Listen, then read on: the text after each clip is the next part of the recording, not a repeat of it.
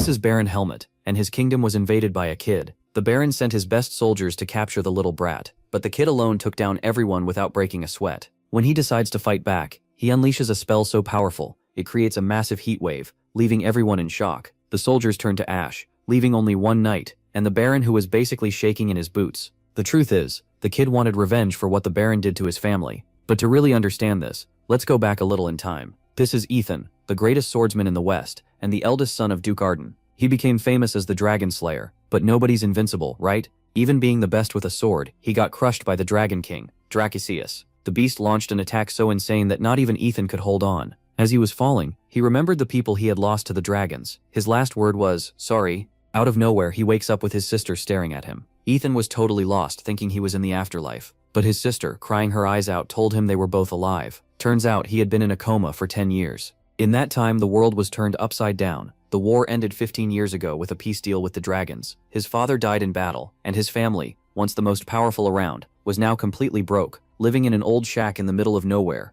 In the end, he figured out he went back 13 years in time to a parallel world where the story took a completely different path. Since his family sacrificed themselves in the war, the king gave them a free pass for any crime. He also gave tons of jewels and gold to the family, but the Senate stole everything and left them with nothing. This Senate is a little group of 10 distant relatives who took control of everything, while the MC was out cold. Their first dirty move was kicking the siblings out of the house and canceling the vote that would make Ethan the head of the family once he turned 20. Since Ethan is already 19 now, in 8 months he would take the title, but the old men were doing everything to stop that. The next day, one of the Senate leader's lackeys was watching over the shack and treating the MC and his sister like prisoners. The guy was living like a king, but the tables have turned, now that Ethan finally woke up. When the lackey least expected it, Ethan walks in and punches him straight in the face, sending the guy flying across the room. Right after, the MC grabs him by the collar and makes it clear that the rules of the game have changed. The guy completely lost it, realizing that for the first time, the Archduke was no longer that little 9-year-old kid who had fallen into a coma.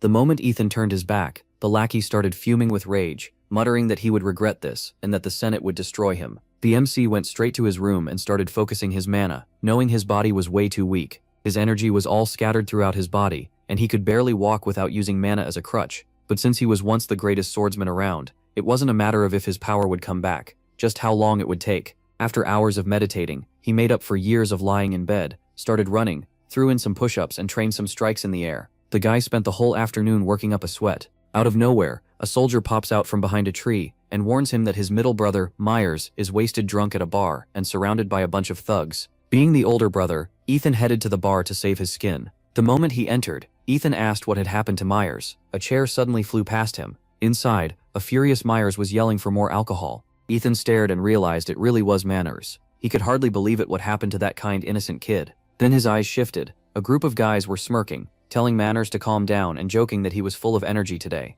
That made Ethan's face harden. The men turned toward him. Ethan threw a punch. The table shattered. Now he was furious. Meanwhile, Manners was too drunk to know what was going on. He was off in his own world, fighting dragons. Holding up a broken bottle like a sword, he declared he would take them down. Then, slumped in his chair, the drunk Myers mumbled that he'd broken a bottle and asked why he was seeing his brother. Ethan was speechless. He remembered how Myers used to be quiet, serious and fierce when it mattered. Now Myers pressed the bottle to his face and bragged that he could outdrink anyone on the continent. Ethan frowned. Then he struck Myers in the neck with his fingers. Standing in front of the others, Ethan said Myers could be dealt with later. Hans pointed at the men and shouted that these were the same scumbags who'd been dragging his brother around. Dark mana started building around Ethan. One man froze, thinking the Archduke was supposed to have died 10 years ago from a mana surge. The thugs began whispering that they should leave. There was no point making things worse with the Archduke involved. One of them forced a smile and said they were only worried about the young master. He'd just gotten too drunk, but now he was calm. Ethan turned and asked if they really thought they were leaving.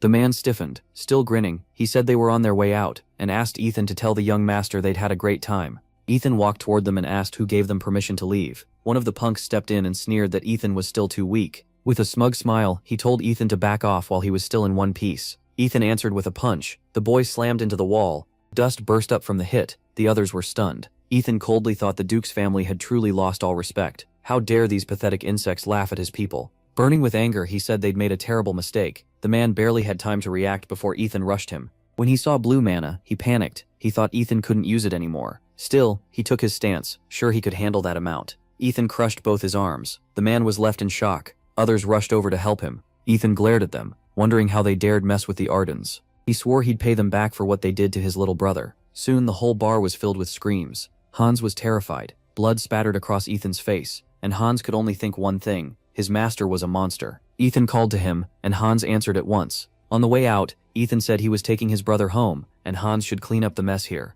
Later, Myers remembered staring at a picture and saying that not long after their father died, their mother followed him. Sitting on the floor, Myers cried, admitting he was so young that he barely remembered either of them. Ethan had stroked his head back then, and Myers said Ethan had taken their place for him, almost like a father. Myers kept crying. Ethan smiled and held his arms out to him. Suddenly, Myers woke up. Looking toward the window, he thought he must have been so drunk last night that he imagined his brother was there. He clenched his fist, thinking that if only he were stronger. Then Myers broke down and begged for forgiveness. Ethan came over and asked if he was awake. Shaken, Myers asked if it was really him. Ethan smiled and said he was finally back. Myers ran straight to him. He threw his arms around Ethan. Caught off guard, Ethan thought this had to be a temporary lapse. Myers hadn't changed at all. After letting go, Myers swore he'd never touch alcohol again. Ethan held out a hand and said they were together again, so one drink should be fine. Then he asked where Taryn was. That stopped Myers cold. Ethan said his sister hadn't told him anything about him. Holding his head, Myers explained that Taryn had gone to another family to study their technique. After their grandfather and father died, Ethan fell into a coma, and their family lost its gift of foresight. Ethan just stared. Then he asked again, shocked by what Myers meant. Another family? Myers admitted he didn't know the full story. Ethan frowned and asked if Tien had at least said where he was going. Rubbing his head, Ethan called Hans inside. He told Hans what he needed. Hans held out a bag and told him to take it. Ethan looked at the money in surprise. Hans said he found it while cleaning up. Ethan thought the timing was perfect. They really needed cash. He handed the bag back to Hans, saying he never would have thought of that, and told him to keep the rest. Overjoyed, Hans shouted that he was happy to serve. Ethan looked at him and thought Hans learned fast. He was actually useful. Touching his chin, Ethan said he was sorry they still didn't know where Tien went, but at least he was alive. Then he turned to Myers, serious again. Pulling over a stool, Ethan told him to sit and show his wrist. As he checked Myers' hand, Ethan said he needed to see whether drink had ruined him. He examined Myers' mana flow. After a moment, Ethan noted that the energy was dirty, but the mana itself was normal. Then he asked if Myers still had any foresight at all. Closing his eyes, Ethan explained that if Myers mastered the family breathing technique, his mana would burn like fire. At least his talent was still there. Letting go of his wrist, Ethan said it wasn't hopeless. He went on to say that with training, Myers could become a knight, but his condition was poor, so he'd have to choose between offense and defense. Stunned, Myers asked if he was serious. Ethan put a hand on his chest and said yes. He knew the secrets of their family, and if Myers wanted, he'd help him become a knight. Myers looked confused and said he'd thought that was impossible. Then he clenched his fist and chose defense, swearing he'd protect Ethan and the family. Ethan gave a small frown and said that meant training like hell. He asked if Myers was really ready for that. Myers answered with total seriousness that he was. Ethan shouted for Hans to bring sandbags and wooden swords. Looking around, he thought the secrets of their broken family now rested with him alone. Starting at 15 was late, but Myers still had potential. Outside, Ethan declared that he would turn Myers into a man worthy of the family. A candle burned on the table. Elsewhere, at Baron Kargas's house, a man sat at the table. This was Baron Helmut, the head of the family. Thinking hard about the Archduke finally waking up. After handing over a letter, Helmut ordered it sent to Count Ferner. He pictured Ethan and thought the boy was talented, in strong condition, and had the same eyes as his father. To Helmut, that meant the spirit of the homeland had returned, and the Senate needed to hear it. Back in training, Ethan told Myers that when he swings a sword, he has to give the strike shape. That way the attack isn't one motion, it's a chain of moves. Their blades flashed. Myers lost his weapon. Standing over his fallen brother, Ethan said that when blocking, he couldn't focus on just one hit. He had to stop every strike in a row. Looking at Myers shaking on the ground, Ethan told him to get up if he understood. No enemy would wait for him to rest. With a faint smile, he asked if his will was really that weak. Myers shot back that it wasn't. Then he grabbed his weapon again. Taking his stance, he shouted that he'd barely kept himself from giving up, but no matter what, he'd block the next blow. Ethan smiled and said that was the spirit. Their swords crashed together again. Watching from the window, Hans thought they'd been training non-stop since morning. They were monsters, and Ethan had turned the brother he hadn't seen in 10 years into a bloody mess. Hans frowned and thought Myers somehow seemed happy getting beaten. He didn't understand either of them. Maybe this was how the Duke's family showed love. If he ever beat his own brother like that, he'd stay quiet and never get in his way. A girl stood with the servants, and Hans thought he should be especially polite to the Archduchess after what he'd done. Looking down, his sister thought she no longer knew how to live. Everything had changed since Ethan woke up. Looking out the window, she thought that from that day on, everyone started working hard. In the yard, workers moved around while a girl did her job. She glanced at the servants, then turned to the Lord Chamberlain. Nervous, he asked again. She opened her eyes and asked what Ethan had told him. After that, everyone got back to work. A memory flashed through his mind, Ethan beating someone, and he nervously asked again. Hans laughed to himself, thinking those memories were terrifying. When the girl called him again, he forced a smile. If the Archduke really talked like that, Hans wanted no part of it. Still, he apologized and offered her fresh cookies from the oven. With a smile, he handed them over and suggested a tea party, since the weather was so nice. She agreed and thanked him. She stared at him, confused, and realized he had dodged her question. Then she tried a cookie and said she liked it. Her hand reached toward the purple sphere.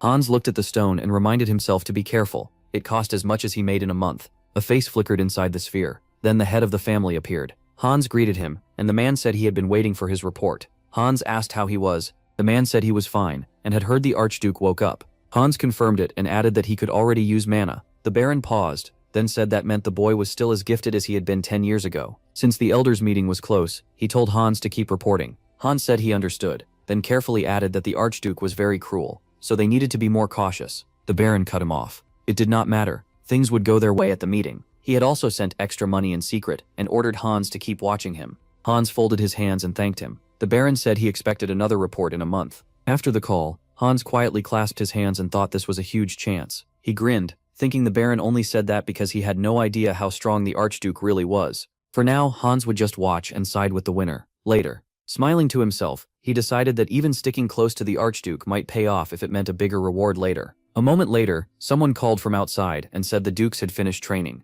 Hans froze. He spun toward the door and yelled for cold water, wet towels, and tea right away. The servants answered at once. Hans frowned and decided that for now, the smartest move was not to upset the Archduke. Morning came. Weapons sliced through the air as Ethan sparred with his brother. Myers tightened his grip and blocked a strike. Ethan smiled, impressed just to see that much. He rushed in with another attack, thinking that after only a few days, Myers was already getting used to his swings. Myers pushed off the ground hard. Ethan swung his leg and launched another attack. Myers frowned and gritted his teeth. He blocked again. Ethan looked up, surprised. Myers opened his mouth, exhausted. Then he threw down his weapon and shouted that he had blocked it. Balling up his fists in excitement, he declared that he was finally a pro. Ethan smacked him on the head and said blocking one simple hit did not make him anything close to a real professional. Looking at him, Ethan warned that the moment someone thinks they have fully parried an attack, they drop their guard. That was why he should never lower his sword. Myers rubbed his head in pain. Even so, Ethan had to admit Myers was building strength and stamina fast, and he adapted quickly too.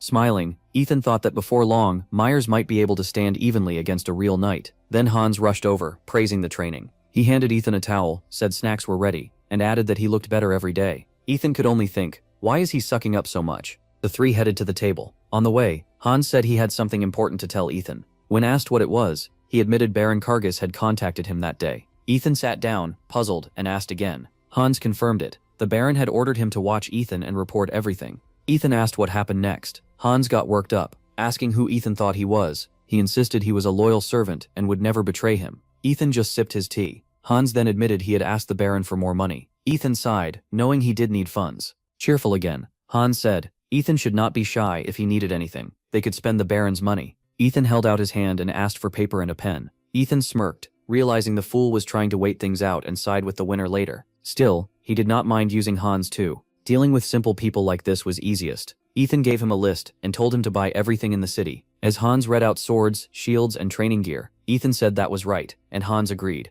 Ethan said that no matter how much money the Baron sent, it would all end up being his. Then he wished Hans luck, and the servant's eyes lit up. A second later, Hans ran off, shouting that his humble servant would carry out every order at once. The brothers could only think he was weird. As Hans reached the door, Ethan asked Myers what he knew about Providence. Myers widened his eyes and answered awkwardly. He admitted he was surprised Ethan even knew about it, then asked if their father had taught him. Ethan looked away and said, more or less. Then he added that everything he had told the servants to buy was for a coming battle. Myers asked, battle with who? Ethan told him to listen carefully. He planned to restore the family's honor, and the first step was turning Myers, the youngest Arden, into a real knight. Frowning, he explained that their family's providence was completely different from other houses, and demanded incredible resolve. Then he asked if Myers was ready to throw away all the mana he had built up his whole life. Myers stared at him in shock. Then he smiled and said yes, his family had given him that power, so he would do it. Someone suddenly came running. A man banged on the door, shouting that Sir Weldon was in trouble. From outside, the voice said the young master had barged in and started a fight.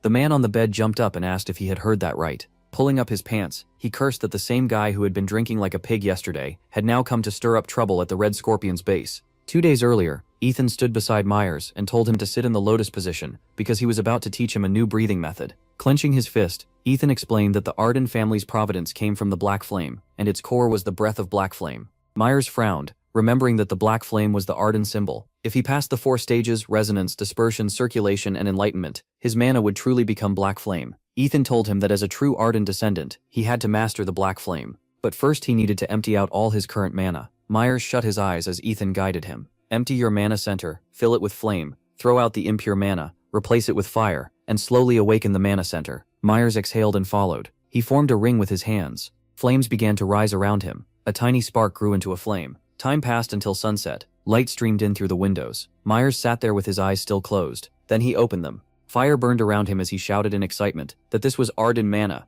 It felt completely different from before. Ethan smiled and said he was doing well. It would be hard at first, but with enough training, Myers would feel everything change once his mana fully turned to flame. Myers lit up with joy. Ethan went on to say resonance would take about 2 months, and to get ready for it, they needed to go somewhere. Confused, Myers asked where. Later, Hans approached and said they had arrived. Ethan and Myers looked ahead, as Hans explained this was the Red Scorpion's base, the same people who had humiliated the young master. In a low voice, he added that rumor said their leader had mana. Ethan said it did not matter, and told Myers to handle it. Myers frowned and let out a breath. Then he kicked the door open. Storming inside, he shouted and asked if they were ready to die. The men stared at him, confused, asking what was going on and why he was doing this out of nowhere. Myers pointed his weapon at them, called them fools, and said they would pay for insulting the Duke's family. One of them protested that they had been drinking together like brothers just the other day, and asked what kind of joke this was. Myers glared at him. Without another word, Myers punched the man in the face and asked if this looked like a joke. The man crashed down. Everyone around him yelled in panic and told the others to grab Myers. Ethan watched with clear approval, while the servants covered their mouths in fear. Smiling to himself, Ethan noted that Myers had gotten a lot stronger in just a few days, but he still lacked confidence. Myers had fought these people before, and back then they cursed at him and drove him off. Ethan could tell he was still ashamed of all of it. That was why Ethan brought him here, despite the risk, so Myers could make up for the past and finally drop that weight from his heart. One of the men lunged at him, shouting for him to die. Caught off guard, Myers blocked the strike. Then he showed his teeth and snapped in anger. Ethan pointed out that the move was good. Myers had turned the attack toward the part of his body that could take the least damage. His counter hit the man right in the face. Ethan figured that was the right choice. If Myers had tried to dodge, he would have lost position and left himself open. Turning to the servants, Ethan said Myers was doing well, and asked Hans what he thought. Hans only found him terrifying. Hans was shaken. Myers had just taken a sword hit, yet Ethan acted calm. Still, he admitted that was impressive for someone who had only started using a shield a few days ago. Then a voice cut through the room, saying that was enough. A man stepped forward from above and asked what Myers thought he was doing. Did he really think he could get away with this? Ethan's eyes narrowed. The man smirked, then realized who Ethan was and said it out loud. A memory flashed through his mind. He had once seen his brother in a hospital bed, calling the Archduke a monster. Now he asked Ethan if he was the one who broke his dear brother's arms. Ethan only smiled and asked if that was all he wanted to say. The man glared, thinking Ethan was a complete bastard. He wanted to kill him, but held himself back. This had to be discussed with the Baron first, so he proposed ending things here. Their side had taken more damage anyway, and for the sake of Ethan's family name, they should part peacefully. Ethan laughed. The man had nearly ruined his brother, and now he was acting righteous. As Ethan started up the stairs, he told Myers these people were trash and didn't deserve pity. If they wanted to teach them a lesson, they might have to cripple every last one. Then Ethan stopped in front of the man. With an angry grin, the man warned that if Ethan kept going, he would step in himself. Fire flared around Ethan's clenched hand as he told him to try. The man froze in surprise. It was fire mana. He frowned, remembering the rumors that Arden mana burned like flame. Could that really be true? Blue light gathered in his own fist. He told himself the stories had to be exaggerated. Fire mana or not, who cared if Ethan was an archduke? With that, Vilden swung and decided he wouldn't fear him. Ethan looked at him like he couldn't believe what he was seeing. Vilden rushed him, shouting if he regretted this now. Ethan slipped aside with ease and asked the same thing back. Then he drove a burning fist forward and called him an idiot. Ethan followed up with blow after blow. Vilden cried out, mouth hanging open in pain. Ethan looked down at the smoking man. He stepped beside him and called out to him. Then Ethan crouched and asked who taught him that breathing method. The man spat back that Ethan was stealing combat skills now too. Vilden bared his teeth. Ethan swung his arm and warned that if he wouldn't talk, he'd make him. The man yelled for him to stop. A second later, he broke and shouted that Baron Kargas had taught him. At once, Kargas came to Ethan's mind. In that memory, the man stood with folded arms and said he wanted the youngest child of the Dolkel family ruined. The Baron agreed. He needed to be made useless, so he couldn't fulfill his role. The man added that doing it without leaving marks would take time, and drugs would be faster. The Baron said there was no rush, he had 3 years, and he expected results. The mustached man then pointed out there was also the matter of payment. The Baron held out a scroll and said this should be enough. The man stared at it and asked what it was. The Baron explained that it was a scroll on the Arden family's breathing technique. It would bring results, and he would also get a strength training scroll. As he opened it, the man realized it was the real thing. He dropped to one knee and promised to do his best. The Baron replied that he had always served well and would still be useful later. The memory kept playing as the kneeling man swore eternal loyalty, and the Baron called him reliable and said he trusted him. That whole exchange was stored inside a magic memory sphere. Looking at it, Ethan thought the Baron's act was pointless. He liked to play the noble knight, but Ethan had saved the memory sphere because he never truly trusted him. Ethan told the servants to report. Hans, still rubbing his face, said the young master had handled everyone and recovered the money they had taken. Ethan asked about their leader. Myers had already tied the man up, and Hans asked if they should bring him over too. Ethan rested a hand on the sphere and said there was no need, the memory sphere was enough. With his arms folded, he thought over everything they had found. The Branch families had stolen the family's secret arts and were trying to harm the direct bloodline. On top of that were drugs, gambling, murder, and underground deals. The proof was everywhere. Still, Ethan gritted his teeth and told himself it wasn't time yet. He pictured the Baron's guards and remembered that even the weakest of the 10 side families was still too much for him to fight head-on in his current state. Looking at his hand, Ethan thought about how Resonance Mana had let him plant seeds of flame and slowly fill them, but so far it had only reached his wrist. Bright points of light flashed across his body: head, neck, back, chest, shoulders, pelvis, hips, and ankles. Once the final mana center in the heart began to move, everything would change. Ethan frowned. Helmut Kargas would be the first one he dealt with. A box with the sphere and a bag of gold appeared. Ethan told Hans to hide the memory sphere somewhere safe, and said he could keep the money. Hans tilted his head and asked if all of it was really true. Ethan turned to him and said yes, but if he valued his life, he'd forget everything he saw today. Terrified, Hans said he hadn't seen a thing. Elsewhere, the Baron slammed his fist on the table and cursed the Archduke in rage. When the butler opened the door, he heard the Baron shouting about how Ethan had destroyed his source of income. He had been bedridden for 10 years, and now, clutching his head, the Baron thought about royal immunity and wished he could just kill him. But he quickly rejected the idea. These were his lands, so suspicion would fall on him right away, and the Senate would use the chance to dump every crime on his head. So the Baron decided to stay quiet for now. There would be a meeting in 2 months, and he'd think of something before then. Just then, the butler said a letter had arrived from Ethan's servant. The Baron snatched it at once, and ordered him to hand it over. As he gripped the letter, the butler asked what should be done if this really wasn't a mistake. The Baron tore the paper apart in fury. Ethan had really demanded 100 gold. He smashed the table again, and kept calling him a devil. Pointing at the butler, Helmut ordered him to send it, and make sure Ethan didn't cheat him. 3 days later, the men were busy rebuilding the house. The Arden hunting estate came into view. Looking at the red glow around his hands, Ethan thought things were going well. Half the mana centers in his hands were already filled. While standing by the window, he heard someone ask if he was awake. Ethan answered that they could come in. The man stepped inside. Hans bowed and said he hoped the young master had slept well. The younger lord and the Archduchess were waiting in the dining room. Ethan looked away and headed downstairs. Glancing at the servants, he said the repairs looked nearly done. Hans answered that the Red Scorpions had more money than expected, so they had been able to increase the budget. Ethan waved it off, saying it wasn't their gold anyway, and Hans could keep it. Hans thanked him at once. Then Ethan looked around the corner, surprised. Seeing his sister, he said the outfit suited her, and she replied that the Chamberlain had done well. Ethan thought Hans had worked fast. Now they really looked like the Duke's family. He silently promised to make sure she was always fed and dressed well. As someone cut into a steak, he turned to Myers and asked how the wound was. Myers raised a hand and said it was doing great. He'd be healed by next week. Ethan paused with his food. Next week? Then he set down his fork and said that was excellent, making his sister turn toward him. At the table, Ethan asked if either of them knew about the family ceremony this estate had been built for. After wiping his mouth, Myers said he'd never heard of anything like that.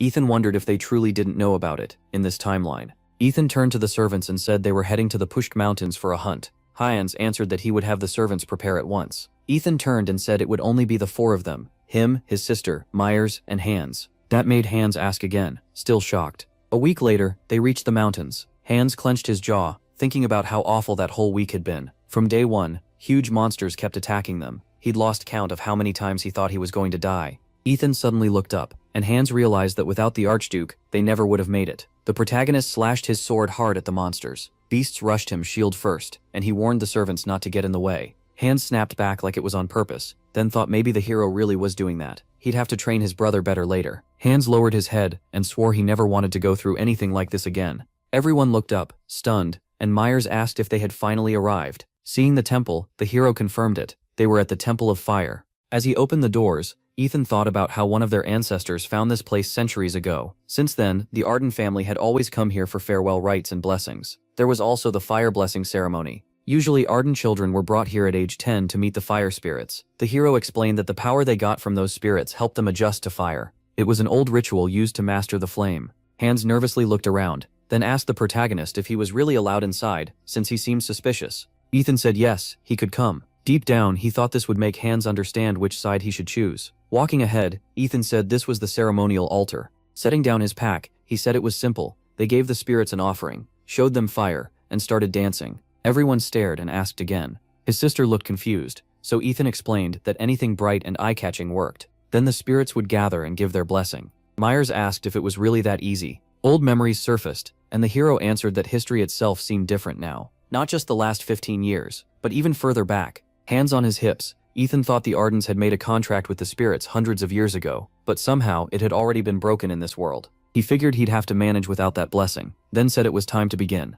Standing before the altar, he called to the fire spirits. The descendants of Arden had come with gifts, with fire, and with a dance, so they should appear. At once, the candles lit up, and a sphere of fire formed in the air. Ethan saw it, and realized the path had opened. The fire spirits had arrived. One laughing spirit spoke of the descendants of Arden, and Ethan thought Myers had drawn an Ifrit, a mid-level spirit. Another spirit looked at his sister and called her cute. Ethan judged hers to be a salamander, a low-level one. Then all the spirits suddenly looked away in shock, saying it couldn't be. Was it really him? Ethan frowned. In his past life, he had been the Lord of Fire. Spreading his arms, he asked who would bless him, and the spirits burst out in amazement. He stared at the flames, confused, while the spirits whispered that even the Empress had come down herself. When Ethan saw the huge sphere of fire, he realized this spirit was far stronger than the one from his past life. The spirit called on the blood of Arden to bow. Then the spirit asked if he was the one who had summoned her. With a grin, Ethan asked if the Whisperer of Fire would grant him a blessing. A moment later, he was lifted into fiery light, and asked in surprise where he was. Ethan looked around at the blazing sphere and shining rays, and the spirit answered that this was her inner world, the world of fire. Raising her hand, she introduced herself as Rorosh, ruler of fire, and said she would show mercy and grant him a blessing. But then she asked if he was trying to take control of her flames, and Ethan wondered if he'd been found out. He quickly held up a hand and apologized for pushing too far, saying he only thought it would be nice if they combined their power. At the same time, he thought Rorosha was a pretty cute name for a Fire Lord. She smiled and called him funny. Then Rorosha said she'd give him a chance. If she could take even a tiny part of his power, the blessing would become much stronger. She told him to show what he could do, and Ethan accepted with a serious look. His sister turned to Myers in fear and asked if the hero would be okay. They watched him hanging in the flames, and she pointed out that he'd been there for over an hour without moving. Myers kept staring at the fire and said he only knew that something was happening. But when the hero spread his arms inside the blaze, he said with confidence that Ethan would handle it. Fire beams swirled around the protagonist as he focused, trying to remember what it felt like back when he could control fire. Grinding his teeth, he thought about using the breath of black flame. He raised his hand upward, then tightened his fist and wondered what exactly he had done. Looking toward the spirit, he said it seemed he had won. Rorosha laughed and said it was only a tiny piece, but still someone had actually pulled it off. Looking straight at him, she said he really was an interesting man. The hero began to rise toward the fire sphere, and Rorosha said that a promise was a promise. He could use it however he wanted. Veins showed on his hand, and he remembered that once you mastered flame, you could use it to cleanse every vein in the body. He gritted his teeth, thinking about how unbearably hot it was, then shouted from inside the orange light. A glowing human shape appeared. Myers stared at the fire in shock and turned toward his brother. Ethan lowered his head and clenched both fists. Looking at the Empress, he heard her ask if he was satisfied now. He glanced aside and said yes, but asked if his brother and sister could receive blessings too. Rorosha agreed. Breathing fire, she said it was a great honor to personally bless the blood of Arden. Myers and his sister rose into the air, glowing with orange light. The Empress looked at the protagonist and said she had thought they would meet again. A small fire sphere appeared, and she added that it had been fun until next time. Firechild. Ethan clenched his fists, thinking this was a very strange coincidence. Looking at his veined hands, he realized his body was now much stronger, and his veins were almost fully cleared. In this condition, he'd be one of the strongest people on the continent. Seeing his brother and sister still giving off fire particles, he thought they needed more time, so he decided to wait until they got their flames under control. Hans ground his teeth, thinking the Lord of Fire had only been a legend. He couldn't believe he had seen him with his own eyes. The Archduke was already a monster, and now he had a blessing too. As he looked at the temple columns, Hans understood why Ethan had brought him here. Now he knew exactly whose side to take. His sister turned toward her brother, while Myers stared at his hands. She asked if that was really him. Her eyes widened when she heard that she had changed too. Walking over to them, Ethan explained that the fire blessing changed everything. Bones, muscles, even veins. So of course they felt different. Myers said he never imagined it would change this much. It was incredible. The protagonist smiled, thinking they'd received mercy from the Lord himself. He never expected luck like this, and it was only possible because he still had memories of his past life. A rumble broke the moment, and Myers shut his eyes and asked if it was normal to feel this hungry. Ethan said of course it was because their bodies had been completely rebuilt. Then he told them to follow him, because he knew a place.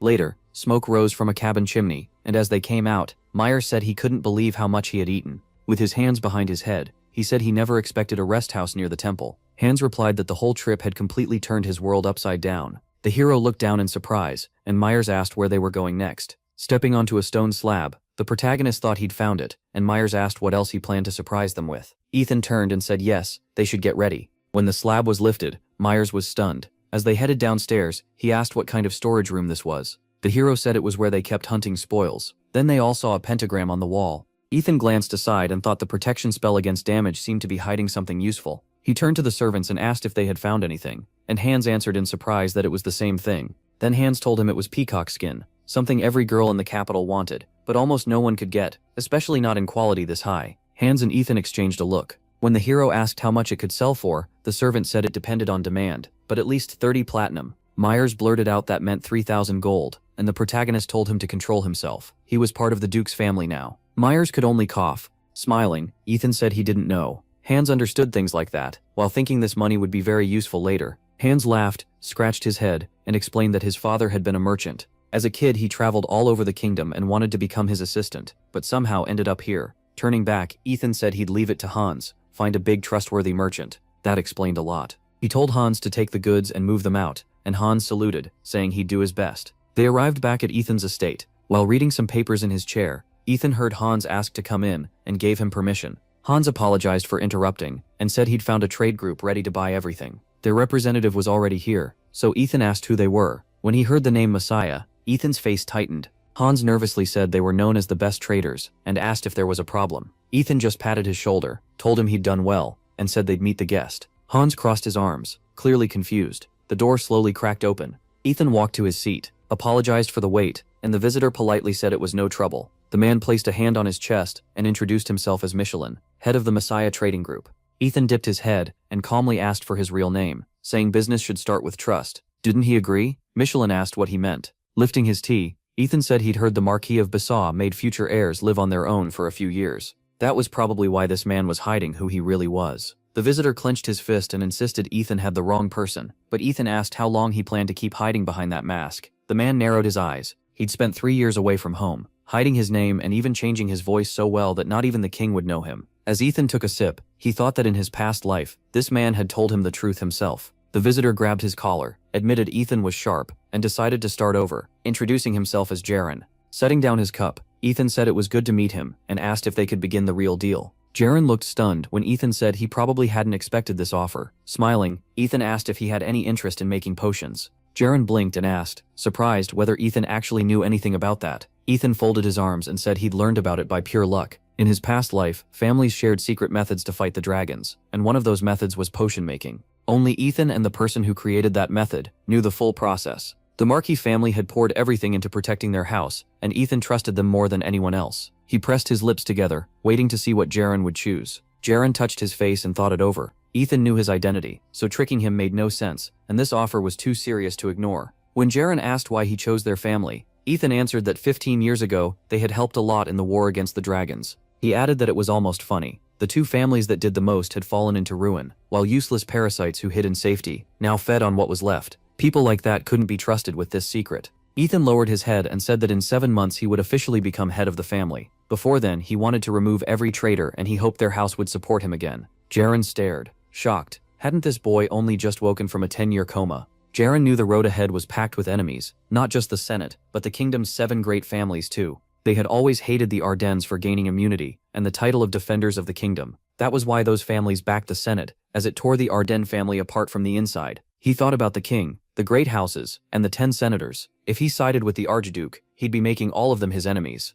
Jaren looked up, still unsure, but Ethan said he understood the risk, and the deal was worth it. Then Ethan cut his hand with a knife. Jaren panicked and asked what he was doing, but Ethan told him not to worry. He was just showing the product. As he poured a potion over the wound, Ethan explained that it worked like a low-grade healing potion, but cost only 1/10 as much. Jaren asked in shock if that was really true, and Ethan said yes, if the herbs and fermentation time were measured exactly right. Drying his hand with a towel, Ethan added that he knew other recipes too, if Jaren accepted. He held out his hand and said he'd share them for free. What did Jaren say? He wanted an answer now. Jaren was amazed. This might be his only chance to restore his family's former power. He couldn't just watch it fade away. So he lifted his head and agreed to make a contract with the Arden family. Back at the estate, someone arrived with a report covering the last 3 days. Hans told Ethan it was about broken contracts by their vassals. First, Baron Kargas had more soldiers than he was allowed to keep. Going through the papers, Hans said there were gangs across the city like the Red Scorpions, and together they had 3 times the legal number of fighters. On top of that, the Baron was squeezing extra taxes from villagers and using those gangs to extort them under the name of protection.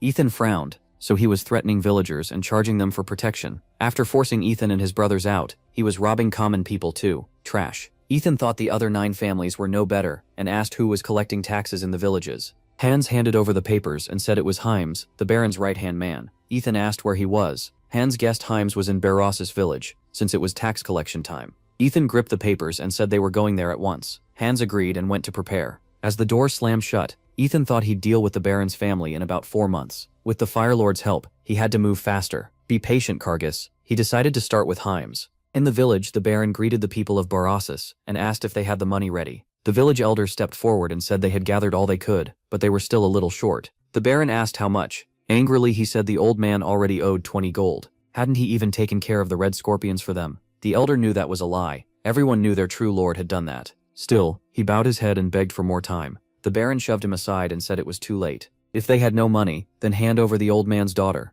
That would teach them what happens when taxes aren't paid on time. The elder begged him to take anything else, just not his daughter. Then Heinz pointed toward Ethan and said it was him. Ethan answered that he understood. Frowning, Ethan said he could already tell from a distance that the man was pathetic. Heinz froze in fear. It was Ethan, the one sent to the wilderness. And beside him he stared at the figure giving off red energy and asked who that was. Tammuz turned to his guard and shouted for his protector to do something. While the knight wondered what this burning mana was, Dakin drew his sword and ordered them to stop. If they came any closer and disobeyed the Baron, they'd be punished by law. But even with little mana, he could feel a terrifying pressure. Ethan drew his own blade and laughed at that, saying he didn't want to hear talk of law from robbers. Dakin swung and snarled. Did Ethan really dare threaten them? Did he want to die? Ethan smiled and said the only one dying here was him. Then he shot forward, leaving red trails of magic behind. The guard looked up and was stunned by Ethan's speed. Still, he read the attack line and thought he could block it, then counter right away. Ethan came down on him, and Dakin raised his sword to defend,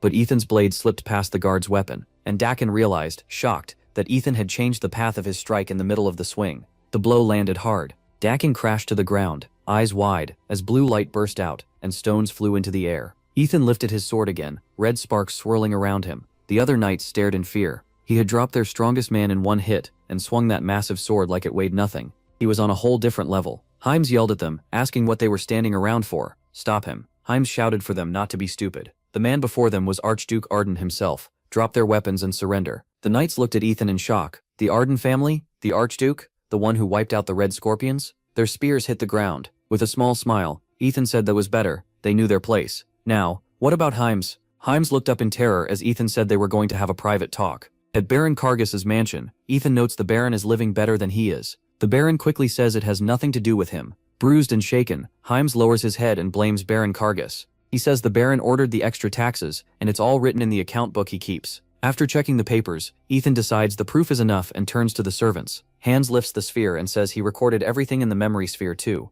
Ethan hands a note to a servant, and says that once he's done here, it should be delivered to Baron Kargas. Hans agrees. Ethan turns and says that's right. He says the Baron ordered higher taxes, not more food for his own stomach, and tells Hans to make sure he never goes back to those filthy tricks. Hans clenches his fists and says he understands. An open letter lies on the table, as the man says this means the Archduke is pushing him to build power before the Senate meeting and force everyone under him. He asks if he got that right. The voice from the sphere answers that if that's the case, they need to move now and learn more about him. As the face in the sphere fades, it adds that he should report back if he finds anything. The Baron slams his fist onto the table. Grinding his teeth, he realizes they've chosen to use him as bait.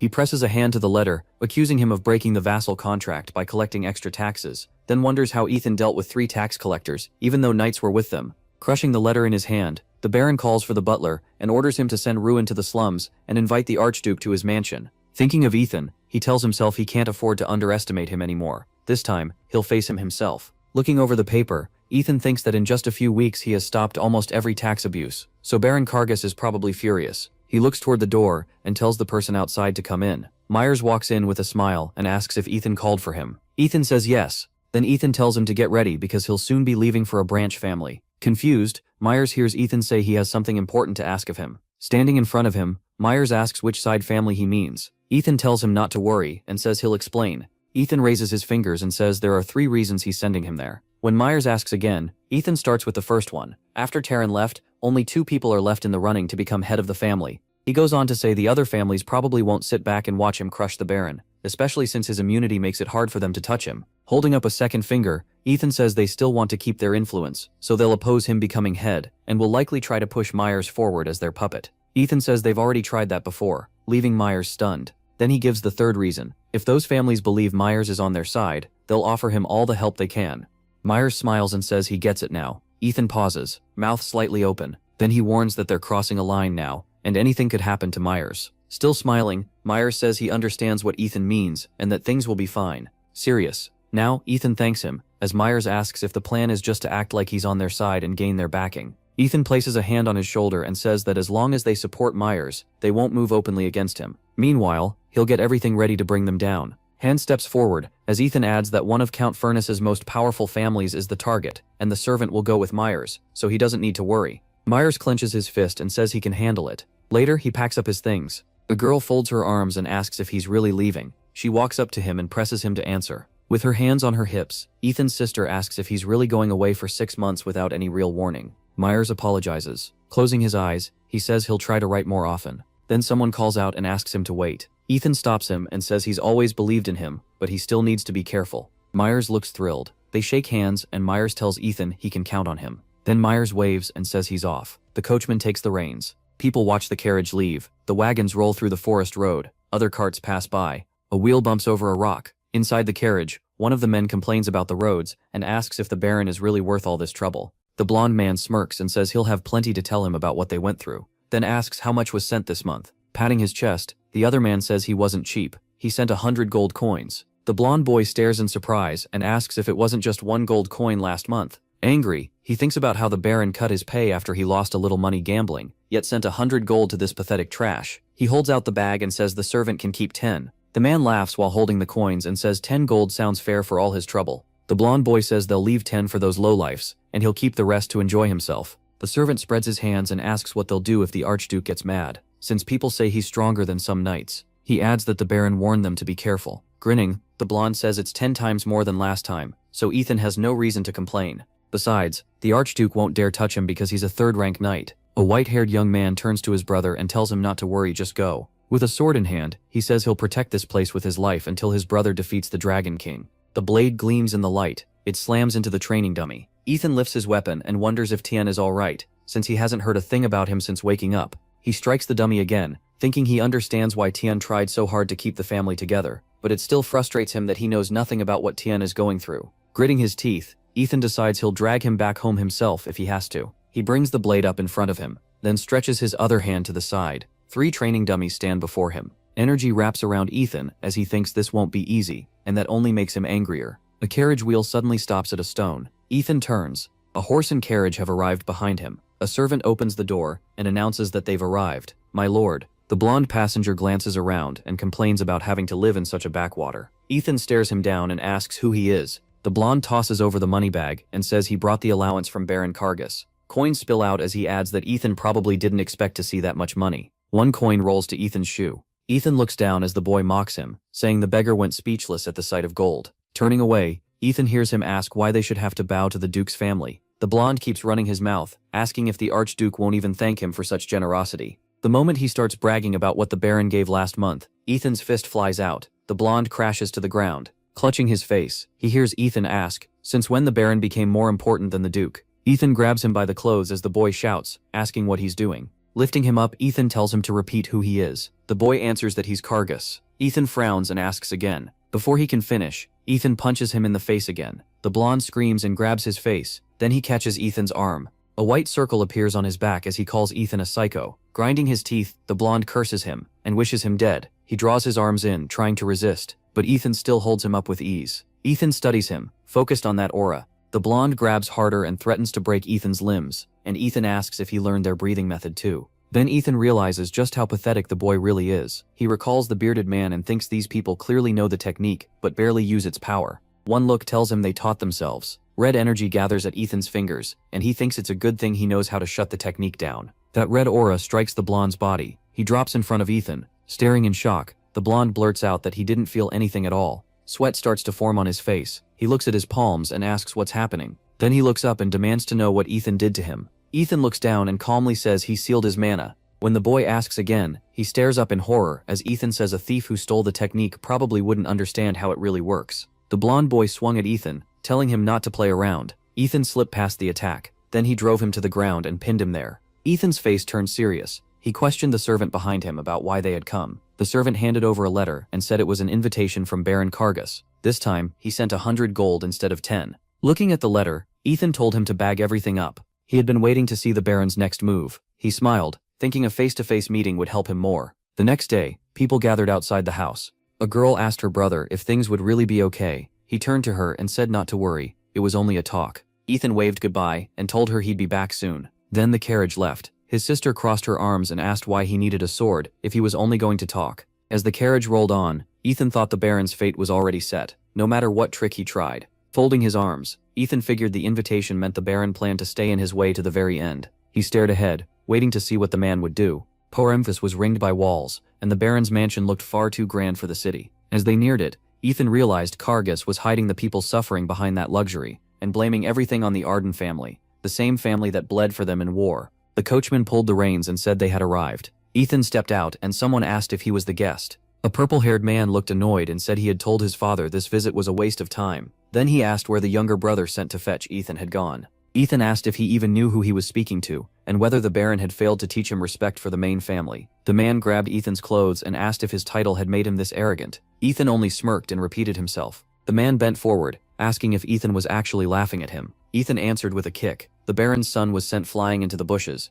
Keeping his leg raised, Ethan mocked him for trying to teach him anything. The purple-haired man trembled when he realized he'd been struck without even seeing it happen. Ethan stood by the carriage. He tossed the blonde boy toward his brother and told him to take him. Grinding his teeth, the purple-haired man asked if the Archduke had done this to his brother. Ethan asked who else it could have been. His hand moved to his sword hilt. The man drew his blade, cursed, and swore he'd kill Ethan. He slashed forward. He stood right in front of Ethan, but Ethan could already tell this one was the same as the others. They had stolen a technique they couldn't even use right. The sword seemed to hit Ethan's head. The Baron's son looked away, thinking he'd missed, and wondered where Ethan had gone. A second later, Ethan grabbed him by the hair. He smashed him into the ground. The impact cracked the earth. Taking the man's sword, Ethan said trash like him didn't deserve to be called a knight. With the man sprawled before him, Ethan said the next strike would end it. Then a sword tip stopped at Ethan's side, and a voice told him to freeze. Ethan met the new blade with his own. The knight sprang back a short distance. A pink-haired boy raised his sword and introduced himself as Menharten, commander of Baron Kargas's knights.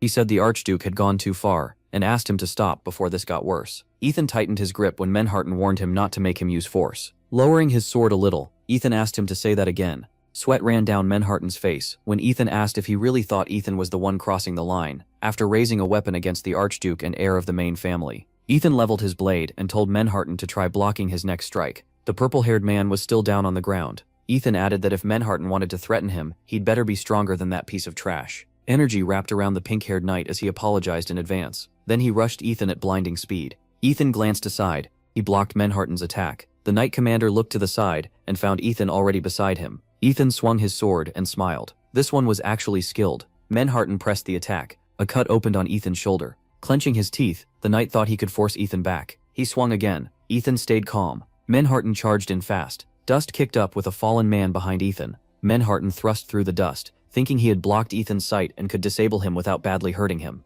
His blade shot out of the cloud. Then Menharten's eyes widened. This couldn't be real. Their swords crashed, and Ethan's blade stopped right before his face. Menharten realized the Archduke could kill him here. His hand tightened on the hilt. The knight commander shut his eyes. Ethan was already behind him. Menharten looked aside. Ethan only smiled, and the knight wondered why he had stopped, because that strike would have landed. Menharten dropped to the ground, realizing Ethan had spared him. Then both boys turned when they heard a scream. A woman grabbed the blonde boy and begged him to open his eyes. Her teeth clenched in rage. She shouted, asking how that half-dead duke dared lay a hand on her son. Pointing at Ethan, she ordered the men to seize that madman, then demanded to know why the commander was just standing there. A mustached man cut in and told her to stop. Men in black stood behind him. He frowned and stared coldly ahead. The woman rushed up, yelling that this lunatic had beaten their children. He said he knew and would handle it, so she needed to leave. At the Baron's order, Manhwa took the blonde boy and escorted the wife and son away. Spreading his arms, the Baron greeted Ethan and said it had been 10 years since they last met. Then he asked him to release his son so they could talk.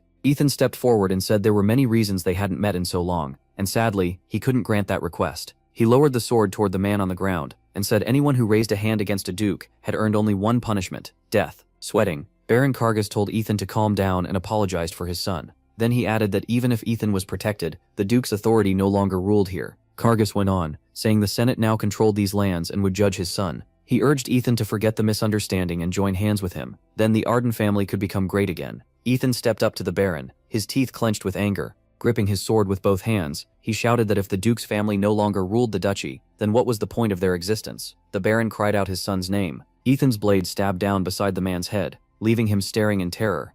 The Baron seized the sword and told Ethan to stop pushing his luck. Blue aura flared around him as he warned Ethan that if he wanted to live, he should release his son and beg on his knees. Clutching his clothes, Ethan told him not to joke with him. Holding the Baron's son out front, he said he had already decided to wipe out their whole family. Then the Archduke threw the son back to Kargas and declared that the Baron had broken the vassal contract. Men in black robes stood behind the Baron, as Ethan added that Kargas had threatened the Duke's heirs to hide his crimes. His eyes flashed as he charged Baron Kargas with treason, and declared that all his rights, title, and castle would be taken away. The mustached Baron glared at him and asked how he dared threaten him. He scowled and shouted. Blue aura spread over the armed men as he ordered them to attack Ethan. Grinding his teeth, the Baron said they would move as planned. He ordered them to make sure Ethan could never interfere again, even if that meant crippling him. Ethan smirked and said he knew the Baron was hiding something. Far away in Palantium, the capital of Hydern, stood the royal castle. During a meeting, someone asked if there was anything else to discuss or if they could end it, then addressed His Majesty. Marquis Blotain of the Bessus family placed a hand on his chest and asked for permission to speak. The gray-haired king allowed it, though he found it strange that the Marquis wanted to bring something up. Blotain thanked the king and said Archduke Arden had contacted him. The man pictured the boy surrounded by power and remembered that this was the Archduke who had fallen into a 10-year coma after a mana surge. The king rested his head on one hand, thinking about how long the Bessus family had been involved with them. Standing before the king, Blotain was asked why Ethan had reached out. He answered that Ethan claimed Baron Kargas had broken the vassal contract again and again. Holding a document, Blotain listed the charges: raising taxes, forming secret groups, building forces beyond his limit, and illegally taking and selling information about the Duke family's hidden techniques. Blotain glanced aside, thinking the 7 families clearly weren't pleased this topic had come up. Everyone listened as Blotain said the proof was stored in memory spheres, and the Archduke wanted the castle seized. The king touched his hair, weighing 2 sides, backing the 7 families in the Senate, or the kingdom's old defenders. Then he rested a hand on the railing and said it was not his duty. Since the Arden family was outside the Senate and this was a dispute with one house, he would stay out of it. He told the Archduke to deal with it himself, and Blotain said he would deliver that message. Sweat ran down the Marquise's face. He pictured Ethan with a sword and realized the king had not backed the Arden family. The woman covered her face with a kerchief, and someone assured her there was nothing to fear. Beside her, Manhwa ordered the window shut and asked for hot tea. The knight said he was heading to the Baron, and she warned him to be careful. He stepped forward. Moving down the hall, Manhwa couldn't understand why Ethan had changed course mid-attack, and the feeling in his gut kept getting worse. Ethan was swarmed by the Baron's warriors. He knocked their strike away with a single swing. One of them cried out that they'd trapped him. Ethan slipped past the next blow. He stared at them with open contempt. More swords came at him. Their blades burned with red energy. The Archduke swung back. Baron Kargas barked for everyone to attack at once, and leave Ethan no room to dodge. Then Manhwa arrived and reported that the lady and young master were safe. Without even turning fully, Ethan said the knight commander's help probably wouldn't be needed now. Manhwa watched in silence, and realized the Archduke was holding back on purpose. Ethan leaped clear of another strike. He looked completely sure of himself, and the knight felt he was being looked down on. Ethan touched down lightly, hovering above the warriors for a moment. Gripping his sword with both hands, he said everything was ready. A shockwave burst from his attack. Red force rushed at the Baron's men. Baron Kargas raised an arm to shield himself, and demanded to know where Ethan had learned a move like that. Ethan landed, sword still in hand. The warriors stayed in front of him, while the mustached Baron shouted that running wouldn't win, and today Ethan would rot in the dungeon for life, not just 10 years. The Archduke swung again. Smiling, he said that had only been a wide attack. He didn't want to hit anyone. He didn't need to. Then he took the sword in both hands. A vortex started spinning around the blade. Grinding his teeth, The Baron muttered that the energy was monstrous, then tried to call it another trick. Ethan brought the blade down. Power gathered at its tip. Manhattan stared in fear. Ethan's eyes widened. The Knight Commander shouted for everyone to dodge. A flash exploded above the Archduke as he unleashed the second form of the Arden family's secret art. The blast wave tore toward the warriors. The girl pulled her hand from the mug and said it was too hot. Then she wondered if Ethan was alright and hoped he wouldn't do anything reckless again. Covering her face, she said her brother had always been reckless, and it was strange not hearing war cries outside. Then flames erupted everywhere, followed by screams. Manhattan covered his face, stunned. How was this possible when Ethan barely had any mana? Pillars of fire shot upward. The warriors were swallowed by the flames. The Knight Commander stood in front of the Baron. The man could only gape in shock. These were elite knights, each worth thousands of normal soldiers, yet the Archduke had dropped them all in one strike. Ethan's hand trembled. Looking at it, he realized he was nearly out of mana and had hit his limit. Without the Fire Lord's blessing, he would have blacked out already. The Baron stepped back as Ethan said it was his turn. Now, wrapped in a red aura, Ethan said years of tormenting his family deserved harsh punishment. Baron Kargas looked up in panic and yelled that Ethan had to be worn out. Whoever killed the Archduke would get 500 gold. Sweat formed on Manhattan's face. It wasn't just the attack's power. Ethan had sent that huge fire wave only at the people he chose, and the knight had never seen anything like it. The fallen men were already proof enough.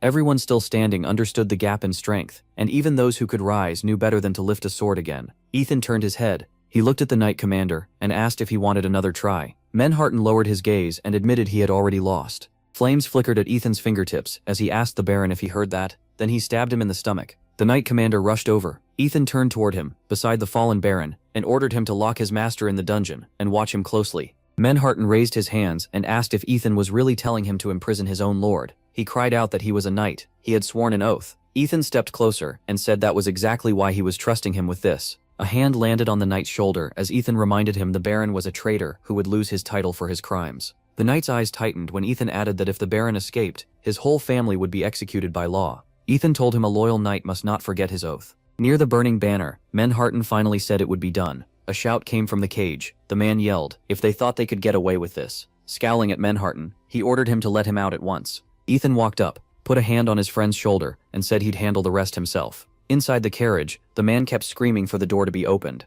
Then Manhattan turned to Ethan and asked something. Since the Baron had ordered all of them to attack, why had Ethan spared some of them? Ethan turned back and said a sword reflects the soul. Had Manhattan never heard knights speak through their blades? He thought back to the villains around him after he woke up. People who wanted his family dead, even though that family had once saved the country. He remembered raising his sword and the knights charging him, and said they had crossed blades with him. From that fight, especially with Manhattan, he understood some people still honored the Duke's bloodline. Red aura wrapped around Ethan as he said that realization had made him breathe easier. Turning away, he went on. He didn't care if it came from guilt or old feelings. Whatever the reason, there were still people loyal to the Duke's sword. That was enough. With that, Ethan headed for the exit, hands in his pockets, saying he'd talked enough and would leave the rest to him. In the Baron's office, Ethan walked in. A man greeted him with a deep bow. He introduced himself with a hand over his chest as the Baron's eldest son, saying he had been waiting. Ethan stepped closer and said he had been waiting for the man whose father and brothers were about to be jailed. Whatever he wanted, he'd better choose his words carefully. Spreading his arms, the eldest son calmly said he wasn't like his father or brothers, then asked if Ethan wanted to make a deal. Ethan smiled at that.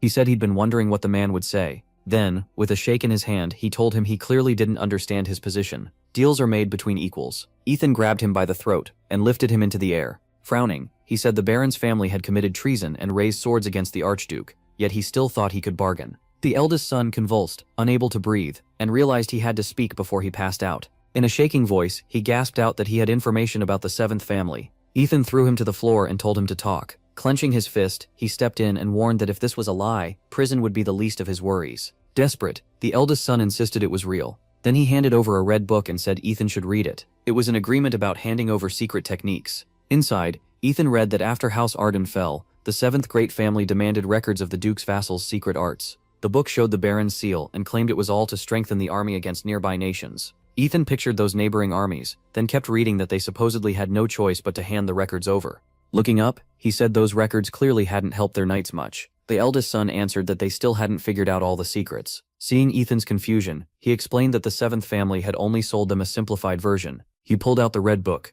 Ethan grabbed his head, thinking, they handed over the real version, then bought back a cut-down copy from them. How stupid can they be? As Ethan opened it, the eldest son explained that decoding it cost a fortune, so they had to raise taxes. Ethan snapped the book shut and slammed it down, calling it garbage. He looked at the terrified eldest son and said the book was packed with useless nonsense. Gripping it tighter, Ethan said no sane person would give away something that important. They got played and lost everything. He thought bitterly that during war, people join hands. In peace, they only care about money. Then Ethan told the eldest son he would spare the rest of his family. In return, he wanted every ledger the Baron had. Bring them all, then wait in the annex for more orders. A shattered flag stood in the middle of flames. Bodies of fallen soldiers covered the ground. He spun around in fear, asking where he was and what this place was. Just a moment ago, he had been training in the yard. Then a huge monster appeared and lifted its sword. Ethan froze, too scared to move. The blade came down and killed the warrior behind him instead. He stared at himself in confusion, wondering why he had not been struck. Looking down, he feared this might be a memory from a past life. Then a long-haired man appeared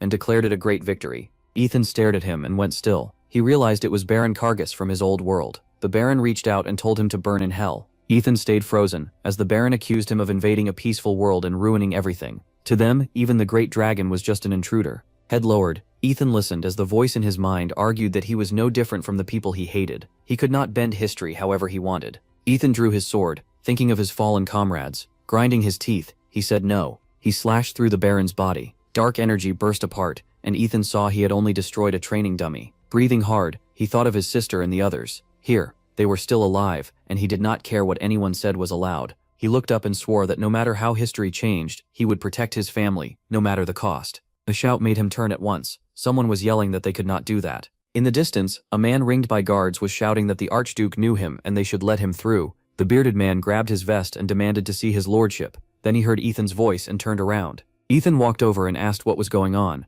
The old man broke into a huge smile, pressed a hand to his chest and cried out, "My lord," with tears in his eyes. The man in fine clothes was known in Ethan's past life as the monster of paperwork. He was one of the Orden family's most important men, rising from nothing to count through skill alone, and he could finish almost any office job in under an hour. Sitting with his head lowered, the man said everyone who backed Ethan, himself included, had lost their position. Ethan glanced at his clothes and said that explained the way he was dressed.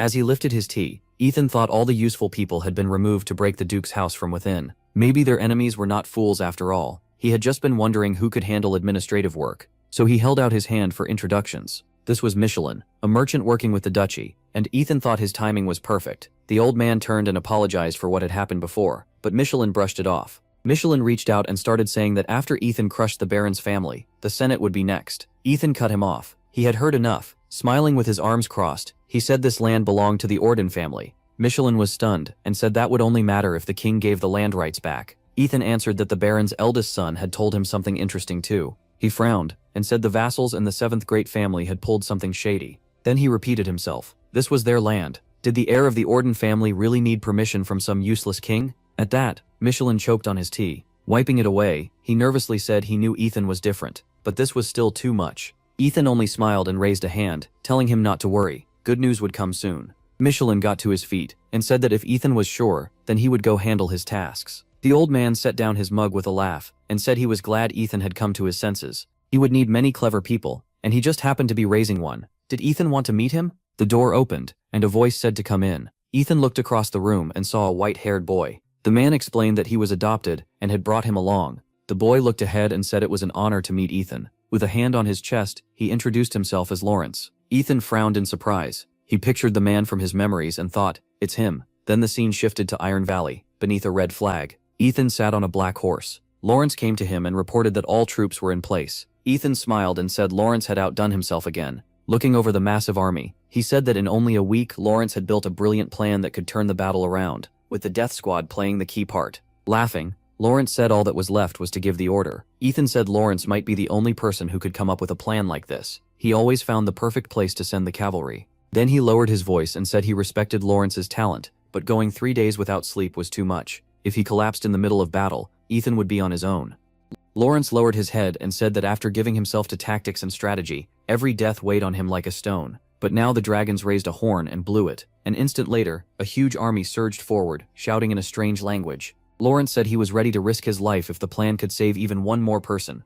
Ethan fixed his eyes ahead and answered that was enough. They would wipe out these invaders and save humanity. He raised his sword and shouted that the Draconians were moving, and they could not miss this chance. The knights answered with horn blasts. Catapults launched huge stones. The boulders ripped through the air. Ethan lifted his sword higher and ordered every unit to charge. Stone after stone crashed into the draconian ranks, tearing them apart. Riding at the front, Ethan cut down enemy after enemy. He remembered that day as the cruelest battle of all. Then Lawrence reached out, and Ethan thought of how many had died. Even so, Lawrence's brilliant tactics had won them victory, despite the huge gap in power. Ethan held his strategist in his arms and looked at the setting sun, thinking that battle had been Lawrence's last. Back in the present, Ethan looked at him with doubt and thought he was still not fully sure. Why had he introduced himself as Lawrence? Even his whole presence felt different. The young man thanked Ethan for avenging the Baron in his place. His hands shook as he said his family had died because of those crushing taxes. Ethan frowned, wondering what this meant. History had shifted with the Horde's decline and the rise of the Side family's tyranny. The man lowered his head and said he had come because he wanted to speak with him. Ethan tilted his head, remembering the old man's recommendation,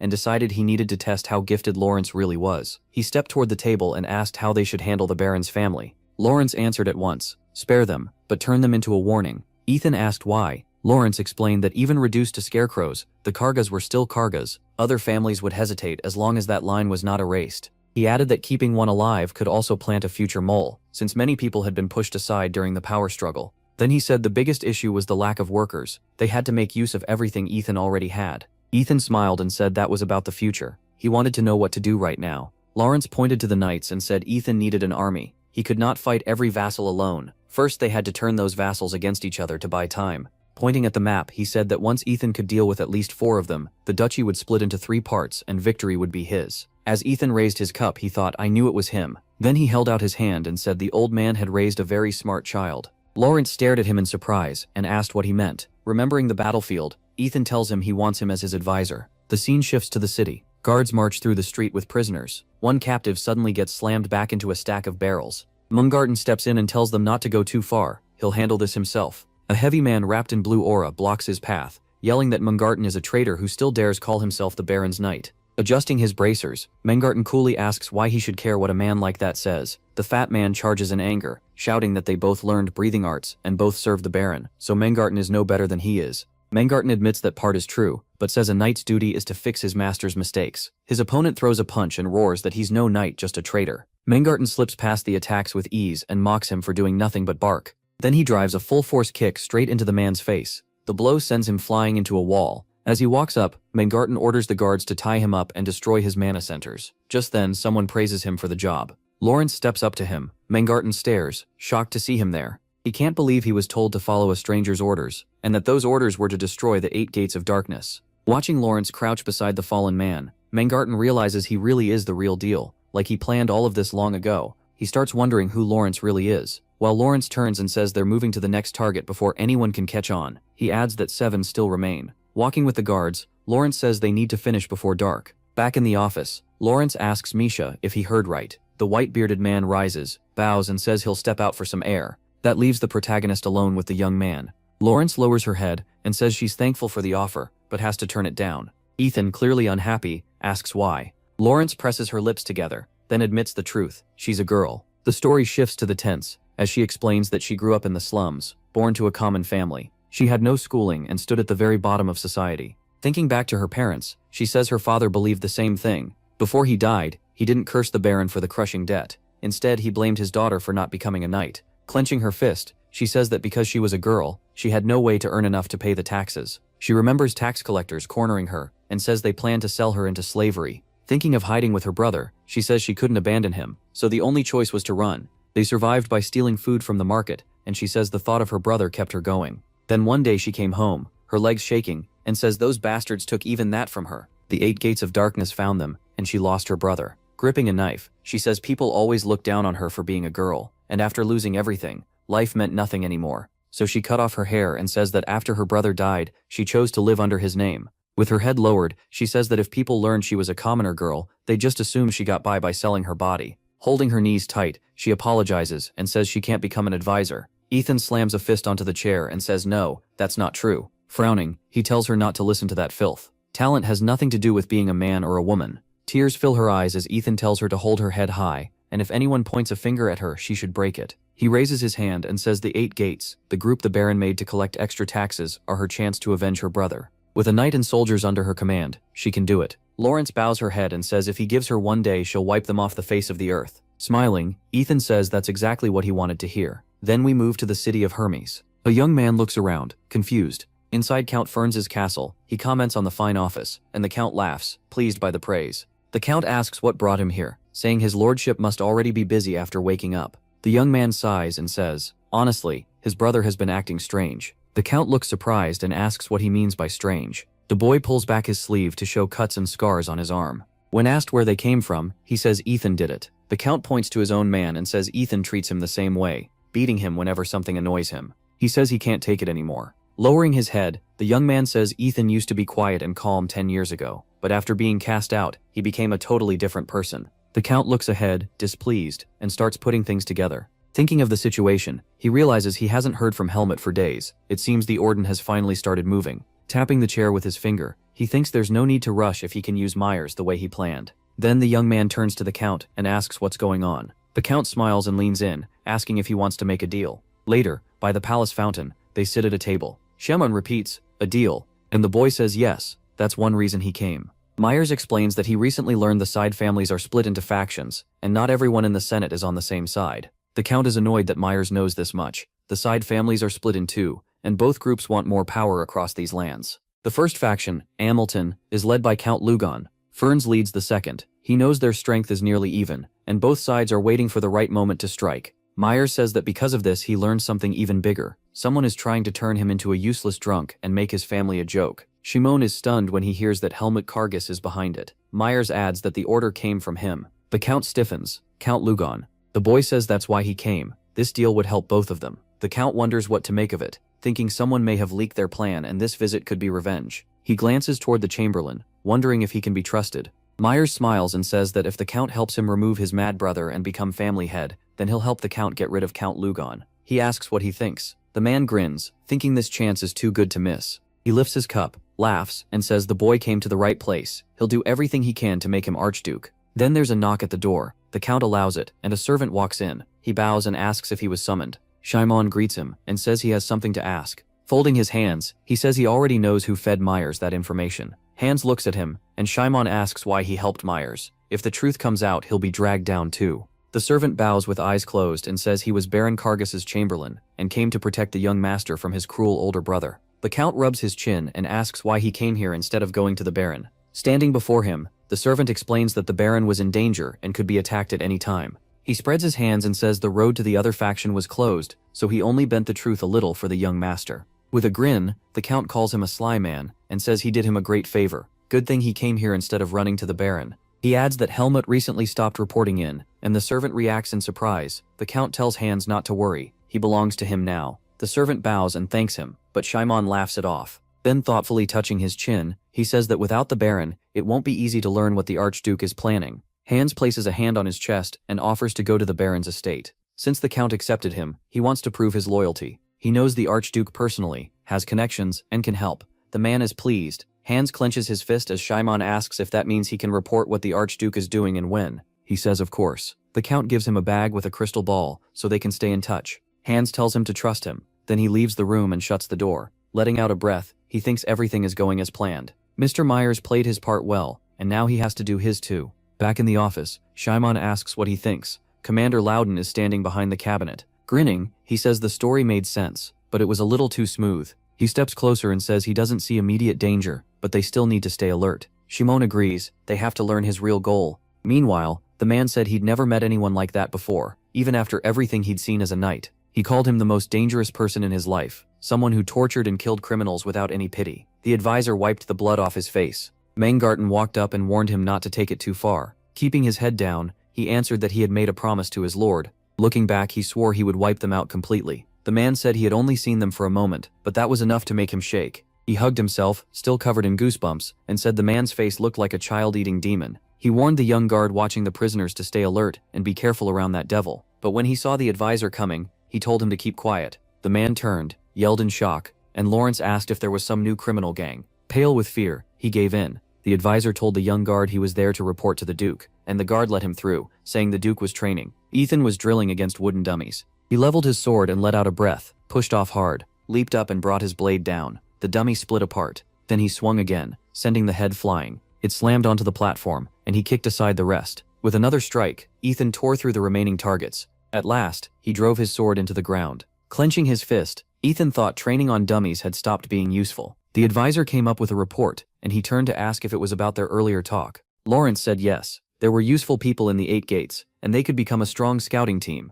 Ethan took the report and called that great, then asked if they were ready. She said a little over half were. Just then, a guard rushed in and announced that a man named Hans had come to see him. Ethan rested a hand on his hip and asked, "Hans?" The guard confirmed it, so Ethan said he was one of his servants and told him to send him to the office. He also told Lawrence to come along. Hands in his pockets, Ethan said it looked like the infiltration worked, and now they needed to see whether the plan had paid off. At Kelmont Castle's training ground, 2 fighters stood across from Myers. He exhaled and glanced aside. His opponents got ready to attack. One rushed in, and Myers charged too. He brought up his shield to block, then turned the sword strike aside at the same time. That fighter jumped back, but the second came at Myers from behind. The blow hit his shield, and a man watching from the balcony said Myers was skilled enough to lead the family. Shimon sat on the throne with the commander beside him, and said the blood of the Ardennes was obvious right away. Then he rose and ordered Loudon to make sure Lugan learned nothing, and to track the Archduke's every move. Touching his chin with a wicked smile, he said he never thought he'd be waiting for the Senate meeting this eagerly. Ethan held a letter in his hand. It seemed Myers was doing well, so he asked about the Count. Hans spread his hands and said the Count suspected nothing. They had handled everything perfectly, and now that he'd been sent to the Baron's estate, passing information would be much easier. The advisor asked Ethan if he had already started driving a wedge between the families. He said they would begin after the meeting. Hans froze. He was shocked Ethan already knew their plans, and asked who she was. Ethan introduced Lawrence. She bowed, and he explained they needed to go over the details, since the 2 of them would be working together soon. Lawrence placed a hand on her chest, and introduced herself as an advisor. A cup of tea sat on the table. Hans and Lawrence sat across from each other, and he turned to her. He frowned, thinking that he'd only been gone a week, yet the Count had already found someone this sharp. Then another thought hit him. Those soft features. Hans was stunned. Was this really the Count's type? He tried to calm his racing heart, while Lawrence looked at him and wondered what was going on in his head. With a smile she noted that he seemed to dislike her. Hans coughed awkwardly, and said not really. He was just surprised she was so young. Lawrence slid a book toward him and said age didn't matter, if someone could help the Archduke. Then she asked if he wanted to see the report on the current situation. Hans lifted the book, looked at her, and thought she was better than he expected. She had ignored his comments completely. Then his eyes went wide. He shouted in shock when he saw Baron Helmut and his 2 sons were locked up. Taking her cup, Lawrence calmly said yes, and added that a public execution was coming soon. Hans blurted out, "Execution?" More carefully, he asked if they really meant to execute nobles. Lawrence answered, 357 people. She explained that was how many had starved to death last winter because of the Baron, and there was no counting how many others had suffered under his servants. Hans shivered. She added that they had also raised their swords against a descendant of the Arden family. He still felt execution was too harsh, and Lawrence's expression darkened as she asked if she should start doubting his loyalty. Flipping through the pages, Hans quickly said no. If he had chosen the Baron's side, he'd already be dead. Then something else shocked him even more. The 8 gates had been destroyed in a single day. Lawrence coldly said yes, and that was only one task they had already finished. Then she asked about his plan. Hans frowned and said he would earn the Count's trust by feeding him false information, while the young master got as close to him as possible. Lawrence asked, and then, Hans was thrown off that she had asked. Was that not enough? Crossing his arms, he said he'd only been there 1 day, and that had still been enough to fool the Count and come back alive. Since they couldn't know what the Count would do next, they had to adjust as things changed. Lawrence sighed. Hans clenched his fists, offended by how dismissive that sounded, and demanded to know what was wrong. Lawrence replied that his plan wasn't enough, and told him to let her handle it. She set down her cup and said he had missed something important. Hans snapped back. So what? Narrowing her eyes, she told him that if he went back to the Count like this, he'd lose his head. Hans went stiff, mouth hanging open. Back at the castle, Ethan thanked the visitor for coming so far, and said they should introduce themselves first. He added that he had heard a lot about him. The young blonde man bowed. He introduced himself as Jaren from the Missa Trading Group, and said he was glad to work with them. Lawrence shook his hand and said the same, adding there was no need to be formal. Jaren laughed and said that made sense. She was his lordship's advisor. Sitting at the table, Ethan asked Jaren if everything was on track. Jaren said yes and that he had come to deliver the reply. He pulled a letter from inside his vest and handed it over, saying Ethan might have expected different news. Ethan said it was fine. He would personally thank Marquise Bloten for taking on such a hard job. He opened the envelope, sighed, and tossed the letter onto the table. It was all empty words, nothing useful, and the handwriting was awful. Jaren looked embarrassed and quietly admitted it wasn't good news. Lawrence touched her chin and suggested the king was backing the Senate. Ethan folded his hands and said the king had basically told him to settle the feud between the families himself. Lawrence smiled and said that was actually great. Jaren, startled, asked how that could be. She explained that the king and the 7 great families were their biggest obstacles right now, and the king had chosen not to step in. Most likely that was what the Archduke wanted when he sent the petition. Ethan steepled his fingers and agreed, adding that the letter confirmed the great families were backing the Senate. Lawrence frowned and said the king had abandoned them for his own gain. Jaren stared in surprise. Ethan slapped the letter on the table and said they could deal with that later. The plan was ready. He stood, one hand on his hip, and said the king had given them the stage. Then, with resolve, he said it was time to begin. Ethan spoke plainly. Sitting down, he said he wanted to set up potion deliveries across the whole country. Jaram, seated across from him, said that was exactly the issue. His trading group couldn't handle that much on its own, so he had decided House Bessus should manage the deliveries. His family already had trade routes all over the kingdom, so there would be no problem. Raising a finger, Jaron added that they could even expand shipments to nearby countries and earn at least 100 times more. Ethan suddenly held out his hand and said he saw no reason to refuse. They shook hands. Ethan asked him to tell the Marquis he looked forward to working together, and Jaron said he would. Then there was a knock at the door. Ethan looked over and told them to come in. The advisor opened the door a little, apologized, and said the preparations were done. Ethan started to stand and apologized to Jaron for cutting things short. Jaron said it was fine, and that he understood. Ethan waved and said he would send a letter with all the details. He walked over to Florence and said they could go. A faint smile crossed her face. Left alone, Jaron thought the Archduke was impossible to read. Had he really planned the supply expansion that far ahead? It felt like the whole kingdom was in Ethan's hands, and Jaron hoped House Arden would soon regain its old power. As they walked, Ethan told Florence that potion distribution was now her job, and once Jaron's documents arrived, she should handle the rest. They headed to Mengarten, and the advisor agreed. Ethan asked if they had arrived. Stopping at the door, he heard the knight answer yes, they were holding the Baron there. Ethan then asked if he had been interrogated. Florence, standing behind him, said yes, but even torture hadn't worked. There were still holes in his story. Ethan said he understood. He would figure it out. Mengarten handed Ethan a ring of keys. Ethan thanked him and said he could go back to his post as captain of the knights, but the young man still hesitated. Ethan gave him a small smile and told him not to worry. He would keep his word and spare the rest of the Baron's family. The knight saluted and thanked his lord. Then a mouse slipped out of the dark. The man sat on the floor with his head lowered, thinking about what a fool he had been. Back when he was young and weak, surrounded by enemies, he stayed so careful that people thought he was cold and distant. But once he joined the Senate and gained power, he slowly became arrogant without even noticing. That was where he failed. He looked down on the Duke and pushed too far, never understanding how powerful he really was. Ethan slid the key into the lock. Helmet trembled as the door opened. Ethan stood before him. The man cried out in fear. Then he noticed Florence too.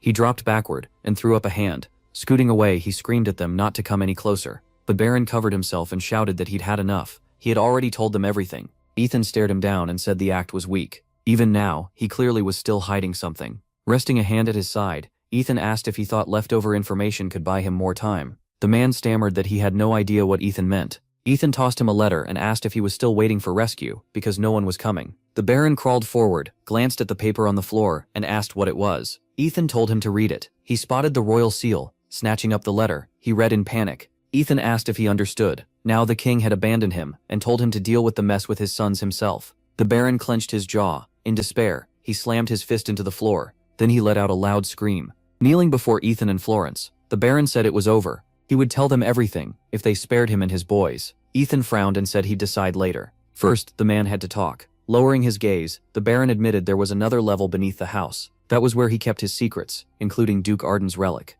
Ethan's hand shook. Anger flared as he demanded to know if the man meant his father's relic. How dare he take the divine sword? The Baron hurriedly told him to calm down. Throwing up his hand, the man said it wasn't him. He might be in the Senate, but no one would trust him with that relic. Ethan froze when the Baron said it had been broken. The divine sword Dranian, the perfect blade that could cut anything and endure any heat. For generations, that sacred relic had been passed from one family head to the next. It was the symbol of the Ardens, and Ethan's father carried it in the last battle. Ethan clenched his fist. Even if his father had lost, that sword should have survived every blow. He said that was impossible, and demanded to know what happened. The Baron explained that 15 years ago, when the dragons attacked, the countries that weren't ready fell right away. Excited, he went on to say that the Ardens formed a death squad, made up of the family's best fighters. They were stronger and more gifted than any knight, and in the end they challenged the Dragon King himself. But every one of them died. All they found was the hilt of the divine sword. So that's what happened. Ethan thought. His father had fought the Dragon King too. He asked what became of the Dragon King.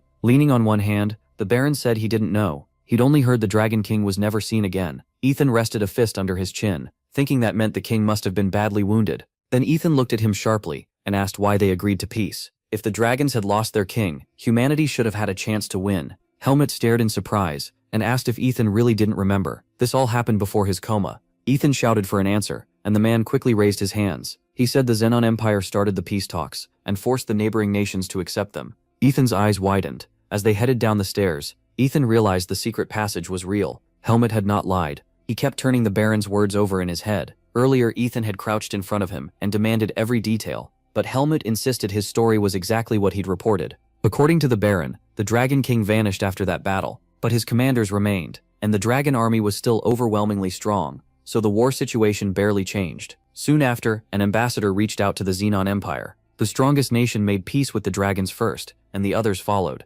Ethan went down the steps, confused. The Empire had never been weak, and in this world its position was even stronger than his. He needed more answers, but by then they had arrived. In front of them was a large blue symbol, a protective spell. Ethan raised the lantern to it, said someone had put real work into this, and ordered it opened. He passed the seal to his companion, and let him handle the lock. Once the key was set into the center, they both stepped back. Ethan thought his father's relic had to be here. It wasn't the divine sword, but he had a strong guess what it was. He moved forward, almost sure now. His companion said the room was much bigger than it looked from outside. With so much junk piled everywhere, he wondered if they could even find the relic. Ethan said they could, because they already had. On one shelf sat a container filled with black liquid. It had been discovered while they were preparing the Duke's body for burial, and the man who saw it couldn't believe his eyes. Everyone there was stunned. A black metallic liquid had flowed out of the Duke onto the floor, and no one knew what it was. The Senate argued over it for a long time, then decided it was safer to split it up and store the pieces separately. Opening the vessel, Ethan explained that the collateral families never knew this was the 8th ring, another Arden relic, passed down like the divine sword.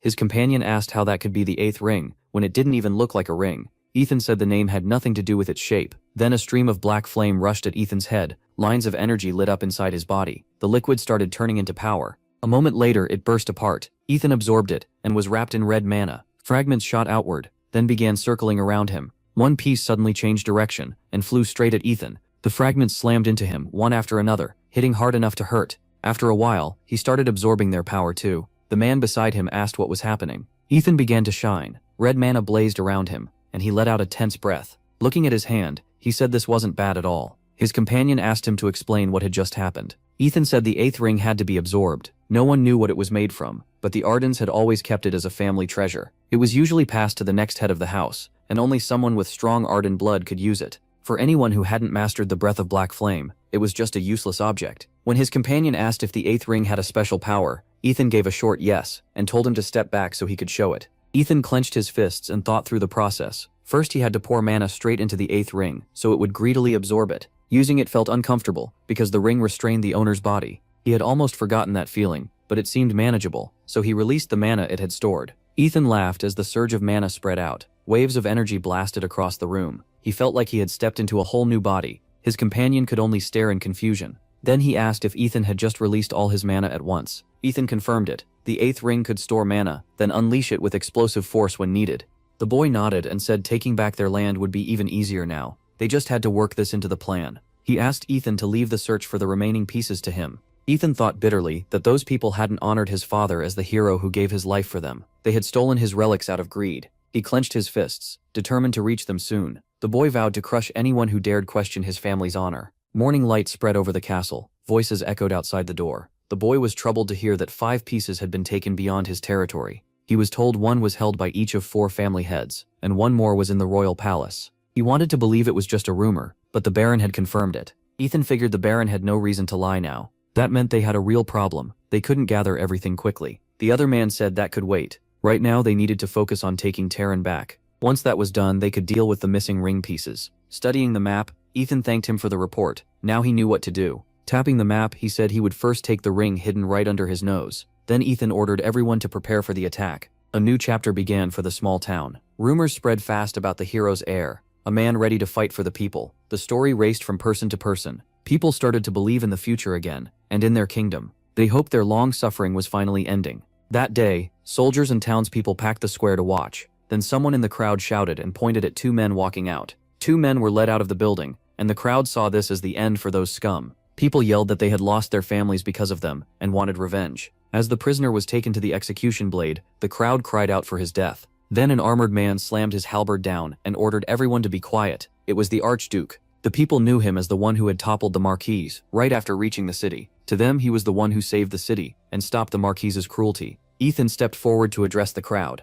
Everyone waited for what he would say. He called on the citizens to listen closely. Ethan declared that the Marquis had broken the treaty and was stealing the people's property. Because of him, families had suffered, and many had lost their lives. He introduced himself and promised to bring taxes back to normal. Looking at Helmut and his sons, he announced that family law stripped them of their rank as Marquis and all their titles. Ethan also sentenced them to death. The people erupted in cheers, shouting praise for him. Then the huge blade dropped from above, at full speed. Blood splashed everywhere. Someone asked if it was really true. His sister wanted to know if her brother had truly captured the Marquis family. The white-haired boy confirmed it, and said he had seized the Marquis the very day he entered the city, and was already restoring order. She was worried and asked if the other clan families would interfere after he sentenced a Senate member to death. He told the Duchess not to worry. Ethan had already considered every possible outcome. She mentioned that he had come by carriage and it would head to the port, then offered to speak with him on the way. He agreed.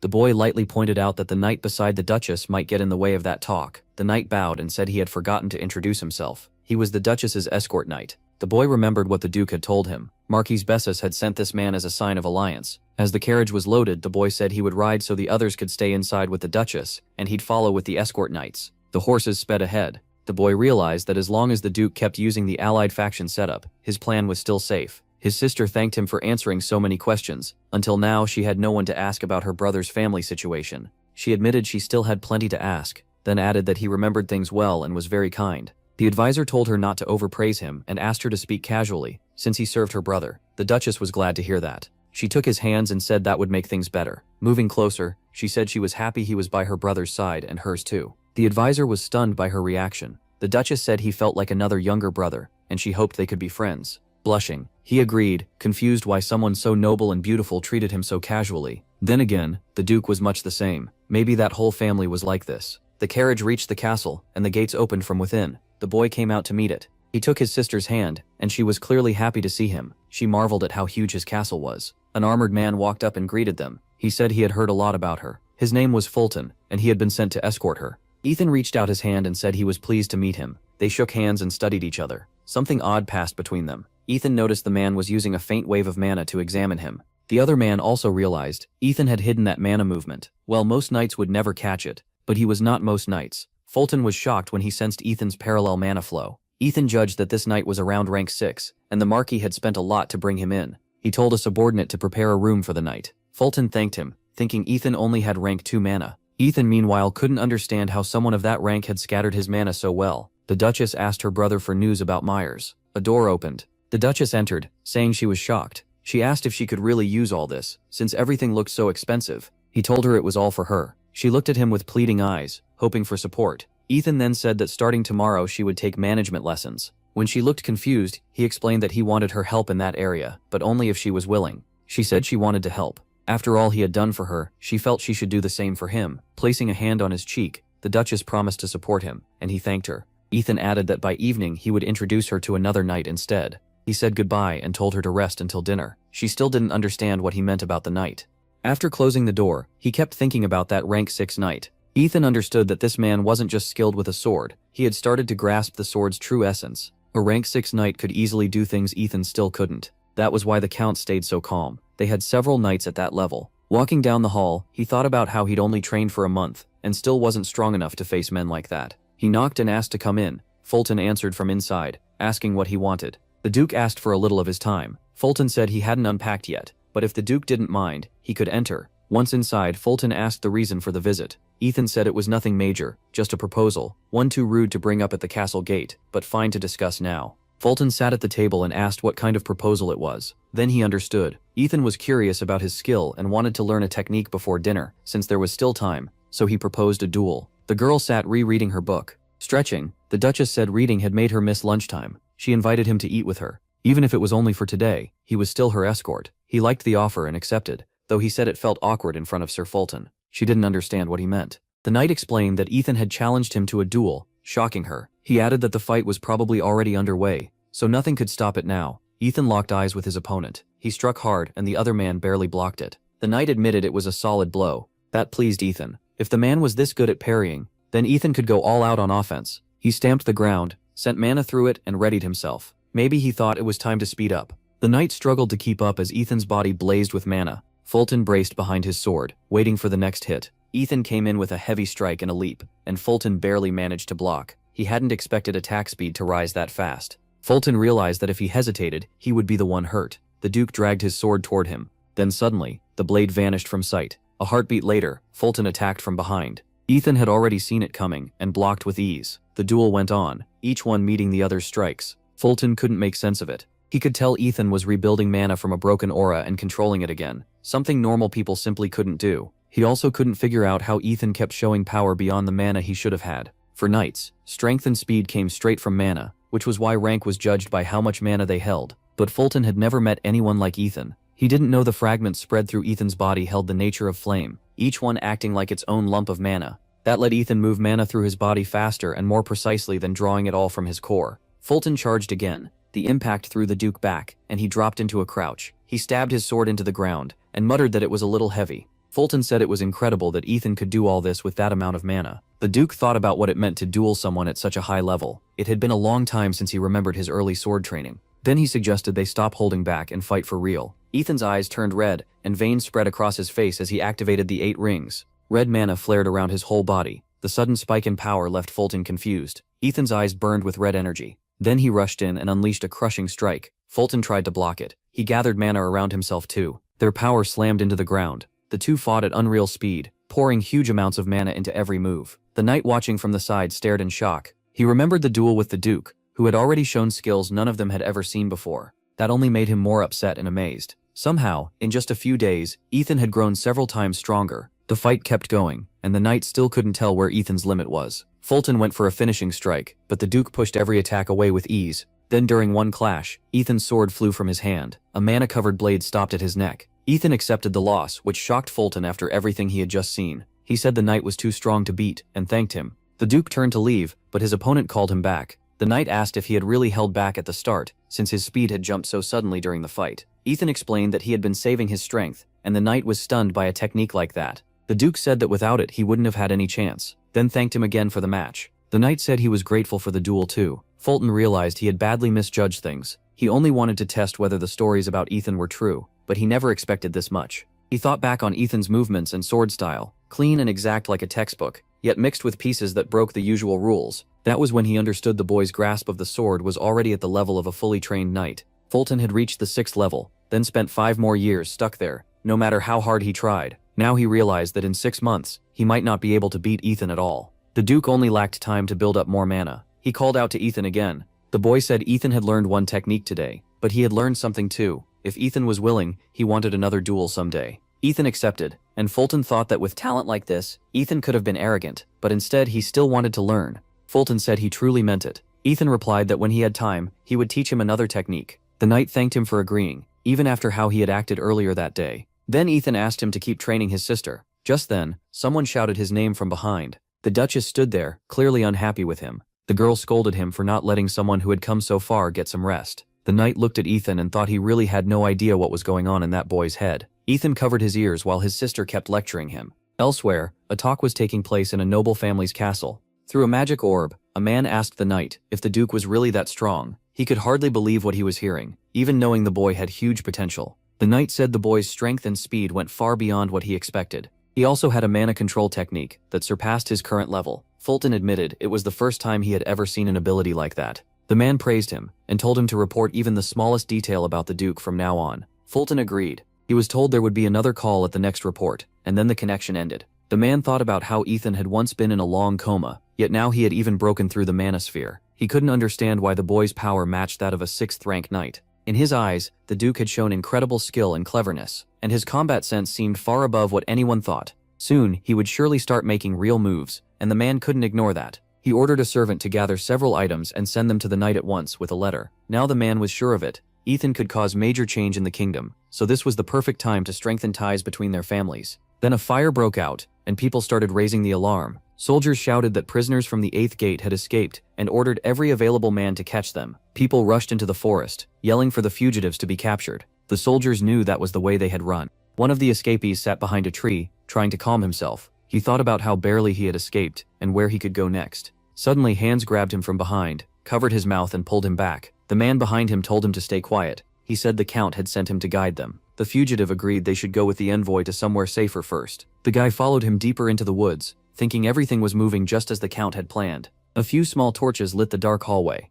The boy sat in a corner and asked the envoy if all this was really necessary. The subordinate said they had no choice. They needed to fool the count's watchfulness. The boy said it would be tough, but he had to stay patient. The man muttered there should be a limit. He wasn't a prisoner. The answer came back that the count trusted no one and was ruthless. The boy said the count had thrown away the baron like a lizard dropping its tail. Even after years of service, a person like that would never trust even the head butler. The boy asked how long he had to stay there, and was told it would be over soon. The butler explained that tonight he would stir up trouble at the 8th gate, then send someone to help them escape. The boy added that, during the escape, the butler should run into one of the pursuers. The prisoner remembered all the butler's instructions, and saw that everything was happening exactly as said. The man led the boy into a building, and they went down the stairs into a lit hallway. They had arrived. The man took the prisoner farther inside and said this hideout was safe. Then he asked what had happened, why they had to hide before reaching the castle. The boy answered that he hadn't gone into hiding. The Duke had captured him. He said he had been locked up and tortured there.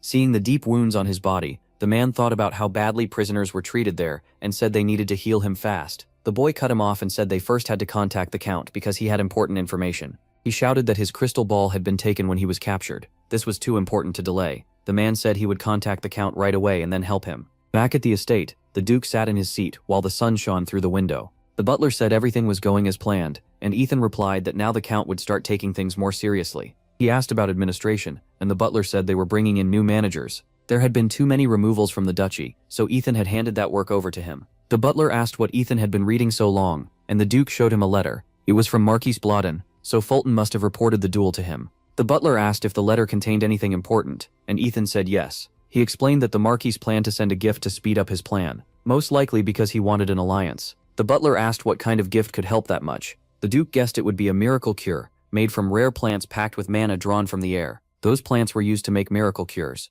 and with one, mana could be gathered quickly and poured into the sphere. The guy said his skill and knowledge were already enough to go beyond normal limits. To reach the level of his past life, he only needed time and mana. The guy added that if the miracle cure raised his mana, then its fire-like nature would burn even hotter. That would make the heat from his sword far greater than it was now. A normal sword wouldn't survive that heat, it would just melt. Before the gifts arrived, the Duke said he wanted to go somewhere for 3 nights. The butler asked where he could be going, at a time like this, and Ethan said he needed to get something. The butler still didn't get it, so Ethan told him to handle everything while he was gone. He explained that he needed a weapon that could endure his mana, so he was going to forge a new sword and come back. Dundinium was the capital of the Duchy of Urdon. A man slammed a crumpled paper onto the table and asked the count what it was supposed to mean. He was angry that the faction leader was taking a subordinate's death so lightly. If that was the case, then the Duke could kill all of their people, and nobody would care. Count Shaman told Lugon to calm down. If the Duke had really committed murder, then what did he think would happen to them? Lugon kept insisting that the king and the clans would demand punishment. The man in the chair answered that this was very possible. Their heads could end up rolling. Another man stood by with a blank expression, thinking that was exactly how it would go. The count would bear the blame for all of this, since it was obvious why the Duke had targeted Kargas. By now, everyone understood that a plot had been moving against him. The guy realized he had been the one who started the plan to destroy the Duke. Now he thought he should push things even harder and make them tear each other apart. He glared into his opponent's eyes. Sure, he understood every one of his schemes. However, someone reported through the magic orb that everything had worked. The count immediately demanded the details. He said the Duke questioned him about Count Shaman during the torture, and he used that chance to feed him fake information about the faction. The count shot up from his chair and praised his man, glad he hadn't trusted him for nothing. He figured the Duke's next target was Romanton, so Ethan could enjoy himself while it lasted. A dungeon is a special place where mana gathers in swirling pockets. That mana draws wild monsters together, and their nest eventually becomes a dungeon. It also affects the area, creating magic crystals inside. Those crystals are useful for all kinds of magic, so a dungeon is basically a treasure vault. He reined in his horse and thought it had been a long time since he'd come here. There had to be a dungeon nearby, but more than anything he was after the crystals and treasure. Still, Ethan stayed focused on finding a special metal. Then someone suddenly called out to stop him. A guard blocked the way and said the village was closed off for now. Ethan asked what was going on. He showed his seal and told them to open the gate, since he wasn't just anyone. The young guard hesitated and said even faction members weren't being let in. Then the man behind him took a closer look at the seal and asked about the emblem on it. It showed golden flames, the mark of the Duchy of Arden. Realizing who stood before him, he asked if this was the Duke, then ordered the gates opened at once and told them to bring the elder. Ethan rode into the village with a sentry beside him. Right away he felt something was off. For such a wide street, the village was way too quiet. The villagers' eyes were full of worry. He guessed they might be afraid of him, but the fear on their faces seemed deeper than that. Ethan asked his escort where the village elder was. The man apologized and said someone had already gone to fetch him. Ethan decided to go himself, and told the escort to lead the way. Soon the village hunter explained what had happened. While hunting near an abandoned mine, he suddenly heard a strange noise coming from inside.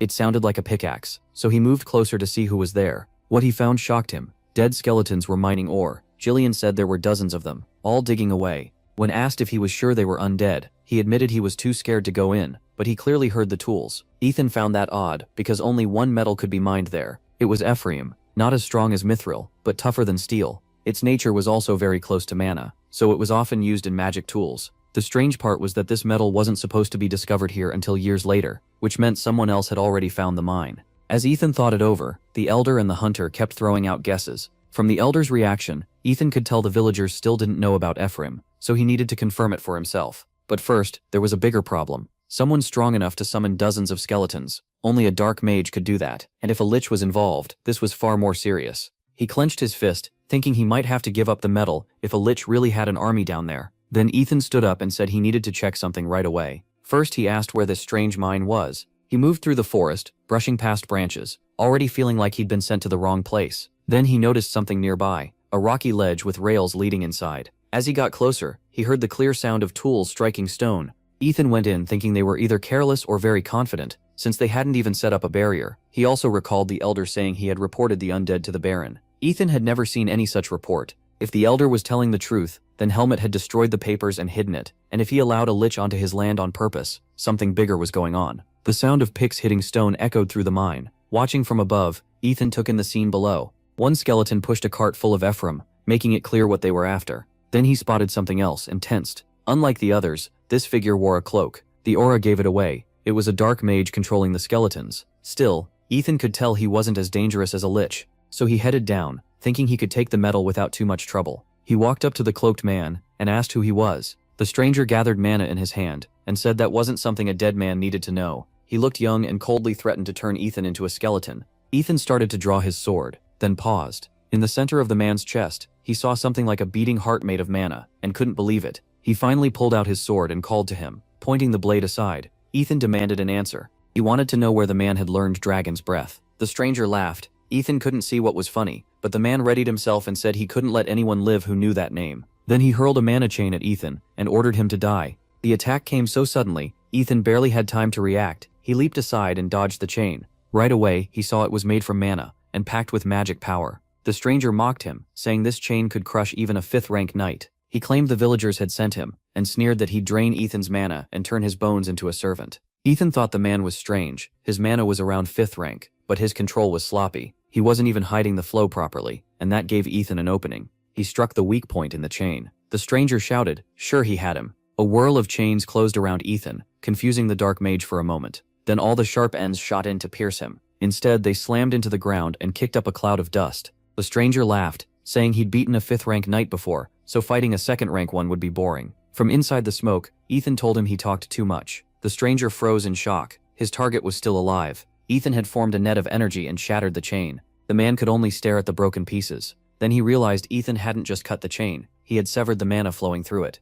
Ethan rushed in to attack. The stranger couldn't understand how he'd done it, so he decided to go all out and finish things himself. He called up a wall of dark power and ordered it to protect him, but Ethan was already on him and swung his sword. The dark mage blocked the force at first, thinking he could handle Ethan easily, and struck back. Ethan's blade still drove forward toward him. The man poured in more and more mana to resist, but he couldn't understand why Ethan's sword kept tearing through his barriers. Panicking, he screamed for the skeletons to help. Dozens of undead rushed at Ethan. The dark mage mocked him, saying he couldn't fight both him and the skeletons at once. Ethan tightened his grip, shouted, and swung with massive force. In a single strike, dozens of skeletons were blown apart across the cave. A crack spread through the stranger's protective dome. Ethan gathered all the mana into his hand, then unleashed a wave that left the dark mage stunned. That blow ended the fight. Now Ethan was sure the mana core was in the chest, near the heart. The enemy clawed at the hand, choking him. Ethan saw that his mana control matched the dragon race. In his past life, he had learned that dragons control mana through a core near the heart, instead of the lower abdomen like humans.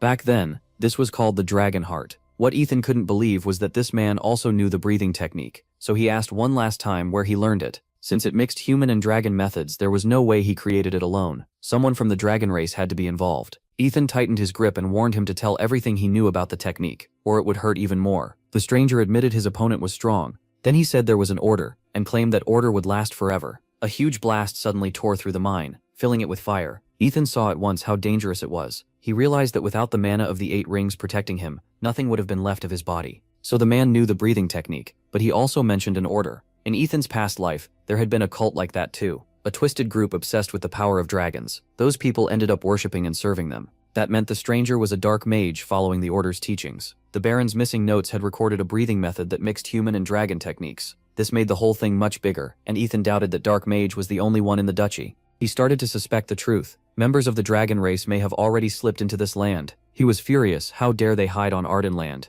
Ethan said once he got his sword made, he'd have a lot to handle. Dwarves live deep in the mountains, underground. They're masters of metal, gems, and all kinds of tools. Even the best human smith looks like a beginner next to them. People were amazed by that skill, so they tried to use dwarves, capturing them and turning them into slaves. Because of that, the dwarves went into hiding in places no one could find. Before the Dragon War and the Union, they stayed out of sight. Ethan knew how useful their craft was. He'd relied on it more than once in his past life. He had once become friends with them and learned where their village was. Standing in the ruins, Ethan was sure this was the place, but he couldn't tell what had happened. His biggest problem had been convincing them to forge him a sword. Now he couldn't even find a single dwarf. He had nowhere else to go. They were the only ones who knew how to work with Ifram. Then one of them stepped out and greeted him. The dwarf asked if he was human and why he came. Ethan said he wanted to place an order. The dwarf asked why he had come all the way here instead of going to the city. Confused, Ethan asked what he meant, and the dwarf said everyone here had left to make money. The dwarf was surprised he didn't know that. Ethan asked where the blacksmiths went, and the answer was simple: try the north.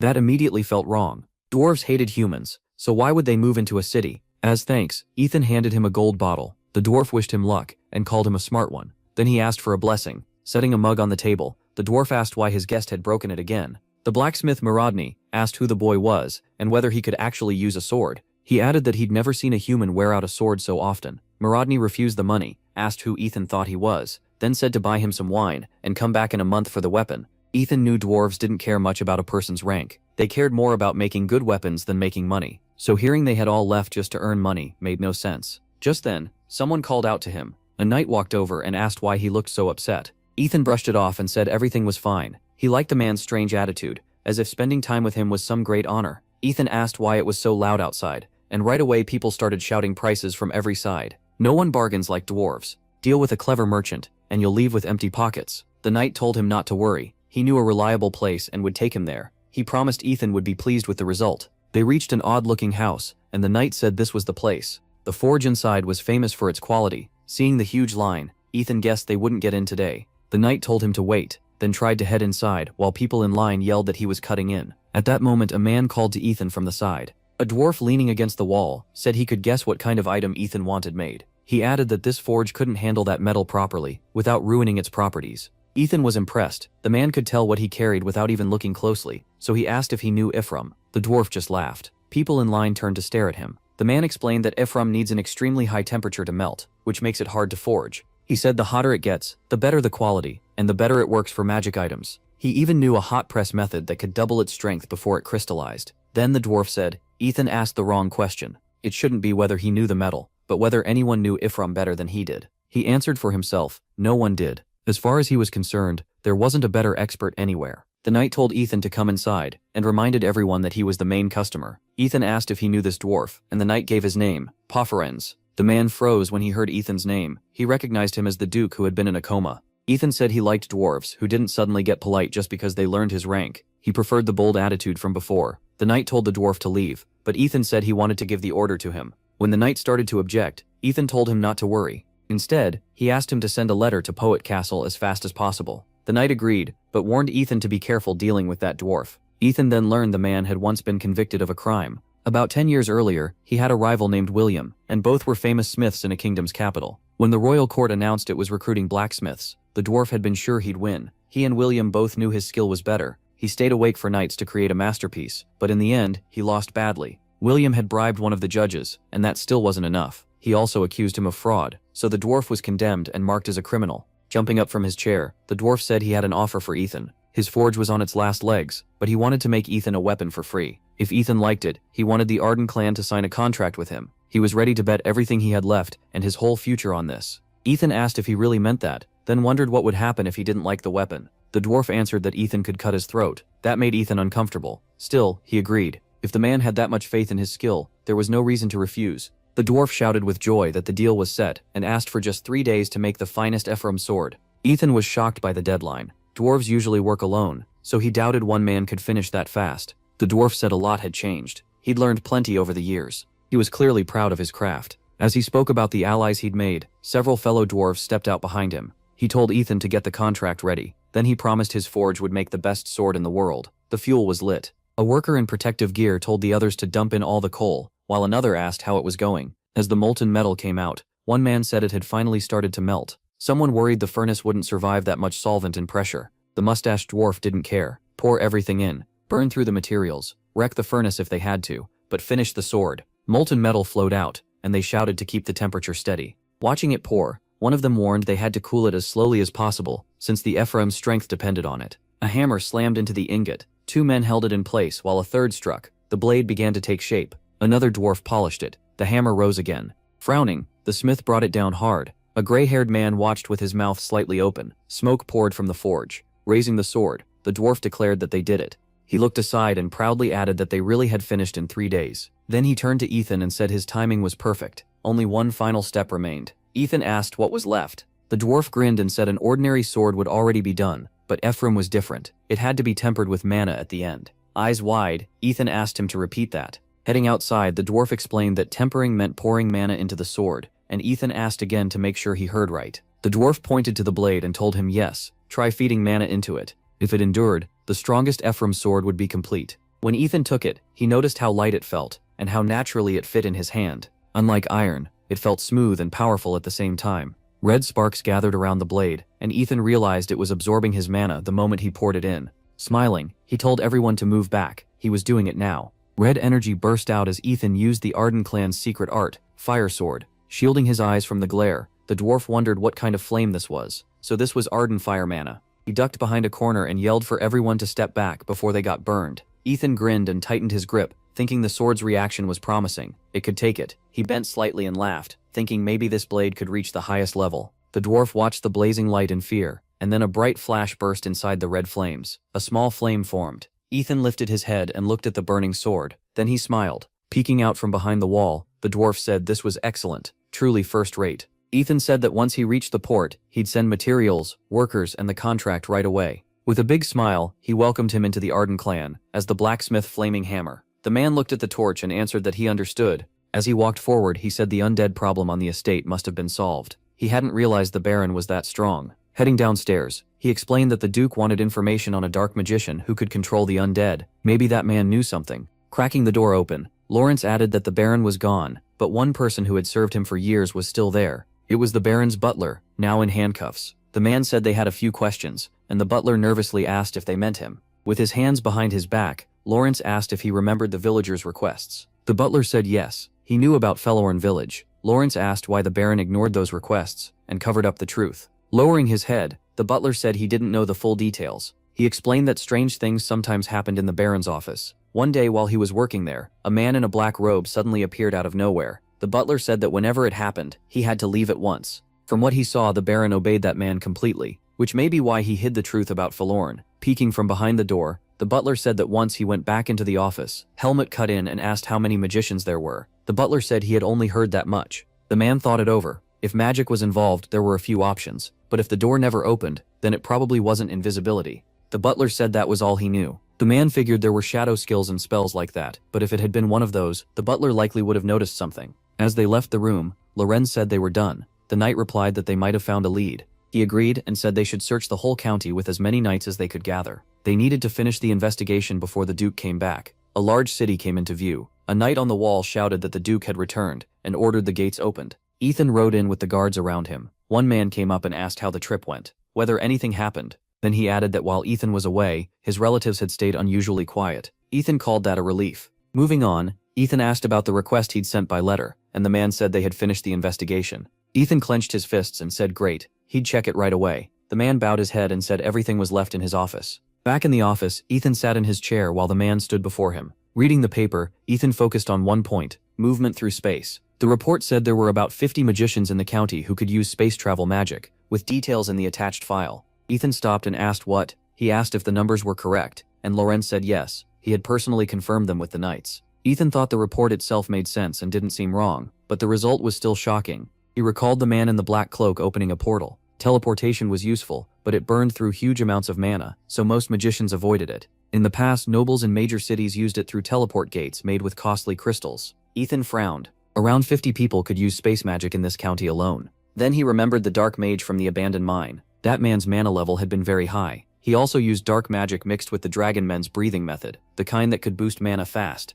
If that breathing method were easy to learn, every mage would have endless mana. But for now, it was only a guess. That meant the real issue was somewhere else. Ethan's mana flared as he realized that among those 50 people, one was probably tied to the order. Someone in the office made a startled sound. Holding the sword, the man asked if this was the new blade Ethan had ordered. Ethan said yes, it was a masterpiece from the finest dwarven blacksmith, so good that he brought it back to the Arden estate. The man tested it and said it was incredibly light. The craftsmanship was so clean that it proved dwarven smiths should never be underestimated. Ethan smiled and said that if he wanted, he could have one made for him too. The man widened his eyes and asked if he really meant that. Ethan said yes. Since he had been protecting his sister, he saw it as a small reward. Setting the sword down, the man said it was no trouble at all. If anything, he sometimes had too much free time. Ethan then asked how his sister was doing. He said she had recently been helping Mr. Flexion with office work, and even though she'd never done that kind of job before, she was doing surprisingly well. He added with a smile that Mr. Flexion had praised the Duchess too, saying she learned fast. Ethan grinned and said he was glad trusting them with his sister hadn't been a mistake, then thanked him. The man brushed it off. Then he reached into his clothes and said he had something else to give Ethan.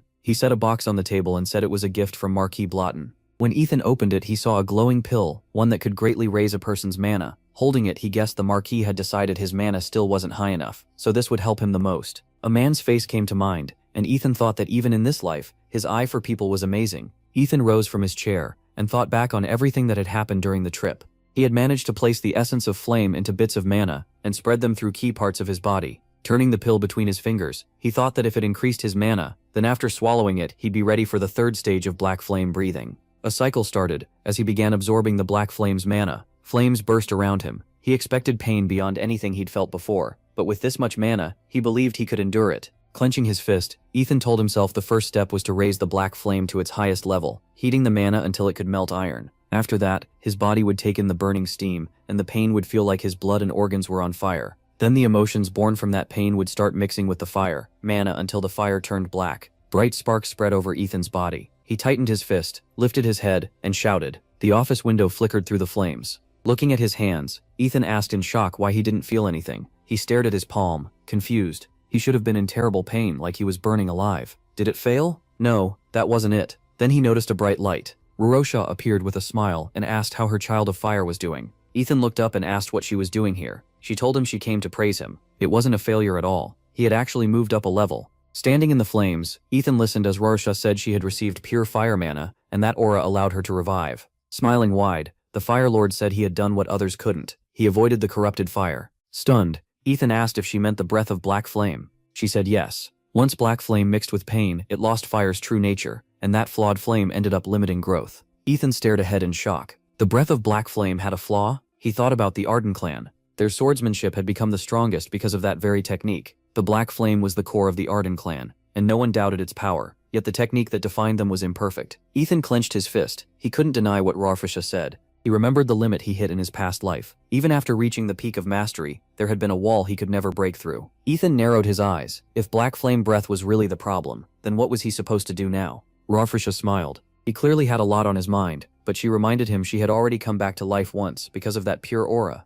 Ethan stared at her, stunned, and she went on. The source of that aura was the founder of his clan. That made him ask again. It was Zeron, the first head of the Arden clan. He didn't just build Arden. His talent made him the founder of many other clans too. But so much time had passed that almost no records about him were left. Only 2 stories survived as legends. His power had gone past what seemed possible. One story said he could call up white flames. Ethan tilted his head, thinking about those white flames. Then it hit him. He felt like an idiot for not remembering sooner. Rorosha looked at him and said, it seemed he had figured something out. As her body began to fade, she said she'd wait for the day he could summon a pure flame. Then they'd meet again. Ethan looked off to the side. It was still hazy, but he felt like he finally understood part of it. Images flashed through his mind. The founder, a man covered in blood, white flames, the flaw in black flames, and the wall he hid in his past life. Ethan frowned. Maybe this time, instead of forcing out a black flame, he should just finish the circulation process. The next day began. At Baron Rummerton's estate in Uldren, a man rushed forward. He burst through the door and gave the Baron an urgent report from the scouts. Romanton was shocked to hear the Duke was getting ready to attack his estate. The Baron jumped to his feet and asked if this was revenge for Shaman, but the knight beside him told him to stay calm. Smiling, the knight said there was nothing to fear. He had recently reached 5 stars and was actually looking forward to facing the Duke. If anything, he wanted him to hurry up. A trumpet sounded from the wall. The horses charged ahead. Ethan rode at the front with a huge army behind him. Frowning, he gave the order to move on Uldren. Soon, the castle walls came into view. Ethan swung his sword. His opponent blocked the strike coming at him. Gritting his teeth, the man realized something was off. One swing felt like more than 2 attacks at once. He swung back, stunned. He knew Ethan's mana had grown, but he never expected a whole new technique. Ethan pressed in, and the man recognized it. The red flame technique, a skill only Arden members who passed the cycle stage could use. As Ethan swung again, the man realized he was mixing it with the basic sword style. Fear hit him. This couldn't be real. He gripped his sword with both hands, knowing a normal block wouldn't stop it anymore. Then he struck at Ethan. Ethan dodged. Landing on one leg, he clenched his teeth. Then Ethan slashed, leaving red marks behind. The man stared in shock. Ethan had cut through his sword aura, even though he'd poured a huge amount of mana into that attack to break through. Ethan smiled and said it was a smart move, but in the end, it forced him to stop using the basic technique. The man grinned to himself. This Duke had grown way too much in such a short time. Holding his sword up, he said he'd have to fight seriously now, like a real duel, if Ethan was willing. Ethan looked at him and answered that he always was. Later, back at the castle, someone brought over a strategy plan for the Baron. Looking through the papers, Ethan said it was solid. Even the king wouldn't be able to object. The man told him everything was ready. Ethan only had to go there and speak. But Ethan looked up surprised and asked what was wrong. The man warned that the head of the Knight Order was said to have reached 5 stars, so maybe they should gather more strength first, just in case. Ethan smiled and said there was no need to worry. Once this was done, he'd go somewhere safe and wait, with the fighting knights guarding him. As riders came through the gate, the man asked what was happening. Then he guessed, was this another tax collection? Ethan stood in the road and faced the people. Frowning, he thought that just like Kargas, the lord of this land was draining the common people dry. Adults and children alike looked worn down. Their faces were filled with fear and pain.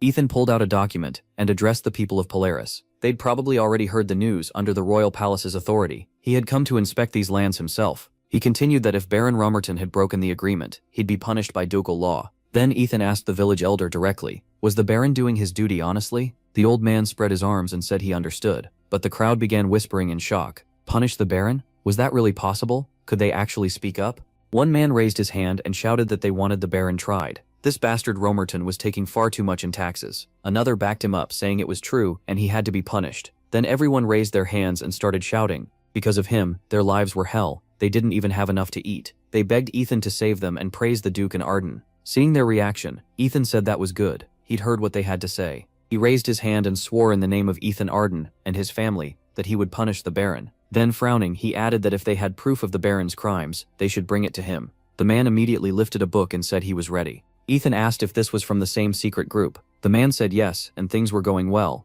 If they visited 2 or 3 more villages, they should have enough evidence. Tightening his grip on the reins, Ethan said that was excellent, and they moved on. Elsewhere, at a grand estate, someone asked if the report was true. Hans said yes. A spy had just told him the Duke attacked the Baron's estate today, and Lugan knew nothing about it. Smiling, the man said good, send someone there at once, so those rumors don't reach the Baron. Touching his chin, he wondered how Lugan would act once the Duke stripped away his followers. He smiled even wider. Even if the Duke lost, he'd still drag him down from power and make him answer for everything. He never expected things to go this smoothly. Back at Romerton's estate in Uldren, Ethan stood there with a book in his hand. Baron Romerton and his men faced him. The Baron asked why Ethan had come without even warning him first. Ethan threw the book at him and said he was done talking. Did Romerton know what it was? He wanted an explanation. The book dropped at the Baron's feet. Raising a hand, Romerton said of course he knew. He stepped on the book and asked if Ethan got it from that village before coming here. Touching his face, the Baron said he had planned to visit those villages after dealing with Ethan. Then he looked aside and told his chief it was his turn.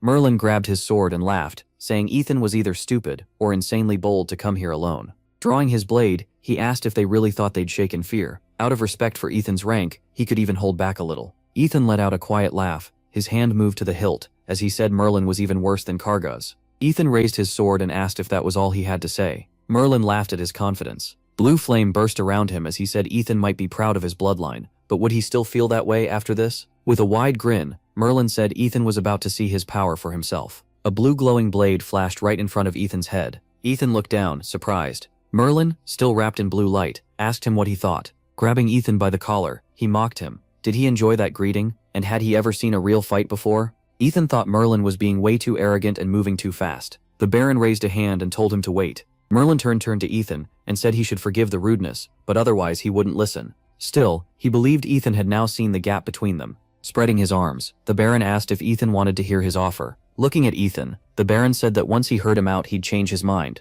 They didn't have to fight. He brought up the feud between the counts and claimed Ethan had the wrong target. His real enemy, he said, was Count Shimon, the military head of Kargas, who pushed him to the outskirts while he was in a coma. Since Shimon belonged to Count Lugan's side, they were enemies too, so Romerton said he had a deal to offer. Ethan stared ahead and asked if he was serious. First they pulled a sword on him, and now they wanted to make a deal. Romerton grinned and told him to join their faction. If Ethan stood with them, no one could stop them. They would tear Count Shimon apart, and he would personally guarantee Ethan's safety. Ethan lowered his head and laughed, making the Baron ask what was so funny. Ethan looked up and said they had no fear left, and no shame either. Was that just how pathetic trash like them acted? Ethan slammed his sword into the ground, and the Baron flinched. Flames burst around Ethan as he asked how a mere vassal thought he could promise him safety. He wanted no part in their filthy faction fight. Gripping his sword, Ethan said the elders who betrayed their ruler were his enemies. Every one of them should stand before Arden's court. The Baron angrily called out to him again. Blue particles gathered around him as he started to speak,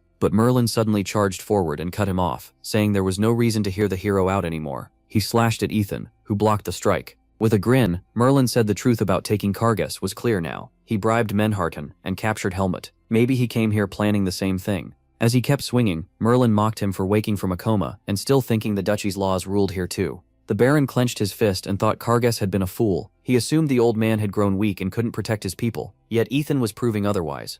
Still smiling, Romerton told himself he was different. His order was loyal and would never break apart. While blocking the attacks, Ethan thought Lawrence had worked hard. As he swung back, Ethan said he didn't expect Merlin to know that much. Standing in the flames, Ethan thought that if nearby lands twisted the truth this badly, then there was nothing left to discuss. Merlin moved behind him and said Ethan must have felt his power by now. That smile on the hero's face clearly annoyed him. Pointing his weapon at Ethan, Merlin said playtime was over. Blue sparks and glowing particles burst out. The man took a sip of tea. The girl sitting across from him said it felt wrong to sit here drinking tea, while Ethan could be in danger. Laughing, he told her not to worry about him. Holding his cup, Phyrexian said the Duke had beaten Kargas easily. Count Romerton might be stronger, but Ethan hadn't gone alone this time. He brought knights. She set her hands on her knees and said Ethan would never just stand by while his men fought. The man replied that after hearing that, it almost sounded like Ethan might fight alone instead. He laughed and said he doubted the Duke would even get a scratch. Ethan's image flashed through his mind, and he said the Baron's men were no match for him. He had fought Ethan himself, and could swear it on his knightly honor. Then the man's eyes widened, and he suddenly wondered what had happened. Sitting on the ground, Merlin thought he had been behind Ethan, and was sure he had already won. Ethan stood in the flames while Merlin wondered if the hero's sword had somehow touched him. Lowering his head, he burned with shame, humiliated in front of his own men. Romerton threw out a hand and shouted, asking what they were waiting for. They needed to help at once. Merlin raised his sword and ordered everyone back, saying he was fine. Through gritted teeth he asked the Count to understand he couldn't fully control his power so he might kill the Duke. The Count laughed and said that wasn't part of the plan. Merlin pulled his sword in front of him and roared. Then he suddenly leaped up and shouted about summoning a deadly sword. Blue flashes exploded everywhere. Romerton covered his face and muttered that Sir Merlin had gotten a little too carried away. The repairs would cost a fortune, and he'd have to raise taxes again. A blue glowing sword appeared, and Merlin thought Ethan had dodged it so cleanly, he hadn't even felt him move. Then Ethan was behind him. Merlin gripped his sword and demanded to know where he was hiding. Merlin jerked his gaze aside and Ethan kicked him straight in the face. Merlin went flying, while Ethan stood there calmly, legs still raised. Ethan stepped on him, and Merlin could only think, how is this possible? Bending down, Ethan said something to him, and Merlin was struck by how overwhelming his power was. He twitched in pain, realizing he couldn't move. Lifting his sword, Ethan asked if he knew what happened to Kargaz's men when they waved blades in his face. The man's eyes went wide and he screamed. Blood sprayed out. The Baron stared ahead and shouted that he heard a loud noise. What was happening? Then he yelled at Merlin to answer and say if he had killed the Duke. A voice replied that Merlin couldn't answer now. Romerton looked up and saw black particles drifting in the air. Covering his face, he asked in fear what that was. Then he saw the man on the ground, called his name and said this couldn't be happening. Looking up, the Baron demanded his deputy explain what was going on. Anything, and fast. Romerton spread his arms and shouted that there were 30 knights here. They had to stop the Duke right now. The girl tightened her grip on her sword and warned everyone not to let up. As they surrounded Ethan, the knights shouted to get ready, use the moves they had practiced, trap the Duke, and avenge their leader. Ethan smiled to himself. Their level was low, he wouldn't even need the red flame. The girl gave the order to attack and the knights rushed him. Raising his sword over his shoulder, Ethan thought he'd need to hold back against weaklings like these.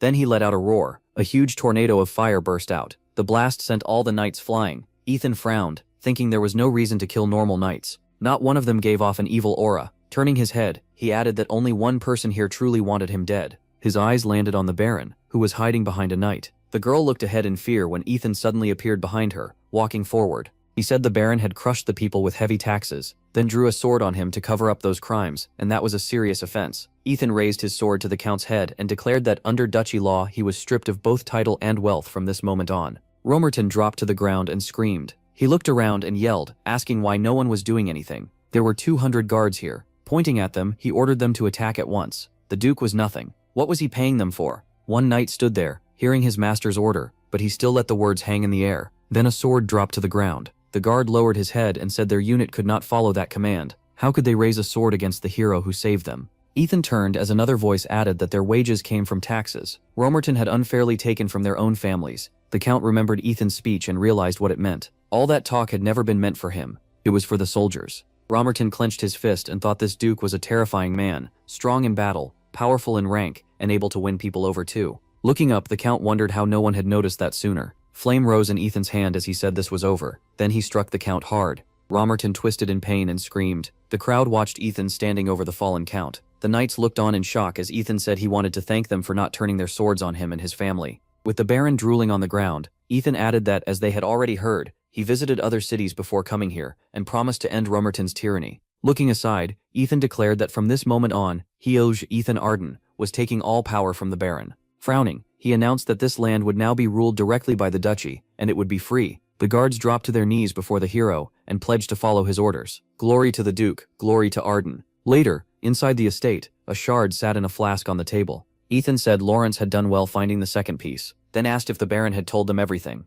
Standing before him, Lawrence said yes. With the king's seal, and after what happened with Helmet, it wasn't hard. The Baron only asked for mercy in exchange for answering their questions. Ethan lowered his head and said mercy would depend on what he said about the book. Lawrence asked in surprise, and Ethan explained that he found it in Romerton's office. It was called the Sacred Book of Dragons. Holding it, Ethan said they needed to question the Baron again. He had to learn how it ended up in his hands. Looking at the book's contents, Ethan read from the Sacred Book of Dragons. Praise the Dragon God, and he will grant power to those who worship him. Study the scripture, and the Dragon God's protection will be with you. Ethan frowned. From what he knew, this was a mana-breathing manual. A man in a black cloak came to mind. The dark mage Ethan had met in the abandoned mine. He looked it over and realized the method sounded weaker than his own, but it used the same kind of breathing. Still, it had two huge flaws. It mixed in a dragonman breathing method, and instead of storing mana in a vessel, it forced it into the heart. That let someone rise fast, even to 4-star level, but in the end, the heart would burst and kill them. He set the book down and called for someone to come in.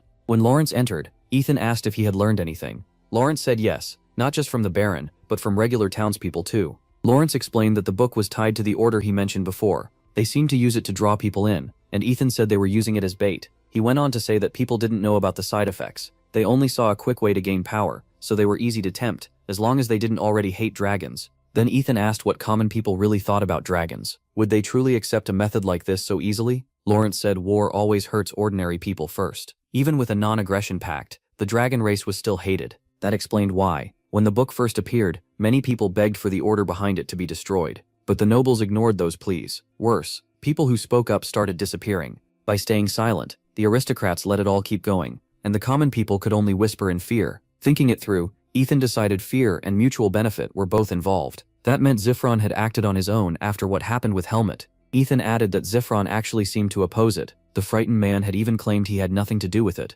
With his eyes shut, the man had cursed them and said he wanted nothing to do with that filthy order of Naraxis. Ethan quietly repeated the name. Lawrence confirmed it. Yes, Naraxis, and asked if that was a problem. Ethan folded his arms and said no, but in his mind he knew exactly what it meant. The one who could change form was Naraxis, the Dragon of Lies. Not every dragon man had the same powers, and some used special abilities to torment people. Among them was one especially dangerous creature, the shapeshifter. It could become a human, a plant, or even an animal. Ethan frowned. They were a nightmare to deal with, and seeing through that disguise took the eyes of at least a 7-star knight. Even he had needed about a year of chasing and baiting Naraxis before he finally brought him down. Now there was a non-aggression pact, but Ethan had no idea how long Naraxis might have been hiding in the duchy. The dragon could even be posing as a noble. Ethan suddenly rose from his chair. If that was true, things could become even worse than in his previous life. He told Lawrence this was urgent. The book couldn't have spread by itself. Someone had to be moving it around, and Ethan said he would find the carrier himself.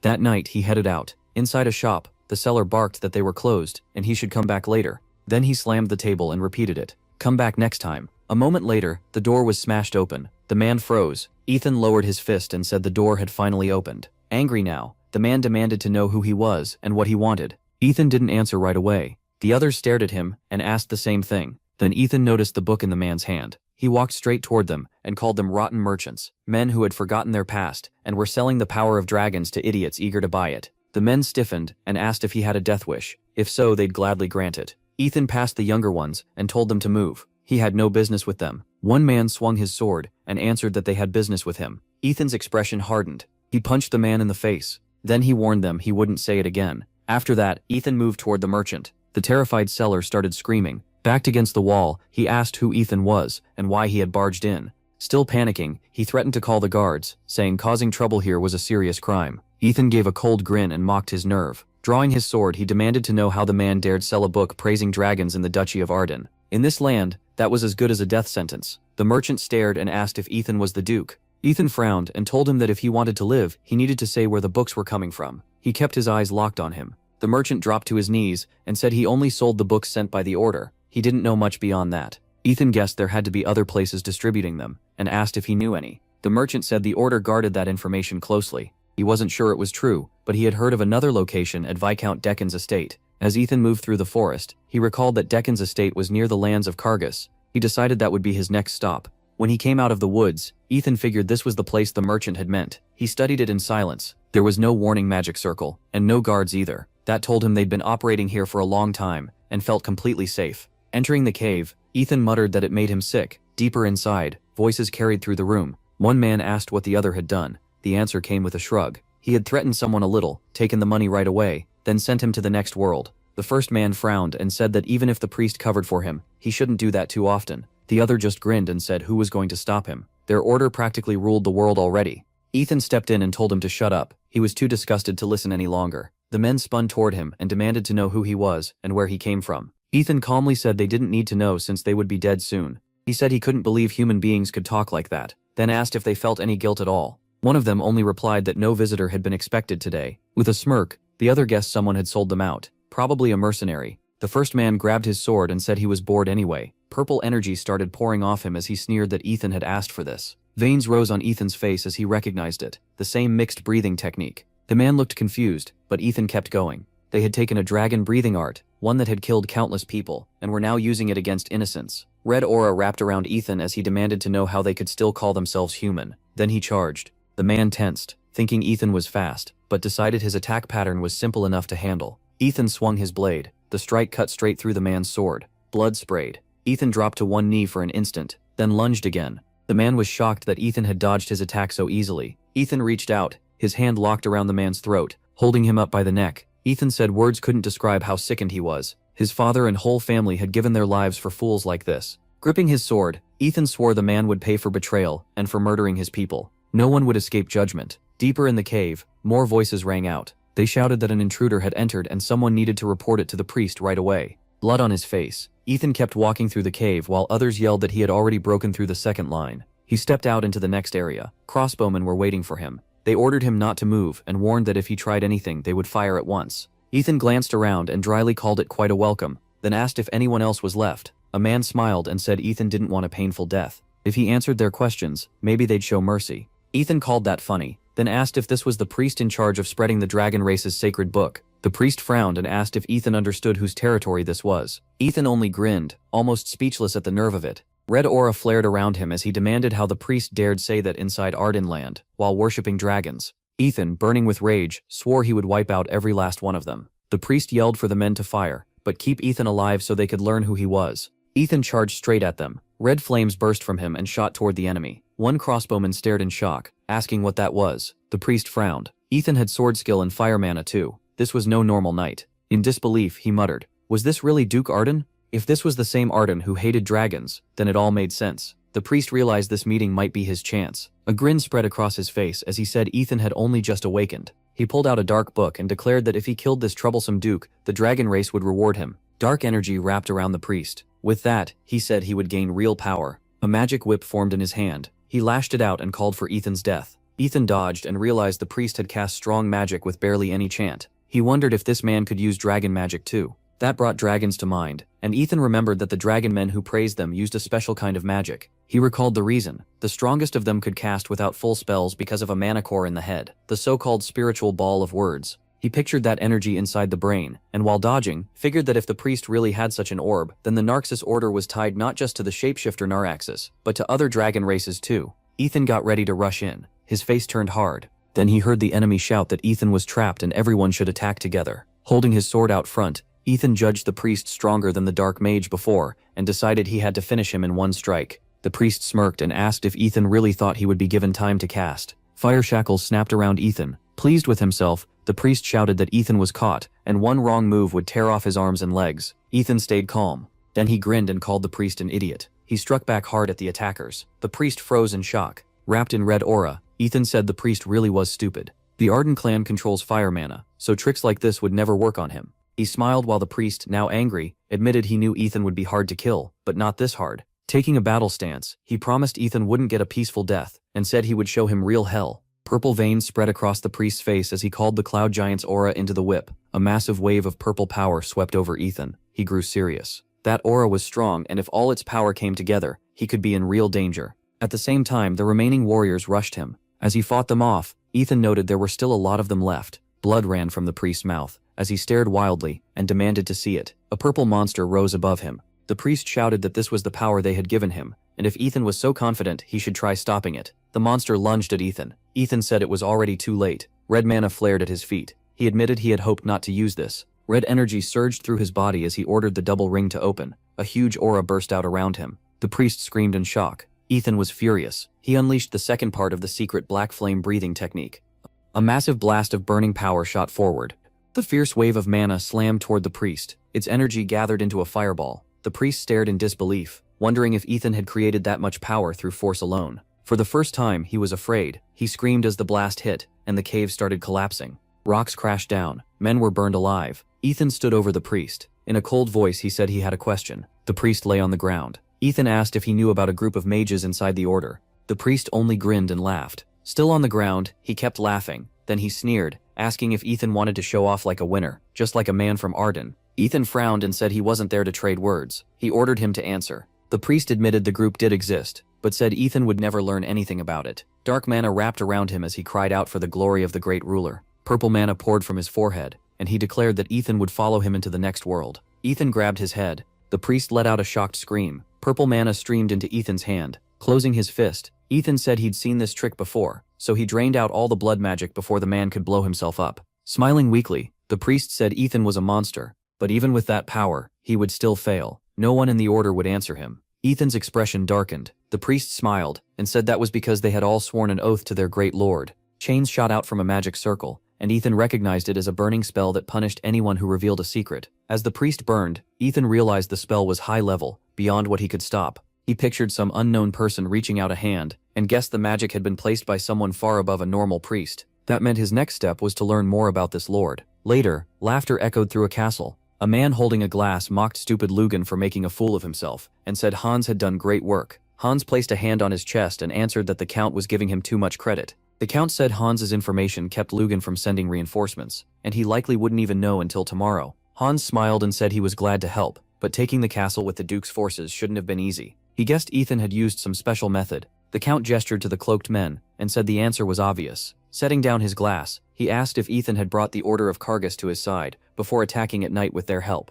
As he poured more wine, the Count remarked that this meant Romerton was on the level of an order. Hans was caught off guard, thinking the Count had it completely wrong. Even so, Hans thought he had the Count in his hand, and soon the man might start claiming Lawrence had magic too. Then the Count looked at him. Hans answered with a serious face. Smiling, the Count said Hans had made a huge contribution and deserved a reward. He named him the county's new head of intelligence. Stunned, Hans asked if that wasn't too much for him. Handing over a glass, the Count said not at all. Hans had earned it. He would give him support, but in return, Hans had to learn what the Duke was planning. Taking the glass, Hans vowed to do everything he could. The Count smiled, pleased, then said he had one more favor to ask. Inside, he grinned. Now Lugan would have no choice but to fight the Duke, and just as planned, the pressure would hit everyone at once until their factions came over to him. He said he couldn't wait to hear what Lugan would say at the elders' meeting. By morning at the castle, someone walking beside Ethan asked how things went. Ethan said the gains were small, but they still got something out of it. Then he asked if any information had come in, and the man said yes. He had learned something about the Narxis Order. With a grave look, he explained that the Narxis Order works as an official group mainly inside the Xenon Empire. That shocked Ethan.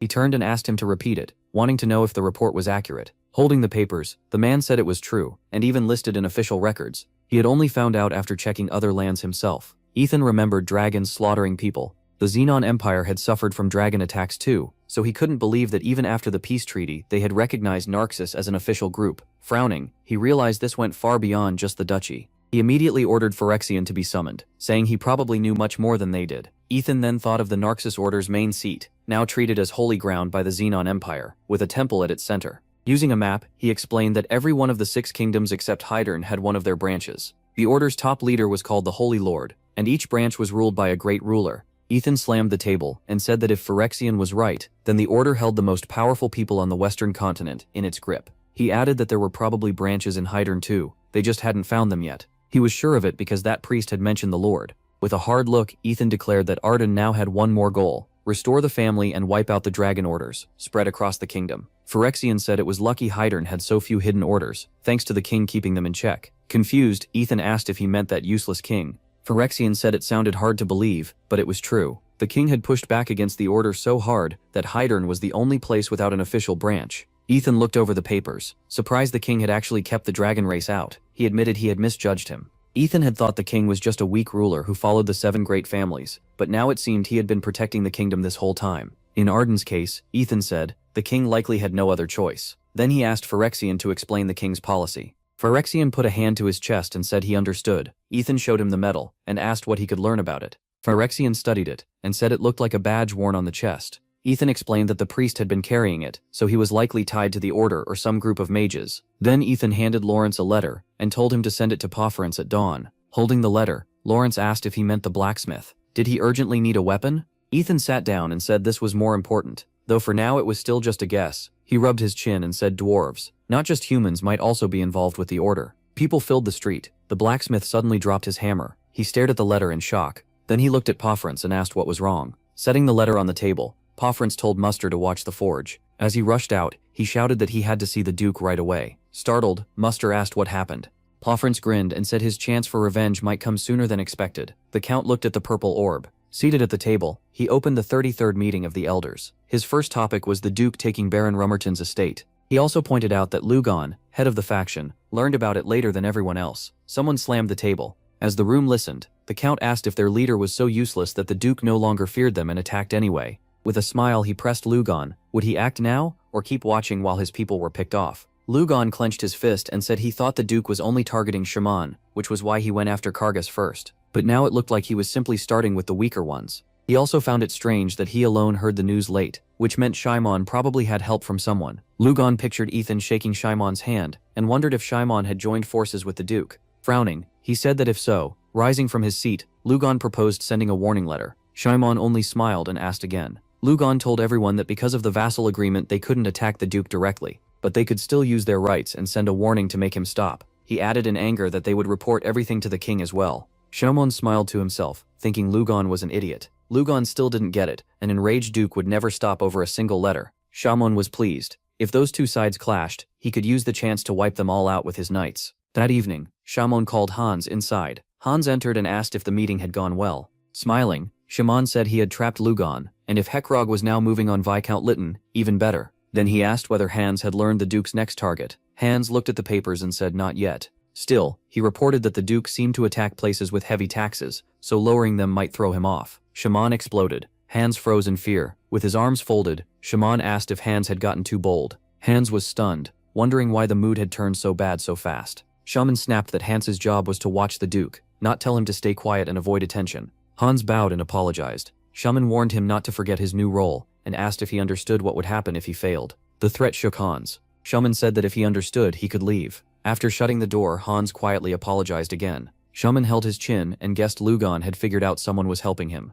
Thinking of Myers, he decided the best way to crush both the Duke and Lugon was to make the third Duke the main family as soon as possible. A few days later, the story moves to Rummerton Castle's training ground. Ethan stood there reading a letter. With a smile, he said it was a warning. He passed it over and said his plan must have worked. Both factions probably believed he was about to strike west. Holding the paper, Lawrence asked if he was actually planning to hit Shaman's faction instead. Ethan touched his chin and said they might be able to use Lugon, since he kept hiding behind the king. Then he asked whether the research on Viscount Decon's sacred dragon book, the one the merchant mentioned, was finished. Lawrence raised his hand and said yes, and that he had already set up every route to spread the book. Ethan said it was now their duty to follow the king's policy, protect the dragon race and punish the Council of Elders. Then he asked what was happening with Hans. Looking over the report, Lawrence said he had been right. Hans hinted to Shimon that taxes should be lowered, but Shimon ignored him. Ethan frowned and called them greedy fools. They knew the Council of Elders would be punished, but they still refused to bend. Then a stranger laughed, saying he was pretty funny for a thief who stole everything from her. Ethan's face hardened, and he swung his blade. The slash knocked away a strong wave of fiery mana. Flames spread across the training ground. Lawrence raised his arms and shouted, asking who it was and how they got in, when the place was guarded. The stranger stepped out through the fire and casually said it was hot. From inside the flames, she asked if this was the famous Flame of Arden. Lawrence was stunned. The Duke's attack hadn't affected her at all. Ethan drew his sword fully and demanded to know who she was. The old woman smirked and said he had a lot of nerve for a thief. Standing before him, she said she was the owner of the potion he stole. Ethan stared at her and asked if she was calling him a thief. He said that was pretty rude coming from someone who broke into another man's castle, then demanded her name again. The stranger gathered blue energy in her hand and told him not to make her laugh. Ethan froze. It was the same thing. She held up the bottle and said she wanted to hear what he'd say now. Ethan realized it was the special potion he had once told Jiran about. He thought of the rare items, the special potion, the life force essence, the lightning stone, and the metal mana charger. Those 4 items had once given humanity a huge edge, and in his past life, they were the reason people could resist the dragon race at all. Looking at her, Ethan thought the inventor had to be the craftsman mage Ilya Fizcraft. She looked furious. Ilya crushed the potion bottle in her hand. She shouted that she spent 5 years creating that potion, and stayed shut away for 10. Had he really copied it by accident and made the exact same thing? Frowning, she said there was no way. Staring at Ethan, she demanded to know how he stole her formula. Ethan wondered where she had suddenly come from. Turning slightly, he thought she had to be Ilya, but he couldn't be fully sure. History had already changed before, just like with Lawrence. He narrowed his eyes, deciding to test her. Holding his blade ready, Ethan called the charge nonsense. If she wanted to accuse him, she should at least show her real face. That caught Ilya off guard. Ethan thought this was the safest move, based on what he knew from his past life. He frowned and said, no one should look down on the Arden family. He had already seen through her trick. Her face twisted into a smirk. A magic circle formed beneath her, and she admitted he had sharp eyes. He was clearly not ordinary. Lawrence shielded himself from the bright flash. Then she revealed her true form, and said it had been a long time since she'd shown it. Shocked, Lawrence asked if that was really her real face.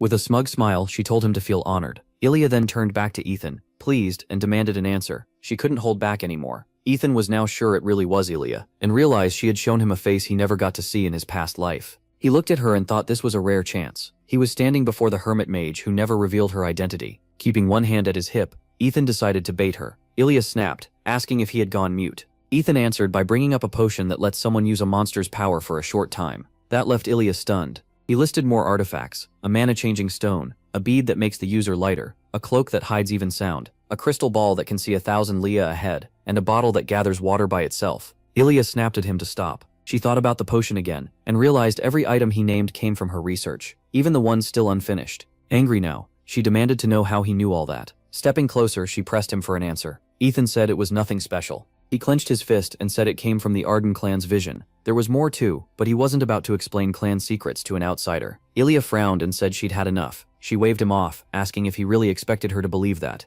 Arden wasn't a family of mages or alchemists, so what kind of vision could swordsmen have? Ethan told her she didn't have to believe him. That only made Ilya ask again. He reminded her she had barged onto someone else's land and accused him of theft. Instead of punishing her, he had answered honestly. With a sigh, he asked why he should care whether she believed him. She hadn't even thanked him. Ilya was sure he was lying. Ethan turned away and said she had her answer, so she could leave. Since he was the one who wrecked the training ground, he wouldn't charge her for it. The veins on her face bulged. Yellow mana flared behind him. A heavy wave of energy burst from her. Fire-like mana wrapped around Ilya, as she demanded how dare he toy with her using lies. Then she shouted that she would teach him a lesson. Shocked, Lawrence tried to call for the Duke. Ethan froze for a second. This was a domain. Red mana spread around him, and he realized this was what happened when someone reached the peak of mana control. They could reshape the space around them into a caster's domain. Frowning, he remembered too late. that in his past life, Ilya had been an 8th rank archmage. As she moved, she asked if they should continue somewhere else. Red mana flowed from Ethan's hand, and he warned that moving would only get people hurt. Red veins rose on his face. A strong surge of mana burst out from him too. That caught Ilya off guard. Ethan charged straight at her.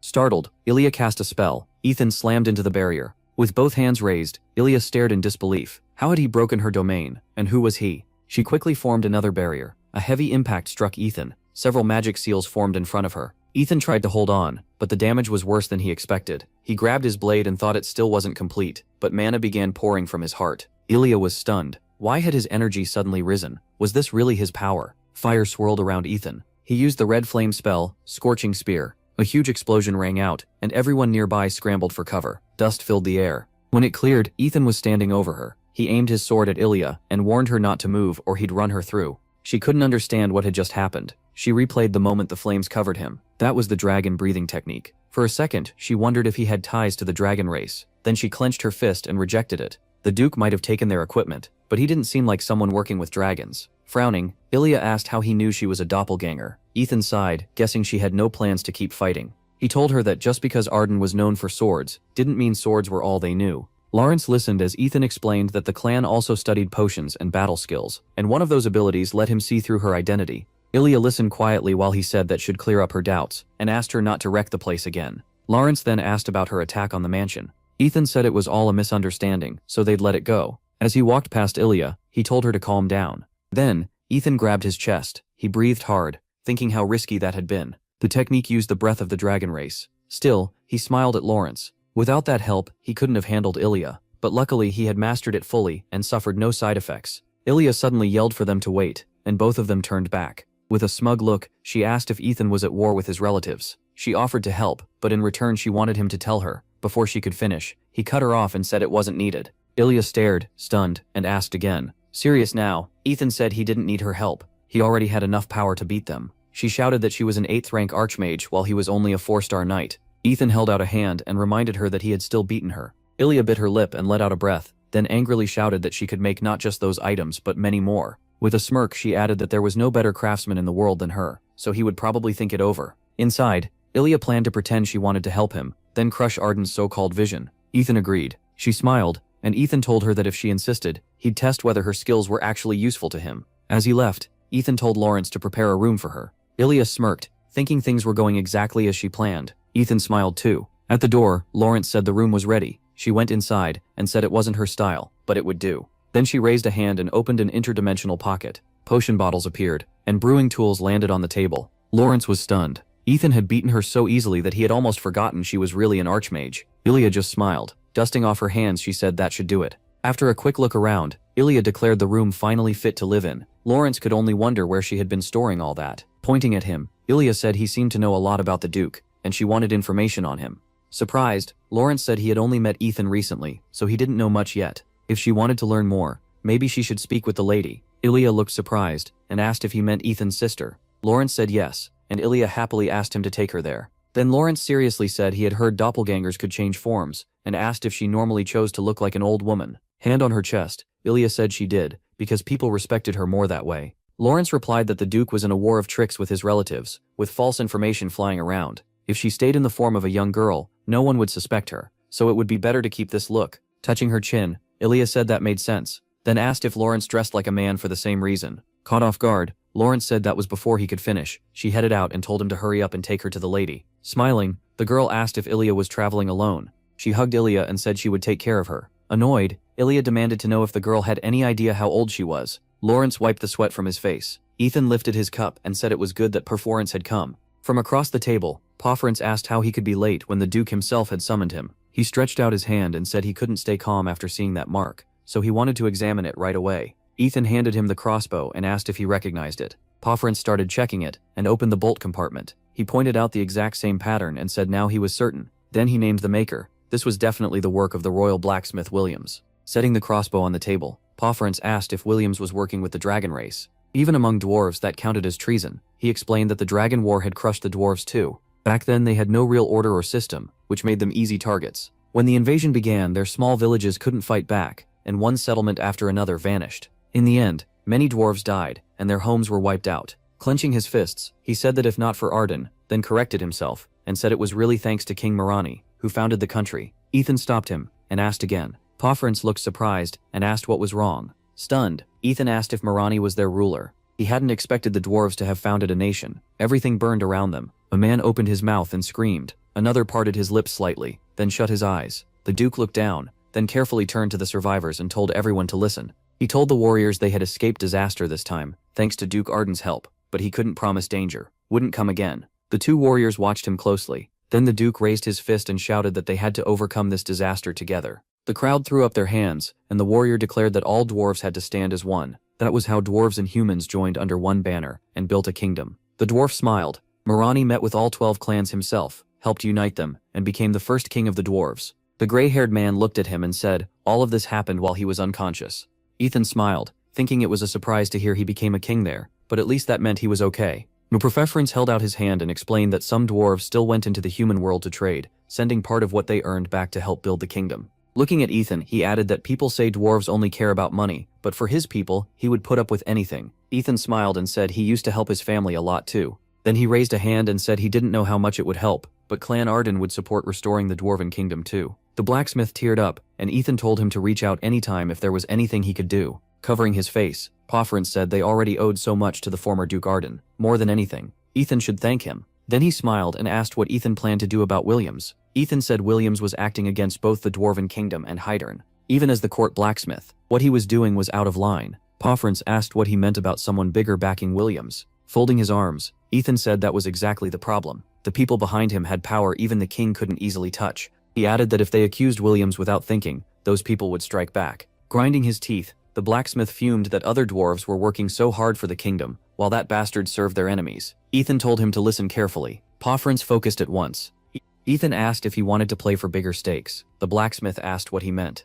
Thinking of Pofference's life, Ethan said there was a way to reclaim his place, restore lost honor, and help his people, all at once. Then Ethan said he would make him the court blacksmith. The blacksmith asked if that was really possible. Ethan pulled his hand back and said he would do it, as long as Profefference agreed. Profefference froze. Looking down, he thanked Ethan for the offer, but admitted he still didn't fully understand. Clenching his fist, he asked why Ethan believed in him so much, when no one else did. The blacksmith looked up when Ethan said it wasn't that strange to trust someone who shared the same enemy. Then Profefference lifted his head as Ethan told him he was now his man. Ethan asked if there was any reason not to trust his own people. Profefference jolted upright, then he dropped to one knee and shouted that it had been a foolish question. He swore he would do everything for Ethan by his hammer. He devoted both his hammer and his loyalty to him. Ethan stood and said he gladly accepted the oath. Then Ethan looked up and greeted the Marquis. The man said he was glad to see him. Since this was their first time talking like this, Ethan could address him however he liked. Ethan smiled and said he would call him Marquis.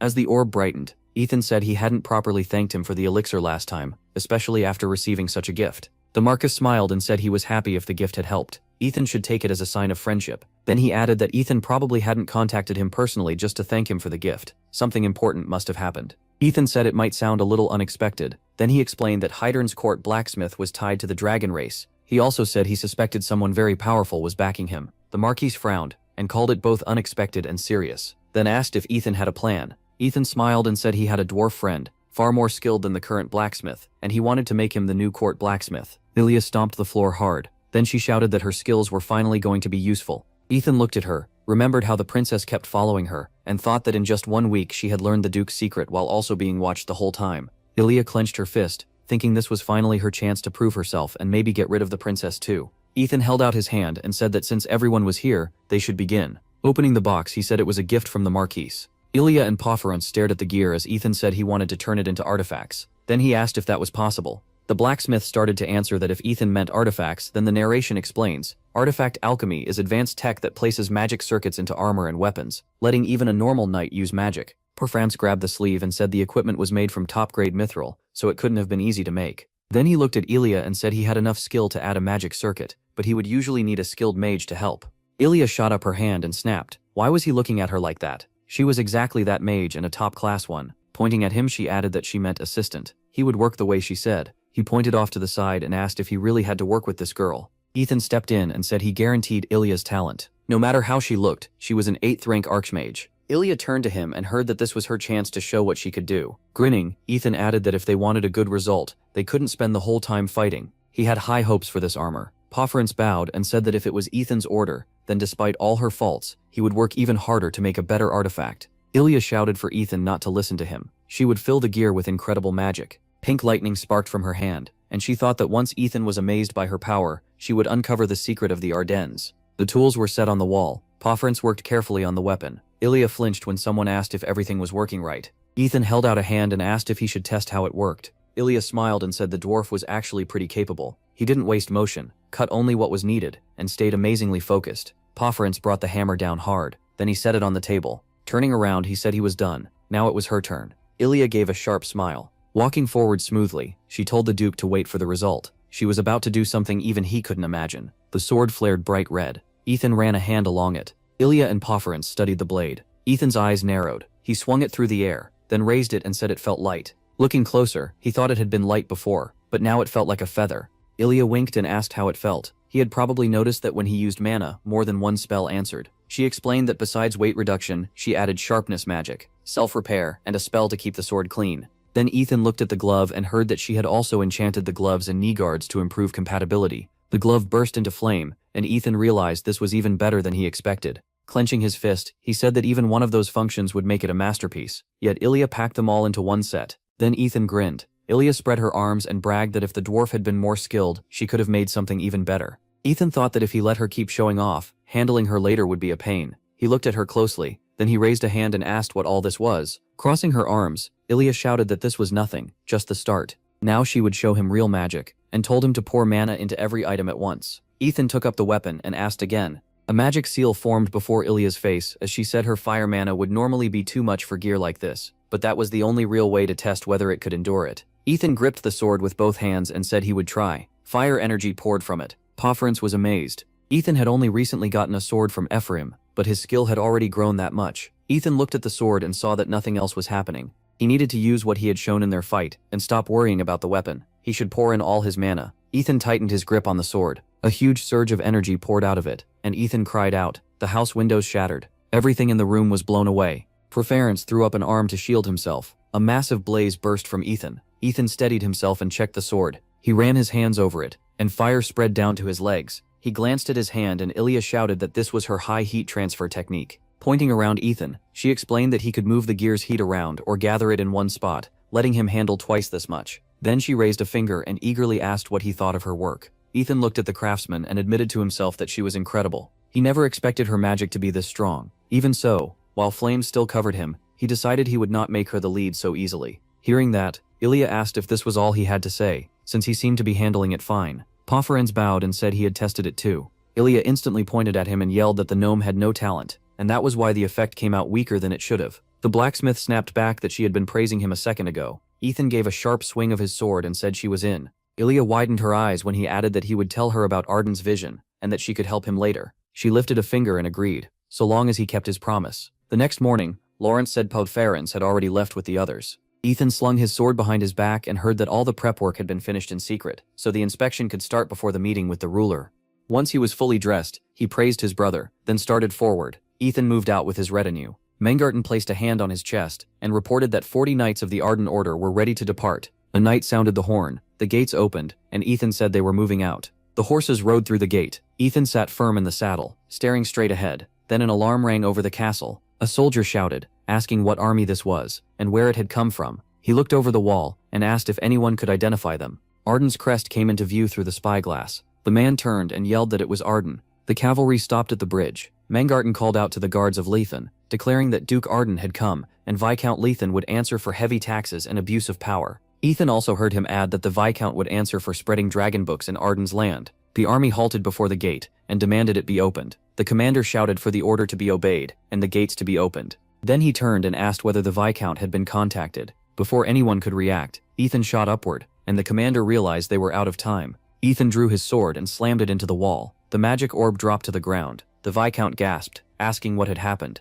The commander crashed down coughing, and a soldier stretched out his hand, warning that they were in trouble. Ethan stood on the wall, and the man cried out that the Grand Duke was here. The commander got back up, and ordered everyone to their positions. Pointing at Ethan, he told them all to attack the Duke. The soldiers felt his crushing aura, but still heard the order to move at once and strike. They drew their swords, thinking they could take him if they fought together. Ethan calmly looked them over and realized there was no real malice in them. They were only following orders. so he smiled and decided the quickest way was to crush their will to fight. Flames burst from his chest as he used the 8 rings technique. Then he released a massive blast, forcing every soldier to drop low. The commander shouted, asking what that was. All the soldiers looked up in shock. The commander realized it was a sphere spell. Ethan started walking forward, without fear. One soldier collapsed, coughing, and soon the whole unit let go of their swords. Ethan walked past them and headed straight for the commander. A soldier looked up and asked what was happening on the tower. The commander gritted his teeth, unable to believe that a 5-star knight like him was being crushed by the sphere. Then he lunged at Ethan. Ethan raised his burning hand and blocked the strike. He smiled at his opponent, and the commander's sword shattered to pieces. Ethan grabbed him by the face and smashed him into the ground. Then Ethan looked at him, turned to the soldiers, and said he had no reason to fight men who held no hatred toward him. He was here to punish Viscount Ledden, not them. He then declared that as the true lord of these lands, he ordered them to open the gates. Under the bright sun, one man asked what he meant. The Viscount shouted that the Duke had passed the outer fortress and was heading their way. He went on in panic, saying they had claimed Ethan's strength was only around 2 or 3 stars, yet he had beaten his commander, a 5-star knight. The man demanded a full explanation. Grabbing the orb, the Viscount said he had clearly seen through the crystal ball that the Duke leaped in from above, and then the connection cut off. The man stared wide-eyed and said no 2-star knight could jump through the air like that, then asked what exactly had been reported. He raised a hand to his mouth. Shaman pressed his lips and insisted the report about Ethan's low mana had been reliable. He had checked it himself. Then he asked why the Duke had stormed the fortress. The Viscount shouted that it was because of tax issues and a dragon book. The Count held out his hands and told him to endure as long as possible. Reinforcements would be sent at once. The orb went dark, and the Viscount yelled for them to hurry, because he did not know how much longer they could last. Shaman looked down, then at the table, thinking the Duke's real power did not match the report at all. The Count clenched his teeth and said something was wrong. Everything was slipping out of control, or something had happened. He never could have guessed. He tightened his fist and said they first needed time. Since the Duke had mentioned taxes and books, they had to distract him with Lagoon by any means. Grinding his teeth, he added that he would give up whatever he had to. A knight entered and asked if he had been called. Shaman said word had come that the Duke attacked Lagoon's knights, so several men needed to be sent there as reinforcements. The knight put a hand to his chest, and the Count added that they should move slowly so they would not run into the Duke. The knight smiled and accepted the order. Later, Lawrence came to Ethan and said he had done well. He added that Ethan had figured it out fast. Ethan smiled and said he had only opened the outer gate. Remembering the prisoners being led away, he guessed the main force was still inside with the Viscount. Then he asked if things were going as planned, and Lawrence said they were. They could start pulling back. Ethan told the knight he had left a few soldiers behind to watch the guards and reorganize the troops, and said the rest should come with him. Then he mounted his horse. Ethan announced that they were here. A villager raised his fist and shouted. A man yelled that Archduke Arden had finally come to end Loken's tyranny. The villagers cried out that the great hero had come to draw his sword and protect them. One man in the crowd raised his hand and shouted that he could not stand starving anymore. Another said he was joining too. Soon the whole crowd raised their hands and shouted that they were all going. A huge crowd of angry townspeople had gathered. Ethan stood behind them and watched with a smile. So many had gathered in no time. All they had done was stir embers that were already burning, and the people had plenty to complain about. Lawrence looked over the excited citizens and noted that word about Ethan had spread without any help. People were saying Kargas and Leighton were living in luxury like the old days. A moment later, someone spotted the Duke. He threw out his hand and shouted that Ethan was finally here. The whole crowd turned and welcomed him. Ethan walked through the people, then stopped. Turning to them, he said their city had once been like paradise. The residents looked at each other as he reminded them that after the war, the vassals ignored their lord's will and made the people suffer. Ethan raised his fist and vowed to punish Viscount Loken. Then he held out his hand and promised to rule the city himself. With a wave, Ethan ordered swords drawn. The citizens lifted their hands and cheered for the Duke, while more people shouted from the windows. By evening, the light barely touched the flag on the wall. The soldiers looked at each other and said Duke Arden had likely taken the outer part of the castle already. From what they heard, he had captured 2 territories. One asked how he had done that, after only recently waking from a coma, and the other started to answer. Then both stared into the distance. A soldier suddenly shouted that people were coming. The townspeople were advancing under the Duke's command. A guard yelled for everyone not to panic and to hold their ground. Then he looked at the torch-bearing crowd and ordered someone to report it to the commander. Viscount Loken yelled that the Archduke was attacking with the townspeople. He threw the doors open, stunned that the civilians had suddenly turned on them. The commander shouted for everyone to stay calm. They were just rebels. The soldiers raised their bows and got the order to light the arrows. Then the commander ordered them to fire. One guard hesitated and said he couldn't. His family was out there. The commander swung at him and threatened to kill him for disobeying. Ethan gritted his teeth. Then he shouted at him to stop. The commander clutched both ears. Mungarten stared toward the Duke. Even the Viscount was shaken, asking what that thunder was. Ethan roared that Loken needed to stop tormenting innocent people, open the gates and answer for his crimes. Loken shouted back that Ethan had no right to do this, and demanded to know what they were doing. Leaning out the window, the Viscount ordered them to kill every rebel. The captain backed him up, yelling to kill anyone who refused. But a soldier cried out that he couldn't attack his own family. The commander raised his sword. Before he could strike, a projectile smashed into his head. He grabbed his head and screamed. Ethan held 2 fingers out. The captain stared, wondering if that was some kind of fireman shot. Then he remembered the fireball, so fast the soldiers hadn't even seen it happen. Moving to the edge, he wondered how Ethan could hit that well from so far away. Ethan lowered himself, then he launched up with an air jump. He drew his sword mid-air. Seeing that, Loken shouted that this was how Ethan had cleared the outer wall before. Ethan landed on the wall. He stopped there, face dark. Then he leveled his sword at the Viscount. Loken started trembling. Ethan said he had chosen not to surrender. Glowering at him, he warned that there would be no mercy now. He lifted his sword. The captain dropped down and thought Arden's flame was red, not black. If it were black, they'd all be dead already. He grabbed his sword, thinking he still had a shot. Still, he knew red flame didn't guarantee victory, but he pushed that thought aside. Power flared around him as he yelled for everyone to attack at once. 4 warriors rushed Ethan together. He turned to face them. With a stomp, he swept his blade and cut through all 4 at once. The captain realized Ethan had used the sword's reach perfectly. Ethan held his sword out. Then he narrowed his eyes, sensing something off. He noticed a warrior behind him using a dragon-style stance. Ethan spoke up. Looking at the squad, he asked if they had taught knights the Dragon Clan's techniques. The captain snapped that it was nonsense. Ethan clenched his fist and said they had mixed it with human swordsmanship. That might fool others, but not him. This was a Dragon Clan stance, the Dragon of Destruction. The Viscount froze, and the captain was shaken that Ethan knew they taught it, despite the side effects of dragon breathing and sword arts. The commander went silent. Another warrior froze too. One soldier just stared at Ethan in shock. Then a warrior stepped forward and asked if there really were side effects. Loken shouted for this to stop. The captain bitterly realized how cruel it was. Only the 4 of them and the Viscount had known. He quickly shouted that they shouldn't listen to Ethan. Ethan fired back, that forcing knights to learn harmful techniques just for personal gain was unforgivable. Flames rose around him as he shouted that Loken was even worse than he thought. Then Ethan swung his sword and used sword explosion. The blast crashed into his enemy. Their blades met, and the warrior was thrown back. The soldiers stared in shock. The captain could hardly believe it. The swords had only touched, yet an explosion went off. Ethan lowered his blade. Then he said their reaction made it obvious. The 4 of them and the Viscount were working with dragons. The captain ducked, wondering how anyone could fight a move like that,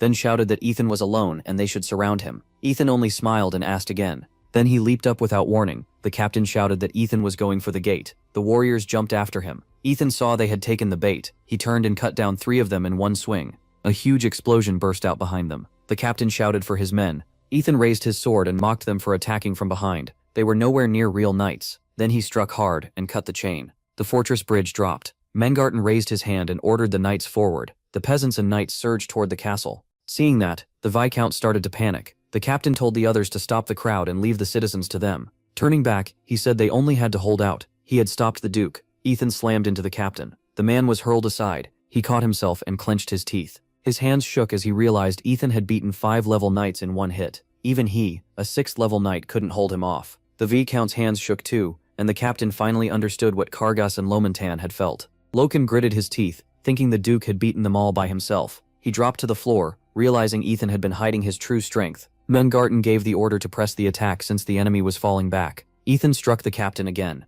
A sharp cry echoed over the castle. Darkness started to spread. Soon, night had fallen. The palace sat under bright moonlight. Poferens placed a hand on his chest and heard that this was the man the duke had recommended. The marquis smiled and said he was glad to meet the finest blacksmith. They went inside, and the man added that it had something to do with the emperor. Looking at the map, the marquis warned that Poferens might feel a little dizzy. Magic surrounded them, and a bright light flashed. Poferens and the marquis stepped out of a portal. The blacksmith started to speak. Then he saw the palace, and the marquis welcomed him to Perantium, the capital of the Hyderan Empire. Smiling, he added that now they needed to make him the imperial family's blacksmith. A fierce wind swept over the tower. Wounded warriors lay on the ground, while screams filled the air. The Viscount peeked over the railing. The captain shouted the name of his technique and aimed his blade at Ethan. Ethan blocked it with his sword. He tightened his grip, then smashed the captain away with a heavy blow. The warrior flew back, and Ethan said he must really trust the speed of his attacks. Flames rose around the protagonist, as he added that now he would show him Arden's strike. A moment later, Ethan hit him with crushing force. The captain cried out, then a huge explosion erupted. Everyone turned in shock. The fighting stopped as the knights stared at the blast. The captain was left pinned to the ground. Ethan looked up. He shouted that if the Viscount meant to hide behind his men, then he wasn't a real knight. He should finish this himself. Loken yelled that he had done nothing wrong, so why should he? Ethan shot back that he was a coward and unfit to be a noble. Then he jumped. Ethan landed on the balcony. Looking at the Viscount, he said Loken should be ashamed. Then he drove a hard blow into the noble's chest. The Viscount groaned. Loken was sent flying into the room. Ethan turned to the others. Then he shouted that the Viscount had fallen. His voice boomed across the area as he ordered everyone to lower their weapons. Mangarten raised his sword and declared the battle over, telling Loken's men to surrender. The Viscount's warriors were warned that anyone who kept fighting would be cut down, so they should give up now. A moment later, weapons hit the ground all across the castle. Ethan declared that from this moment on, the Viscountcy belonged to Arden. The people threw up their hands and cheered. Ethan watched them closely. Then a voice from the tent said there was urgent news for Count Shimon. The Count asked what it was. Greg reported that Viscount Loken had fallen. Shimon's eyes widened, and he asked again. Then he asked if the castle had really been taken in just 2 days, or if Loken had surrendered. Greg said no. They had questioned escaped soldiers, and the Duke's knights had opened the inner gate, and won with help from the townspeople. The sphere grew cloudy, and Shimon said he would hear the full report later. He stared straight ahead, crushing the paper in his hand. He said Loken had a 6th-level captain, and 4 5th-level knights, yet the Duke still broke through the inner gate. Shimon braced both hands on the table, and said that could mean the Duke was already close to the 6th level. He glared ahead and said it hadn't even been half a year since Ethan awakened. It was almost impossible to believe. Then he turned to a knight, and asked if the 1st Division could defeat the Duke. A squad in dark robes appeared. They were the 1st Division, the strongest unit among the county's 100 knights, Count Shimon's hidden weapon. They had carefully studied dragon techniques, which was why they had to stay in the shadows. The knight answered that the Duke had probably only just reached level 6, and a new level 6 fighter was nothing like a veteran. He lifted a hand and said the 1st Division had 12 top knights, including him and the vice captain, all close to level 7, so this would be easy.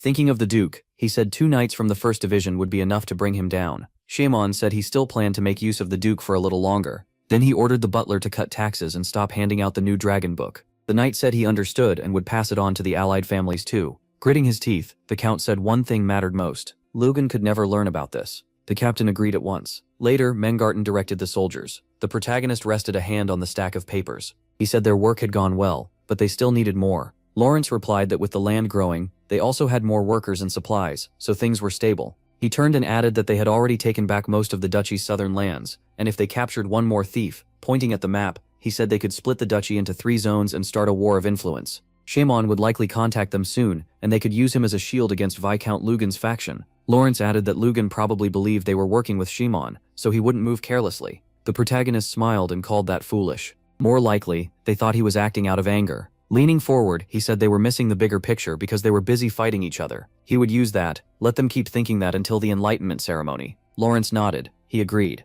The Viscount studied the note. He started talking about tomorrow's tax collection area, when a strong wind suddenly swept through the room and a purple orb formed in the center. A cloaked mage stepped out of the portal. The knight shouted, asking who he was. The man raised his hand with a smile and said he had arrived early so they would know he was coming. The captain drew his sword and yelled at him for barging in during the middle of the night. Logan realized this was bad, a mage who couldn't be sensed even by a 5th level knight. The Viscount quickly told them to wait. The captain tightened his grip and said he'd seize him right now. The mage opened one eye and purple light flooded the room. Pressed against the table, the Viscount thought this was far beyond his control. In an instant, the mage held a knife to the captain's throat. Then he asked who they were, and what they wanted. The sorcerer smiled and said he came to negotiate. He wanted the Duke's secret, since it seemed they had squeezed money out of plenty of people. The Viscount jolted upright, and asked what would happen if he turned out to be an assassin from the Lugan faction who had gone mad. The mage simply asked if the Viscount wanted more power. His pressure felt even greater than the range of his sensing skill. Looking down, the Viscount realized that if he refused, they would die right there. Logan said that meant they accepted Dragon Clan texts, and their knights gained great power from them. The protagonist replied that dragon techniques came with side effects, then asked if he felt no guilt for tricking his own men. The Viscount smiled. Ethan was shocked to hear that even in the duchy that hated dragons most, many people had already learned dragon techniques. Logan looked up and asked what Ethan thought the other regions were doing. They were only following the same trend. Ethan clenched his fist, then said he understood. He glared at the trembling Viscount and demanded the truth about the mage from that night. What group did he belong to? The Viscount opened his mouth as the protagonist grabbed him. Ethan stared him down and said the coward switched sides the second he was in danger. This was the perfect time to test him. Logan, kicking weakly, said that if he talked, not only he, but his whole family would be in danger. The protagonist asked what he thought this was. If he talked, it would be easier to remove them, and then his family could live. Then he slammed the Viscount into the wall. Clutching his throat, he confessed that the mage from that night was only a middleman. He had been told to go to Delgorn Viscount and find a man with a certain mark. The protagonist went still, his face darkening. Later, many nobles sat around a table. One man raised his hand and asked why a dwarf was there. From the throne, the emperor said he noticed a new face before the meeting began, and asked him to introduce himself. The blacksmith bowed and said he had come in, Archduke Ethan's place, carrying a letter from him. The room immediately filled with murmurs. The butler leaned in and whispered to the emperor, who then read the letter. After that he said this was interesting. Resting his head on one hand, the emperor said the letter claimed the royal blacksmith was working with Dragonflame. The three men snapped their heads toward him. Then the emperor crushed the letter in his hand. The marquis thought the emperor looked deeply uneasy, maybe because one of his people was tied to dragons. His eyes shifted to the table, and he swallowed, wondering if the truth was worse. What if the emperor himself was involved with them? The marquis turned slightly. Pafarenz only stared in silence. The protagonist looked at the letter and thought the time had come. He was in the palace now. Turning the page, he thought the setup around Viscount Ethan was complete. Now it was time to deal with the dragon tribe. Elia ran down the hall. She threw the doors open and shouted that she had finished making what he asked for. Holding out a stone, she proudly said it was a balanced whetstone. The protagonist looked annoyed as she explained he could sharpen his sword anywhere with it, then told her to knock first. Elia shouted back, asking if he had even heard her. She glanced at the list, asked if this was Malesis, the cheap weirdo, and Ethan asked if she knew him. The girl said she knew a lot about mages, then asked if Ethan was really looking for that odd man. The protagonist said yes. Elia smiled and said she was busy, but if he begged, she might help. Ethan pressed his lips together and told her to pack her bags. Then he headed for the door and said they were leaving now. The carriage soon sped down the road. The girl looked out the window. Ethan asked what kind of person Malesis was. Elia placed her hand on her chin and said he specialized in boosting the traits of materials, basically a form of alchemy. Anything he touched, even plain metal, could become material for a famous sword. Compared to that, his combat magic wasn't very special. Leaning back, she guessed he was only around level 4 at best, then asked why Ethan cared. Noticing the sword taken along with them, she said this clearly wasn't just a tea visit. The protagonist replied that he needed to confirm something and ask a few questions. He added that whether those swords were useful or not depended on the answer. The carriage suddenly stopped. Ethan and Aaliyah looked toward the mountain, and she said this had to be the place. She could feel Malesis's mana. Her eyes glowed as she warned that traps and magic circles were everywhere, so barging in would be a waste. Ethan asked if she had a better way. Aaliyah stepped forward and told him to trust her. As an 8th level mage, weak circles like these were easy to erase. She raised her hand and bragged that it would be so smooth he wouldn't even notice. A loud explosion answered her. Birds burst out of the trees. Aaliyah gritted her teeth and screamed. Then another explosion went off. Marching through the forest, she cursed the old paranoid man, and all the traps he had set. Fired up now, Aaliyah snapped that if he wanted to challenge her, she'd blow everything apart. Then another huge blast went off, and she yelled for him to just wait for her. Ethan smiled, thinking that if she was already using her old woman disguise, they must be close. A giant seal appeared in front of her. Then came another massive explosion. Aaliyah glared at the opening, and demanded to know who dared make her do all this work. She shouted for the mage to come out right now. Nolosis stepped out of the cave and said that every time she came she smashed all his magic circles like a bandit. Holding out his hand, the mage asked how many times he had told her to warn him first so he could show her a safe path past the traps. Had she forgotten again? Apaulia shot back that she didn't need permission from someone like him to come here. He should have known she was coming and cleared those traps himself. Nolosis rubbed his head and told her to stop being stubborn. Rebuilding those circles took too much work. Then he looked at the protagonist and said it would be quicker to speak with the Archduke directly. The protagonist asked if he already knew who he was. The mage closed his eyes and said that even out here, news still reached him. The moment the first circle was broken, he figured out who had come and why. With a wave of his hand, he let them enter. They passed through the gate. Inside, Aaliyah immediately accused him of working with the Dragon Clan. Leaning over the table, she snapped that he had gone too far and thrown away his honor. Nemesis answered that times had changed, and a mage should be open to new ideas. Then he faced the protagonist and said he understood they had not come to kill him. Ethan smiled and said he was here to hear him out, not just cut him down. Nemesis held out his hand and brought up the Dragon Clan warriors. Since Ethan had just woken from a coma, he might not know this, but over the last 10 years, their methods had spread fast overseas and beyond the duchy.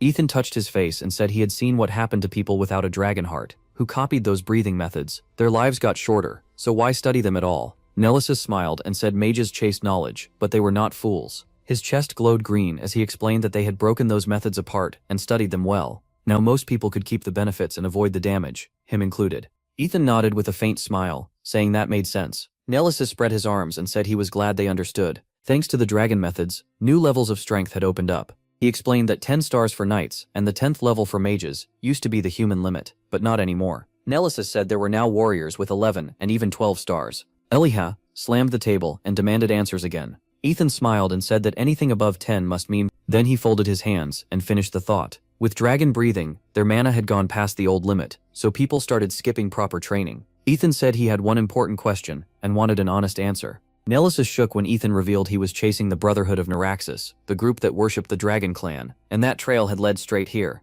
Staring him down, Ethan asked why he should spare him. Nemesis answered that there were not many of them. Then he explained that mages wanted knowledge and higher power, and the Dragon Clan texts offered by the Brotherhood were the key, so they made a deal. He did not care about their religion, and never joined the order itself. Ethan asked about that order. He pulled out an emblem and asked if the order might be tied to it. Nemesis looked at it and said yes, it was the mark of Arcana's Magic Association. Elia said she had never heard of it. The mage explained that it was a secret group of powerful mages chosen by the Hydern Empire, basically a council that stood above the rest. Then he puffed himself up and said he had actually been invited. Velia waved him off with a laugh, saying that was the funniest thing she had ever heard. If the group really contacted him, why had they never contacted her? Melesis raised his fist and yelled that she always looked down on him. He was better than some cave-dwelling doppelganger. Velia bent forward in anger and shouted that he was never to call her that. Ethan thought it over. Mages had grown stronger through dragon methods, and now there was a secret group of top elites. The two mages sprang up and nearly started fighting. The protagonist said that would mean mages already held major spots in the palace. Melesis smiled and said exactly. They were either key members of the Brotherhood or tied to it, like he was. Ethan pictured the dragon and the emblem together. If the palace blacksmith was linked to the Seventh Kingdom and the Dragon Clan, then the whole palace might already be in their hands. Or worse, he thought, maybe that had already happened. Alea glanced toward the bookshelf and noticed one of the circles she had broken was beyond this old man's skill. The protagonist asked what that meant, and Alea said someone else already knew they were here. She said this old man was finished, either way. Ethan would kill him, or the Order's people would. Then Elisa smiled and suggested taking him along. He could still be useful as an assistant. Ethan agreed. There was no reason to refuse if he was not part of the Order and not truly working for the Dragon Clan. The girl rushed over happily, saying this was perfect. She would keep him on a leash and use him until he died. Melesis sighed that he clearly had no choice. If he became their subordinate, they would protect him, and his work would not change much anyway. Alia turned toward the backpack. Ethan reached out and asked if she had the communication crystal. She said Lawrence told her to bring it. Looking into the crystal, Ethan heard that Count Shimon had sent an urgent message. Lawrence said it was just as he feared, and Ethan immediately ordered him to take Mengarten and the Knights and invade the Viz County of Eton. Ethan slammed the table and said he was leaving at once. Heading for the exit, he said they were all going together. It was time to move. In the Pleiston district of the Viz County of Eton, the people had risen up against the guards. A knight's sword burst into flames. Mengarten shone blue and shouted for everyone to hold the line, but his enemy was strong. Nerion met the attack, and heard that they could not lose just because he stood alone. One knight gritted his teeth, stunned that the Viscounty's envoys were right there, yet they were being held back by a single man. Nerion suddenly leaped at the knights. The others charged with shouts, but Mengarten yelled for them to stop and keep formation. Nerion quickly put down the knights who rushed him. A knight cried out and swung. Nerion looked ahead calmly and said the Duke's knights were nothing special. A red beam flashed behind the knight. Nerion snapped his head toward it, then was blasted backward. Ethan looked at him and said he had not expected someone that strong in the Viscounty. It was impressive that Nerion noticed the attack in time. Seeing the fallen soldiers still alive, the protagonist asked if he had spared them because he trusted his own skill. Nerion turned and said it was not arrogance. He simply believed he could defeat them without killing them. The protagonist said he was sorry for arriving late and would handle Nerion himself, leaving the Viscount to Mengarten. Nerion lowered his sword slightly and apologized for ever pointing it at Duke Arden. The protagonist's eyes widened, then he blocked the strike. Nerion was thrown back and thought Ethan had hidden his strength well. He had moved even faster than he did against Mengarten, around 6 stars. As Ethan slashed again, Nerion revised it. He was closer to 7 stars, and his sword felt different from one simply made heavier with mana. Nerion swung hard with a shout. Ethan blocked it, and thought Nerion knew the basics well, but his blade carried hesitation and fear. Nerion clenched his teeth. It made no sense. Ethan's mana felt like only 4 stars, yet there was no opening at all. Their swords clashed and they pushed off each other. The protagonist smiled and said he wanted to ask something. Nerion asked what it was. Ethan said the knights of the side branches all used methods close to the Dragon Clan's arts and Arden's secret techniques. As captain of the knights, why didn't Nerion use them? Nerion narrowed his eyes and stayed silent. Then he put a hand to his chest and said a true knight was built on the right mind and body. He would not ruin his body just to gain power. Ethan gave a slight grin and said that was a good answer. Nerion stared in surprise. Then Ethan lit his sword with fire and said he would face him with real strength, the way a real knight should. Nerion froze, eyes slightly wide. As Ethan moved, a huge blast rang out. Nerion dropped to one knee. A crater spread around him. The protagonist walked toward him and said Nerion should understand by now what it meant to storm in here with his knights and endanger civilians. There was still time to make things right. Nerion listened as Ethan told him that if he was truly a knight, he needed to remember what he was fighting for. The knight studied the protagonist, then raised his sword and asked if someone like him, who had turned away from the truth, still had a chance. Ethan lowered the blade and said that depended on what he did from this point on, he would personally cut the chains binding him. Still kneeling, Marion said he would wait. The Arden flag flew overhead. Shimon laughed and said the fallen side branches so far were Kargas, Deccan, Lamentan, and Ethan. The Viscount looked at the crystal ball and spoke. Ethan's army now stood in the city. In just 136 days after waking from his coma, he had united 4 territories and 120 knights to face the side branches. Standing before the crowd, Ethan learned that his new decree for the duchy had already spread across the Hydran Empire. Wellington hurried down the hall. He stopped at a door, knocked, stepped inside, and bowed with a hand to his chest. He said he had a report. The Emperor leaned over the table and asked if the investigation into Duke Arden was done. Wellington mentioned Duke Arden's visit to the royal blacksmith, and the Emperor's hand twitched. Still smiling, the Emperor asked how the investigation into their connection was going. Wellington answered that they had proof Duke Arden had secretly supplied weapons, but the secrecy around it kept them from finding out more. The Emperor thought it over. Duke Arden had gone against the Dragon Clan's policy whenever he could, but as one of the 7 kingdoms and the nobles' leader, he wasn't someone even the Emperor could easily move against. Bowing, Wellington admitted they had only managed to demote Williams. They still couldn't remove him from the imperial court, so he had failed. The Emperor raised a hand and told him that was expected. With the Count and the nobles opposing them, this was the best they could do, so Wellington should lift his head. He then said a slow investigation was normal. What mattered most was keeping their spies' identities hidden. Looking out the window, he added that Red Moon, the spy group working with him, was their last weapon against the Dragon Clan. As sunlight poured through the glass, he thought everything was still going smoothly. Walking beside Ethan, Lawrence reported that William, the Imperial Palace blacksmith, had been fired and Pauferins had taken his place. He added that the new appointment was only for a year. Ethan glanced at the decree and said it was called temporary, but if things went badly, it would likely become permanent. That made it seem the Emperor truly meant to challenge the Dragon Clan's policy. Then he asked how the Imperial Court reacted to the battles inside the duchy. Lawrence replied that, for now, they seemed willing to just watch. Ethan smiled and said that was fine. As long as they stayed out of it, he had no problem. Entering the room, he added that the Imperial Court was like evening slowly falling. Soon, each side's real strength would be tested. Later, Ethan headed to the training grounds. With a smile, he asked how training was going. Mirian placed a hand on his chest and greeted him. Ethan remembered how Mirian had fought and thought this was a huge gain. A knight close to 7 stars had joined them, and Ethan could trust him with the knight's discipline and training. Patting his shoulder, Ethan said they had only just joined, yet Mirian was already working this hard. He was dependable. One look at the knights told Ethan their skills had already improved under Mirian. He asked Mirian to gather everyone, and Mirian wondered why so suddenly. Ethan smiled and said the new knight order needed a new style of swordsmanship. Outside, the day was clear. Ethan stood before the knights and told them more than 100 knights from 4 families were now gathered here. Because of that, their sword styles and command systems were all different. He stepped forward and said that from now on, they would follow the ways of the Knights of Arden. Drawing his sword, he told them they would learn the technique he was about to show. Then he called the representative knights forward. Looking at them, Ethan said they could begin. All of them rushed him at once, and Ethan reminded them this was without mana. Mirian and the others attacked together, but Ethan blocked every strike. Then he swung hard and knocked them all back. More warriors came in from above. Ethan narrowed his eyes and blocked the attack from overhead. That warrior was thrown back and bent over in pain. The next fighter charged in, trying to overpower him, but Ethan guarded the blow. The man thought brute force would crush him, but Ethan calmly watched, caught his arm, and slammed him to the ground. The warrior groaned.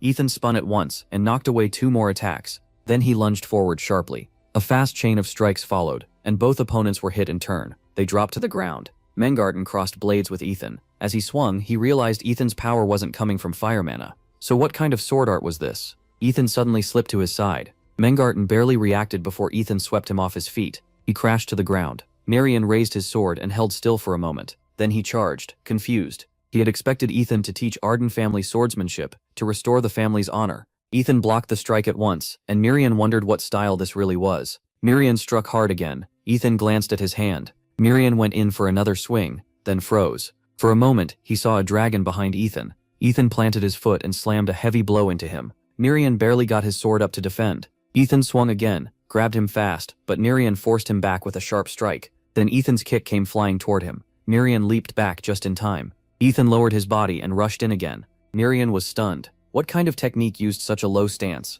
Ethan closed the gap in an instant. A slight grin crossed his face and he smashed into Mirian's sword. The tip snapped off. Ethan pressed his blade to Mirian's throat, and Mirian admitted defeat. The other warriors stared in shock. Ethan had beaten 6 men with 1 sword. How? Ethan looked over the gathered knights. Mirian kept his eyes on him. Ethan smiled and told them most of the people here cared deeply about Arden. He went on to say they had been forced to swear loyalty to the Senate because of the side branch's tyranny. Remembering the battles against dragons, Ethan said people likely came to admire the Ardens because of their skill. They were called the strongest swordsmen on the western continent, but a blade is honest with everyone. So did they know how the Arden family reached that level? The crowd fell silent. Then Ethan revealed the truth. The Ardens did not cling to noble pride. They studied barbarian techniques and improved them. Norion, shocked, said those were the same barbarians who had started a war against the Hydern Empire 100 years ago. Ethan answered that no technique is good or evil on its own. Clenching his fist, he said it all depends on the person using it. The sword art he had shown was a mix of his family's techniques and the Dragon Clan's, a new style he created himself. The dragon-slaying sword technique. Mengarten and Nerion were stunned.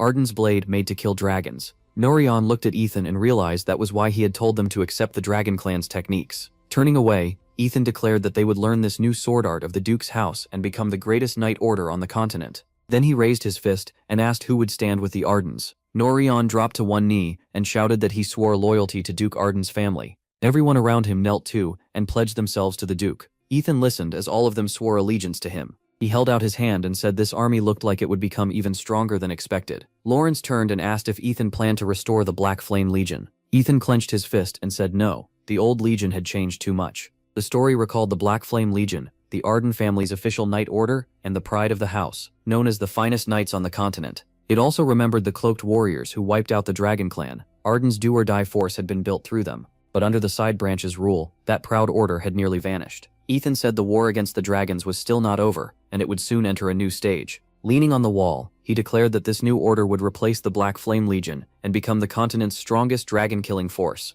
Light poured through the window as Shimuan spread his arms and announced that the Viscounty of Ethan had fallen too. Smiling to himself, he thought that Duke Lugon and the others still had no idea what Ethan was really after. The Count glared and said that at this rate, the Duke would deal with Lugon next. Just then, the butler came running. He burst into the room and shouted that an urgent message had arrived. Shimon asked what could be so urgent that the man forgot his manners. The butler replied that Ethan had announced he would attend the Senate meeting. Shimon jolted up in shock and asked him to repeat it. Then he bent forward, furious. It was happening much sooner than he expected. Clenching his fist, Shimon realized Ethan's anger would not stop with Lugon. It would reach him too. The Count ordered the doors shut and called for an emergency Senate meeting. He told the butler to inform the others at once. Looking out the window, the Count thought there was no choice now. He had to move faster. A warrior raised his sword, and flames burst out. The Arden banner shone in the sunlight. Ethan shouted that the time had come to take back the duchy and wipe out the parasites draining the Arden family. The knights listened closely. The princess clenched her fist as she heard that in the Senate's name 10 years had passed.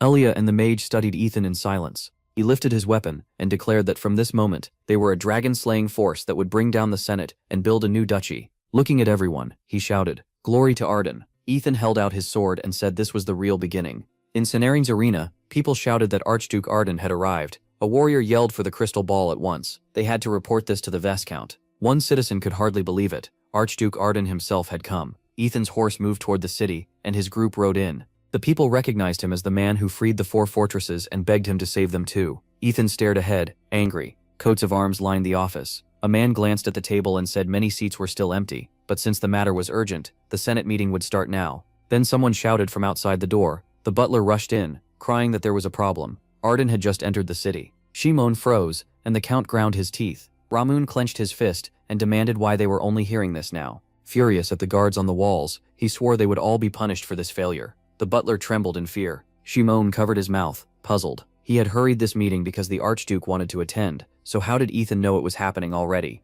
The butler dropped low and said he couldn't just come in like this. Ethan ignored him and walked right past. Everyone in the room stared at him in shock. Ethan calmly said he was glad to see them and would be joining the meeting. The Count jumped up, shouting that this broke the law. Pointing at Ethan, he said only side families could attend. Even as Archduke, he had no right to sit in on a Senate meeting. Ethan tossed papers onto the table and said he had letters of authority from 4 absent elders, all approved by His Majesty. Then he sat down and told them to take any complaints to the king. He got straight to the point, cut taxes in half right now, and ban the spread of copied scriptures. Logan protested at once. Ethan turned to him and said if he refused, he would start a war. The Count shook and demanded how he dared speak that way. Logan shouted back that they would soon see whether Ethan had the right to treat him like that. Knight Captain Zaret began to glow blue. His pressure spread across the whole room. Everyone lowered their heads and groaned. Shimon stared ahead and thought this was the power of a 7-star knight. The only reason they could pressure the Archduke this way was because of him. Then Ethan slammed his fist on the table. Looking at the Knight Captain, he said he was the captain of the Red Lion Knights of the Hamilton family, a 7-star knight. Ethan's chest glowed red as he asked if that gave him the right. A red wave burst from his chest. Everyone in the room jerked back and shielded themselves. Lugan raised an arm to protect himself too, his teeth clenched tight. The Count shouted, asking what Ethan was doing. Ethan asked if Zeret really wanted to use his pressure here and add treason to his list of crimes. Zeret gritted his teeth in shock. Ethan had crushed his pressure with ease, even though less than a year had passed since waking from his coma. Then he stared closely at him, when Ethan asked again for his answer. Lugan sprang up and pointed, yelling at Count Shimon for staying silent. Ethan only smiled and said there was no need. Shimon had already agreed to every demand. At that, Shimon smiled. Lugan glared at the Count, jaw tight. Outside, Ethan's squad waited near the building. Fonze looked over the knights and mocked that their old knight captain Nerion was there after all. He raised a hand and sneered that he was sorry for the late greeting. Those dark clothes made Nerion easy to miss. Nerion asked what he wanted, and Fonze replied that it was nothing. He just found the name Dragon Slayers funny for a group using Dragon Clan techniques. Nerion glared at him. Then he said it was rich, hearing that from someone who once begged at their feet to learn those same skills.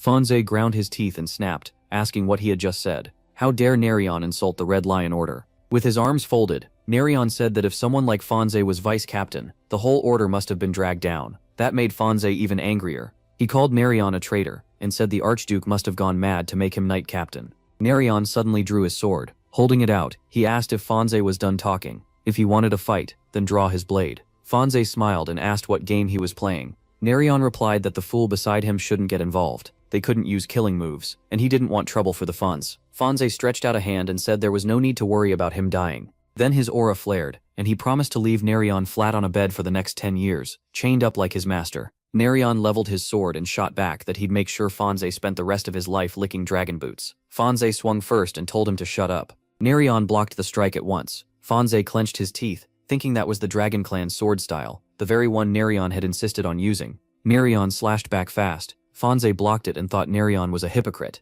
As he attacked again, Fonze told himself he already knew all their sword techniques. A dragon shape rose behind Nerion.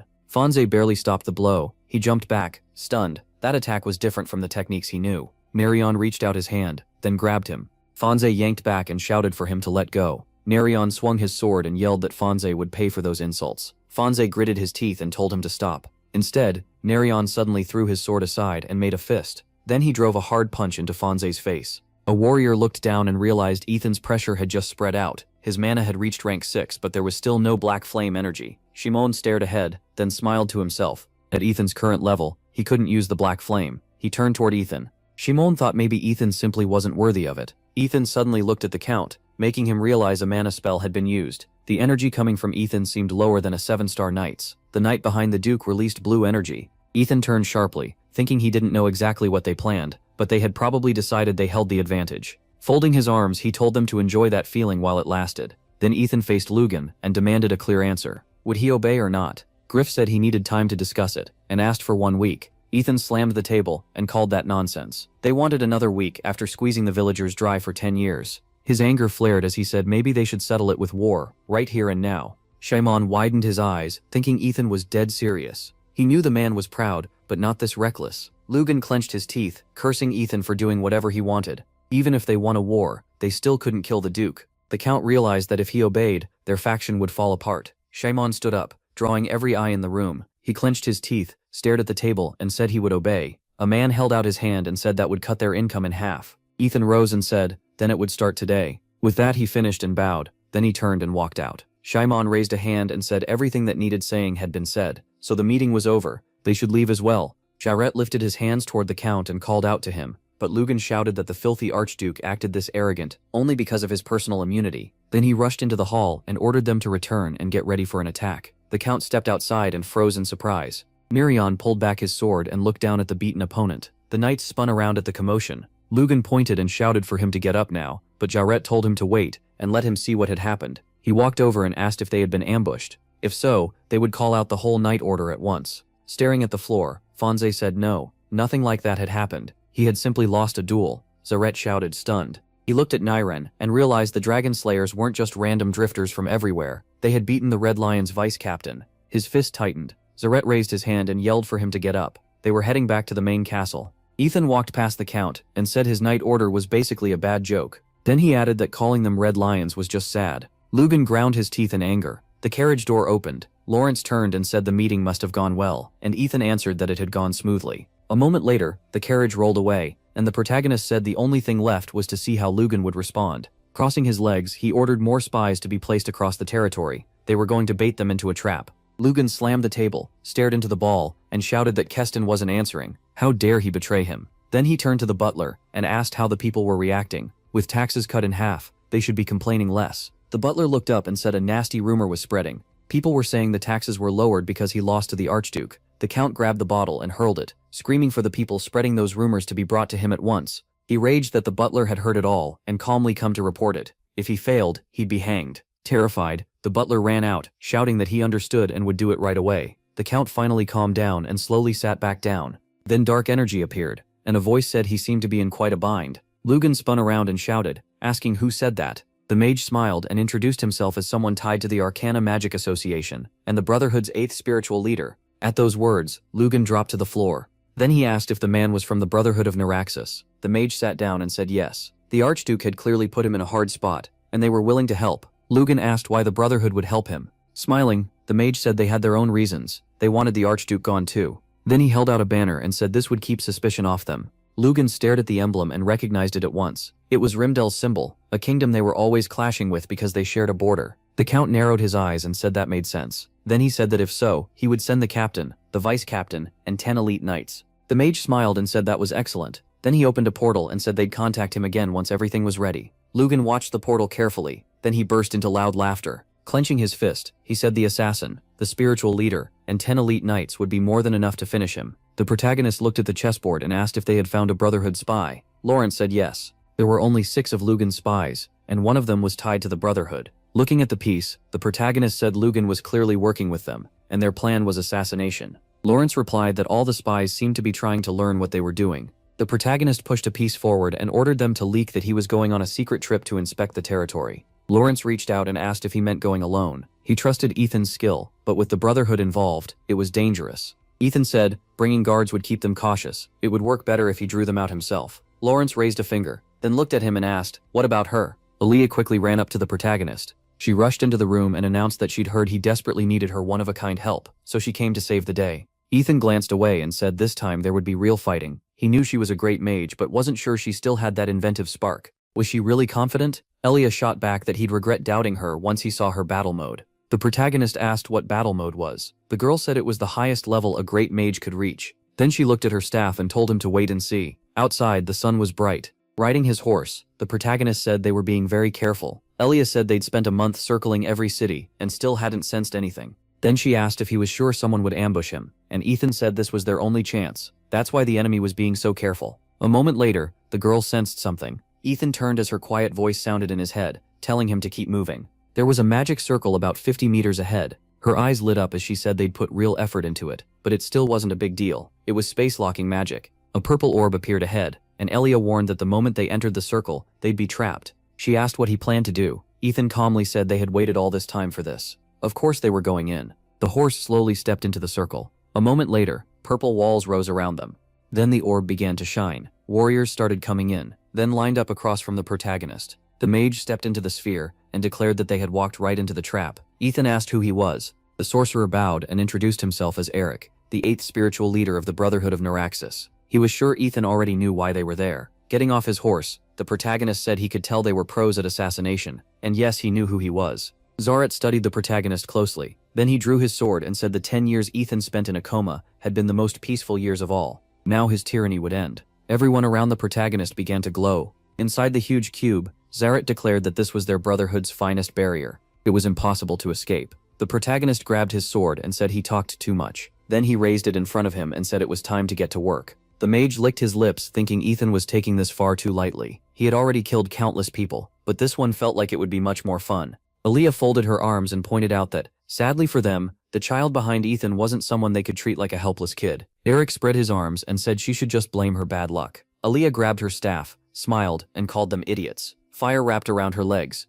Then she raised the staff and told them to witness a great mage's power. Holding the staff in front of her, Aaliyah declared that now none of these kids were leaving without her permission. The whole cube flashed with bright light. The warriors opened their eyes as the cube started to vanish. Eric blurted out, asking if she was that inventor. The girl smiled and said he was coming with her. Then magic lifted the sorcerer off the ground. The warriors watched in fear as the spiritual leader vanished. Eric found himself alone in a red world. Looking around, he realized this wasn't just a barrier space, it was a world the mage had created herself. Then he screamed. Purple magic burst from him as he shouted that he would make his own domain here. The magician smiled, then turned sharply. Elise said that was more like it. If he couldn't do at least that much, this whole month of waiting would have been pointless. Eric held out a hand and asked her to wait. They had searched all over the continent for her, and he was glad to finally meet her. Walking toward her, he asked if she would join the Brotherhood. They were willing to accept any condition she named. Elise smiled and said his group was pure evil. Did he really think she'd ever work with them? Eric lowered his head and said that was a shame. Then magic burst out of him as he shouted that she would have to die. The girl laughed and told him to go ahead and try. Standing before the knights, the main character counted them, 1 7-star and 9 6-stars. Since returning, he had never faced this many strong enemies at once. Ethan gripped his sword and looked at the warriors. Then he focused and realized he wasn't afraid. He remembered every swing of his blade. If he were a coward, he never would have had the nerve to raise it in the first place. Then a dragon image flashed through his mind. Ethan leveled his sword at them and told them to come. Furiously he fired a flaming arrow. Eric ducked and slipped past the shots. The girl smirked and said he ran like a little rat. The sorcerer looked up thinking she really was a great mage, but how would she handle this? Then he shouted for the dragons to lend power to their faithful servant. A bright light burst out, and a purple dragon rose above the magician. Ilya stared at it, then asked what that was supposed to be. Eric's arm changed into a paw, claws extending from his hand, and horns sprouted from his head. Eric threw his arms wide, and fully changed into a dragon. Ilya flared with light and fired a rain of arrows. She smirked. Realizing this was a special skill, he had boosted his mana and started using dragon language magic. Eric reached out and mocked her, saying the great witch would die inside her own magic space. Ilya brought up a seal and laughed. If anything, he had just made this more fun. The dragon opened its jaws as Eric yelled for her to die. The seal by Ilya grew larger, and she unleashed a wave of lightning. The protagonist suddenly burst with red light, and Zaret realized the Archduke's mana had spiked. Gritting his teeth, Zaret admitted Ethan had fooled them. He hated to say it, but Ethan was strong. The knight studied Ethan carefully, then he lunged. He jumped at the protagonist, and ordered everyone else to attack too. Ethan opened his mouth and breathed fire. After casting his spell, flames wrapped around his body. Ethan clenched his teeth as blinding fire covered him. Then his power burst out in a huge explosion. The warriors were caught in the flames. Grunting, Zaret raised an arm to shield himself and ordered a retreat. Fonz was stunned. He had never seen a skill that turned the body into fire, and he had no idea how to kill Ethan now. Zaret drew his sword and shouted for everyone to stay calm. Even with the Ardennan's secret art, Ethan still wasn't untouchable. He told them to aim for the wound on Ethan's chest. If they pressed him, they could still hurt him through the fire technique. Fonz clenched his jaw and noticed another wound on Ethan's neck. Zaret began to glow and shouted that Ethan couldn't block their strongest strike if they followed his lead. He told them to pour all their mana into their swords. Touching the wound on his chest, Ethan realized Zaret was a 7th level Great Knight. No wonder he saw through the trick so fast. He recalled the Body of Fire, one of the Ardenn's secret arts. It turns the body into flame and knocks away attacks. In another dimension, their strikes would be useless, but the skill had clear limits. Ethan stared ahead and knew he was burning through mana fast. He gritted his teeth and decided to finish them quickly. Then he charged the warriors. Ethan swung his sword and used Fire Fist Dance. A second later, he had already passed them and appeared behind them. One warrior started to speak. Then everyone noticed the cuts on him. Ethan checked himself and saw he only had 40% of his mana left. Zaret leaped up and shouted that it was working. He ordered everyone to attack together and give Ethan no time to breathe. Ethan turned and used Solar Prominence, move 4. Then he slashed again with a fractional Kai strike. The blast hurled the warriors back as they cried out. Zaret and Fonz managed to block the attacks. Then the two of them cut Ethan with 2 quick strikes. Zaret turned back. Fonz looked too and realized they had only scratched him. Then they saw Ethan jump at the others. His sword blazed, and he saw his mana had dropped to 30%. He thrust his sword forward and called out a fiery explosion. A warrior tried to shield himself with his sword, but the attack left him covered in ash. Fonz ground his teeth. He couldn't even get close enough to land a hit. Ethan stomped the ground hard. Then he swung his sword and used Solar Prominence. Second move.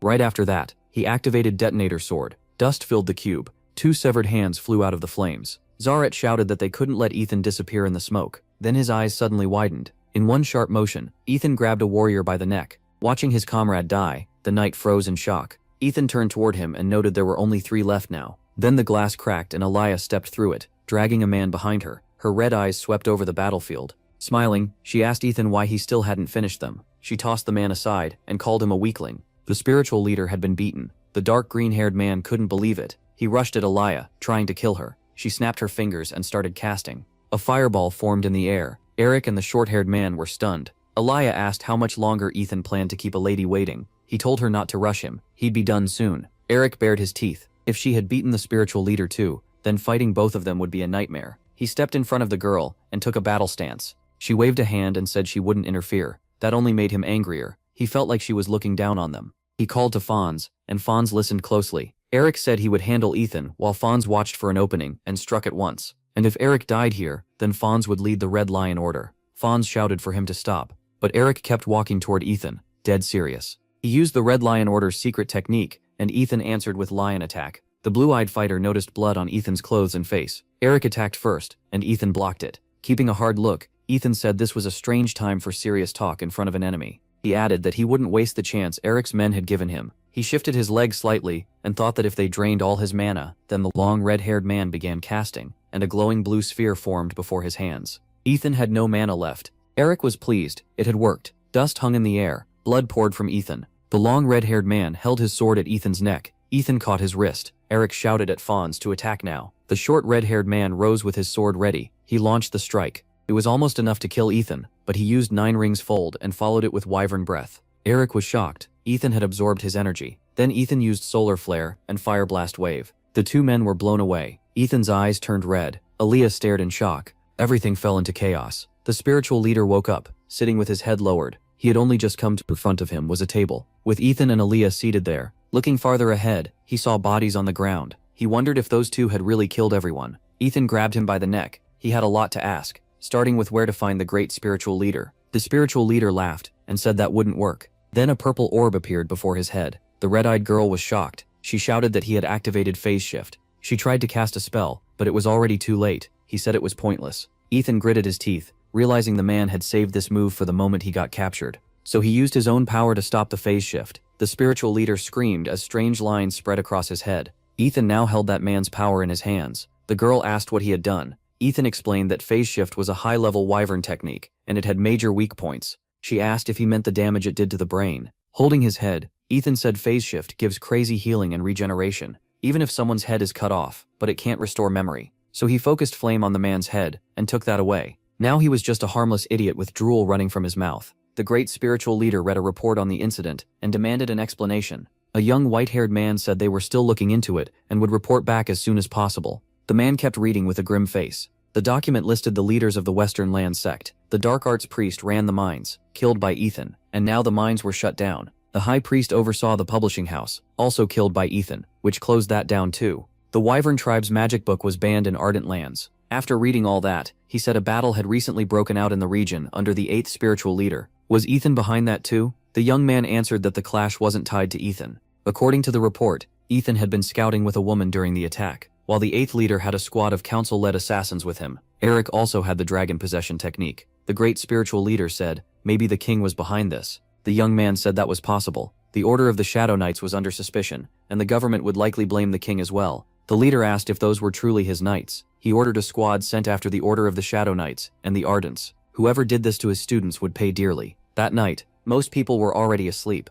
Marcus sat at a table reading a paper. Then someone knocked. A hand rested on the doorknob. A light pink-haired young man entered after being allowed in. He asked Marcus if he was the second spirit in charge of the mission. Marcus confirmed it, and invited him to sit. Mengarten thought this was the man the advisor had named Captain of Intelligence. He had heard Marcus was part of the organization. The bearded man said everything was ready for the operation, but he wanted to avoid needless losses. Marcus told him not to worry. With a hand on his chest, he promised the mission would be carried out with honor, swearing on his name as a soldier. In the street, people whispered that the Count had arranged the attack on Ethan. They wondered if he was all right. After all, he had been attacked by the captain of the knights in the Ironver. Then someone suddenly called them out. The men who stopped them started yelling, asking how they dared spread lies. But the crowd pushed back. They all knew the Count had only acted because of Ethan's orders. They said no one here was stupid enough to believe otherwise. Then one of them got kicked hard in the stomach. He was seized for treason, and the brown-haired man ordered him thrown in prison. Just then, someone called out from behind. It was Marcus with his men, declaring himself a warrior of liberation.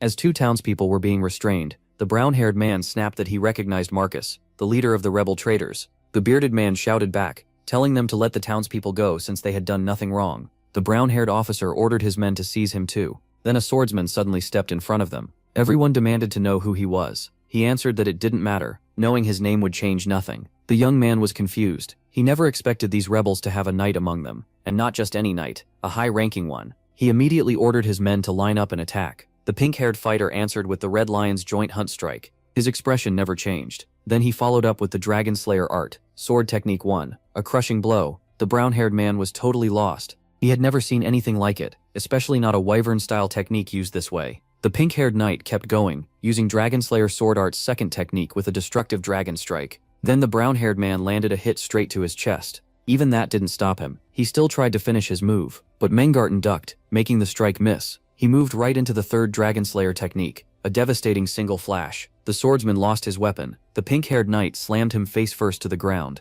He told him that even if they were both 6th rank knights, he was stronger. He could even feel that he had grown stronger than when he served the Baron family. Marcus shouted that the Red Lion Knights were not the enemy. The real enemy was the Count, who lived by crushing the people. The townspeople cheered after his defeat. Lugon yelled, asking why they still hadn't arrested that ragged fighter. His men answered that the man wasn't some ordinary Smedian. He had backing. Lugon demanded to know from whom. A servant explained that knights were supporting him, and the Red Lion Guards had already been beaten and humiliated. Lugon angrily asked if Arden's knights had already arrived. He also wanted to know whether Eric and Fons had replied, but the servant said no. A whole week had passed. Lugon slammed his hand on the table and insisted they still had the larger army, so that had to count for something. He ordered them to name a temporary captain of the order. Then someone knocked at the door. A messenger rushed in and reported that Arden had taken the fortress of Toledo. He added that Arden himself was leading the knights in battle. Lugon bared his teeth. He told the butler to send out his order. All forces were to gather at the palace. They would fight to the death. The brown-haired man couldn't understand what was happening. Nearly the whole city had gathered. Mirian announced that the guards were giving up. Everyone was stunned. The true ruler of these lands was a traitor too. The people raised their hands and cheered. The guards insisted they were not weak like the others. They still had a squad of 4th-rank mages ready, and no matter how skilled Ethan was, he wouldn't survive an assault on their castle. The guards raised their bows and opened fire. The citizens were horrified. They were shooting into the crowd.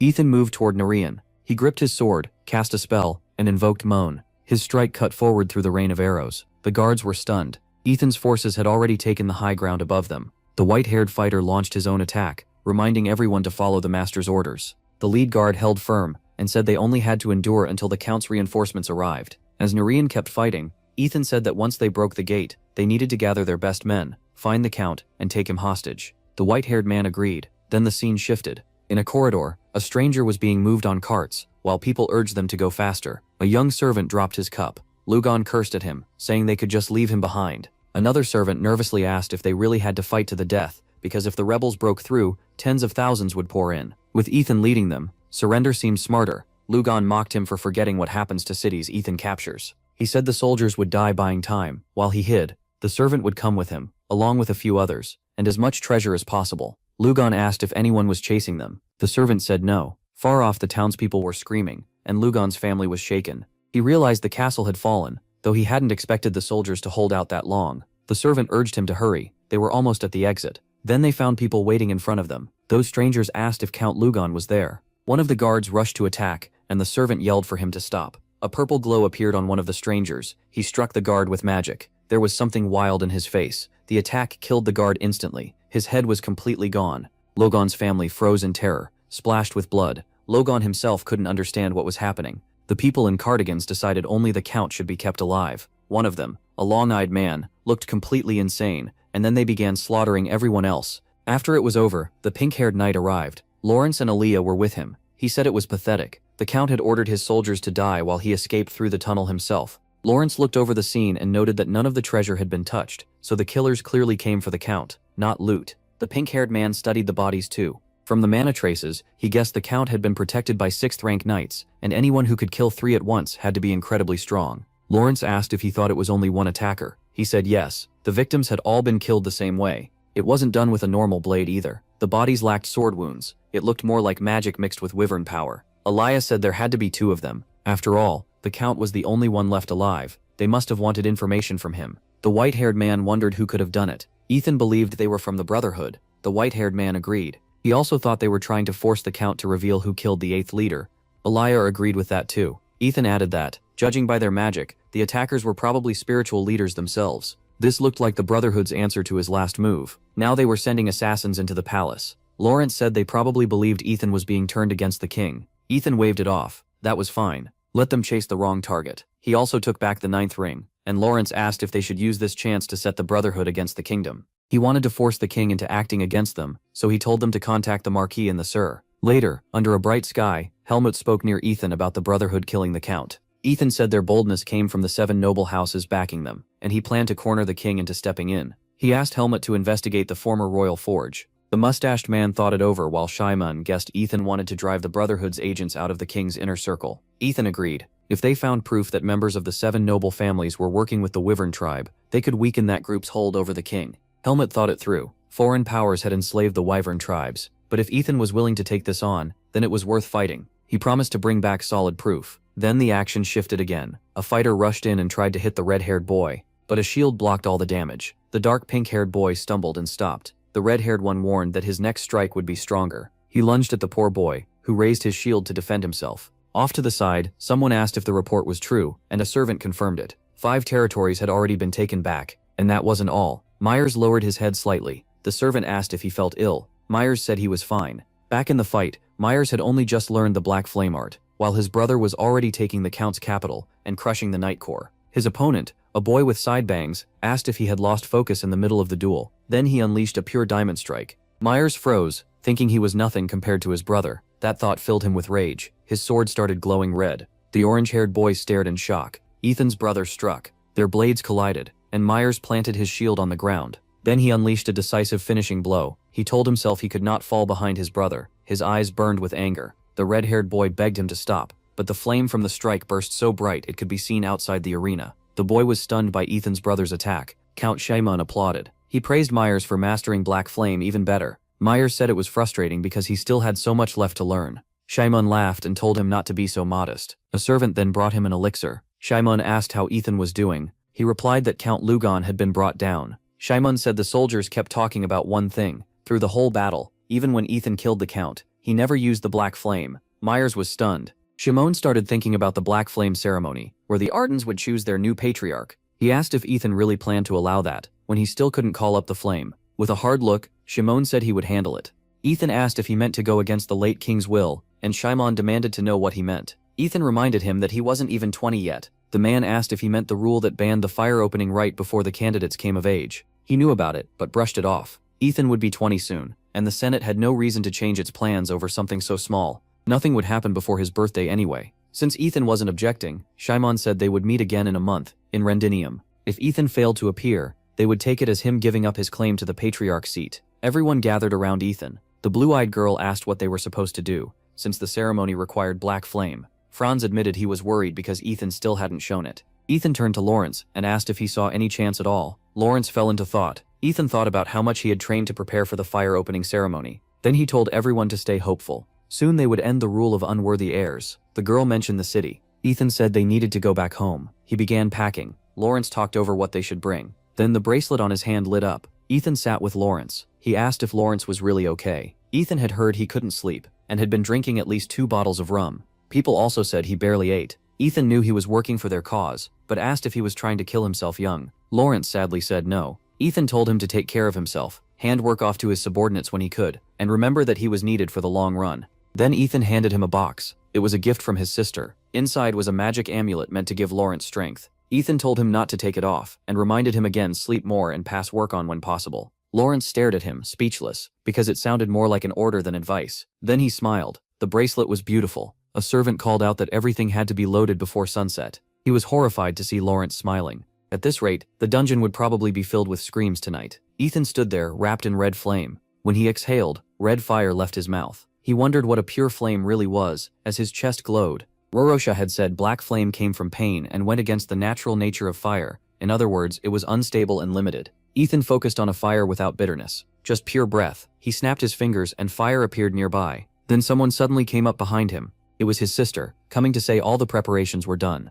Ethan smiled at her. He said he was ready. She smiled back and said it was time to return home. On the day of the fire opening ceremony, they rode in by cart. They were entering Rondinium. Citizens were talking about their lord. Some were even crying because he had finally come back. The cart came to a stop. Elia thought the capital looked even worse than she had imagined. Lawrence was furious that half-breeds had dared ruin the young master's city. Ethan's sister placed a hand on Lawrence, and he looked confused. He asked what she meant. Looking out the window, she thought Ethan would make them pay. This was what they had done to their city. Ethan was already mounted on his horse. Then she suddenly froze. Shimon had come out to greet him. Ethan asked if everything was ready for the ceremony. The man confirmed it would be held in the arena. Ethan said that if so, they should do it right away. Shimon wondered where that confidence came from. When Ethan still couldn't use Black Flame, he stopped him. Shimon said this was a huge event, the first in decades, and they had prepared a reception. Ethan told him to cancel it. He said he didn't want to waste one more minute with the traitors who had crushed his lands and turned them barren. Shimon snapped, asking what Ethan meant by that. Still, he thought he had protected himself well enough that the ceremony would go the way he wanted. The flame burned. Ethan walked forward with the others behind him. Soon they stood in the arena. Elia smiled. She warned Ethan that magic seals were set in the center, and told him to be careful. She expected no honesty from them. Ethan told her not to worry, and kept going. The townspeople shouted that their young master had returned, and this was no time for feasting. Others whispered about who would win. Then Myers entered the arena too. The brothers faced each other. Ethan gave a faint smile. He realized Myers had grown up. Shimon announced that everyone seemed to be present. Ethan asked about the third contender, since 3 people had claims to lead the Arden family. Shimon raised a hand and said he had tried to contact him, but got no answer. Ethan guessed the man had decided to hide out, even during the rite. Shimon asked if they could begin now. He shifted his foot slightly. Then he declared the 18th Arden fire opening rite had begun. The crowd erupted in cheers. The 2 brothers stood across from each other. Both of them smiled. All eyes stayed on them. Myers decided to show Ethan how much stronger he had become. He lifted his sword high and moved in to strike. At that moment, Shimon raised 2 fingers. It was the signal to activate the magic seals.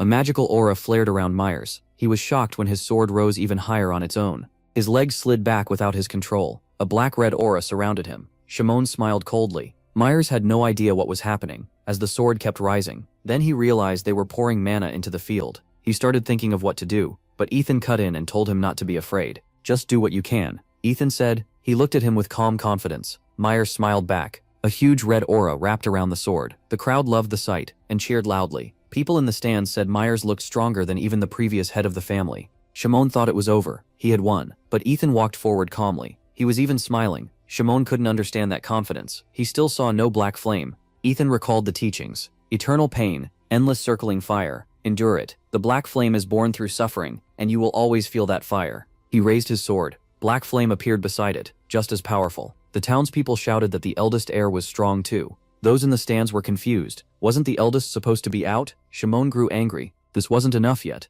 The magic seal was meant to let the youngest heir show far more black flame. Ethan's face turned serious. He called for everyone to listen. Until now, he said, House Arden had used black flame as its symbol, but black flame was unstable magic, and now he would show them something else. The crowd had no idea what he meant. Ethan kept speaking, telling them to look at their future. Then his eyes turned white as he used the secret of the pure flame. He gripped his sword tighter. A white flame burst out. It was just as strong, but now it burned white and red. Everyone was shocked. Shimon couldn't understand where Ethan had gotten white flame. Even the officials were stunned. It was the legendary magic tied to the founder's bloodline. His sister was overjoyed, just like the rest of the people. Ethan declared that black flame had become the symbol of House Arden, but it also chained their potential and kept them from growing. After learning the founder's martial art, he realized the future belonged to the white flame. Myers fell to the ground. He admitted defeat and swore to serve Ethan faithfully. The townspeople celebrated the eldest heir's victory. Ethan smiled. The outcome had been clear. Shimon was furious. He tried to speak about the result of the ritual, choosing the Arden head, when a voice suddenly yelled for him to stop.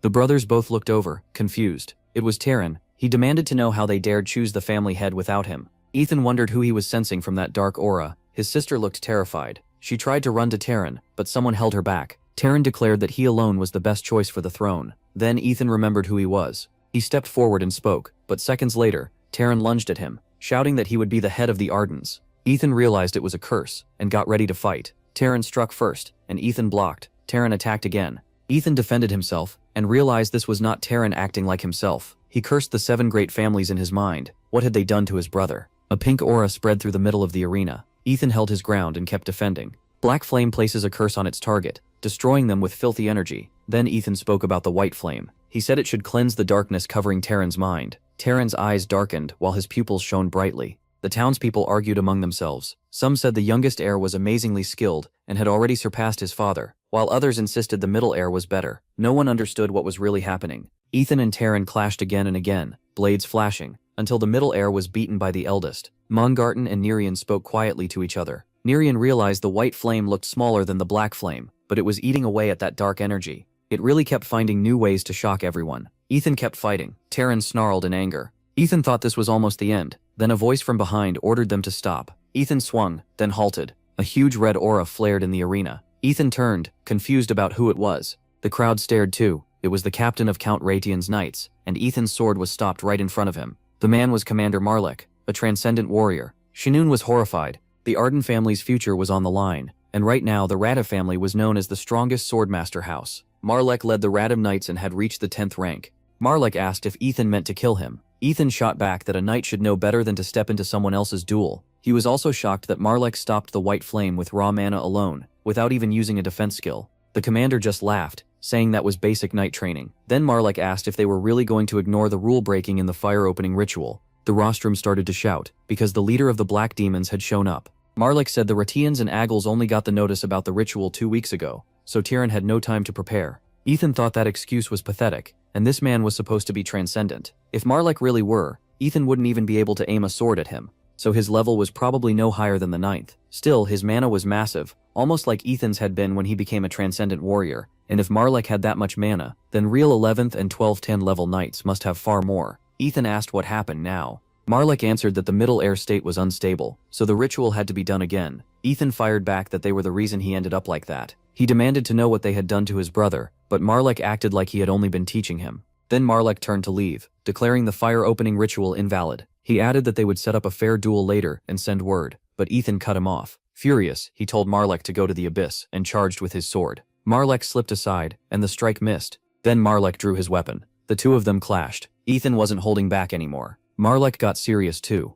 Myers was stunned, and his sister covered her mouth, unable to understand what was happening. Phyrexian said it was a secret technique passed down by the great families. He never expected someone from another house to master it so well. People whispered that even Count Relation's knight commander could use black flames. Marlek held his sword ready. Ethan attacked, but Marlek blocked it. A moment later, Ethan shifted positions. He struck again, and Marlek stopped that one too. Marlek thought Ethan's blows were impressive for a 7th rank fighter. His sword skill was nearly perfect, only his mana was lacking. He also felt Ethan's style looked a lot like Count Garand Marlek's. Marlek blocked again. Ethan moved around him at high speed. He launched another heavy strike, and Marlek parried once more. Shinnon couldn't believe it. The first heir was standing against Marlek, and hadn't fallen, even though the man was supposed to be transcendent. Marlek struck, and Ethan managed to block. He could tell the man was toying with him, but one thing was clear. Marlek's black flame was far better than Terran's. They had used Terran like an experiment to uncover the secret of that flame. He figured they had twisted Terran's mind in all kinds of ways to fill him with hate.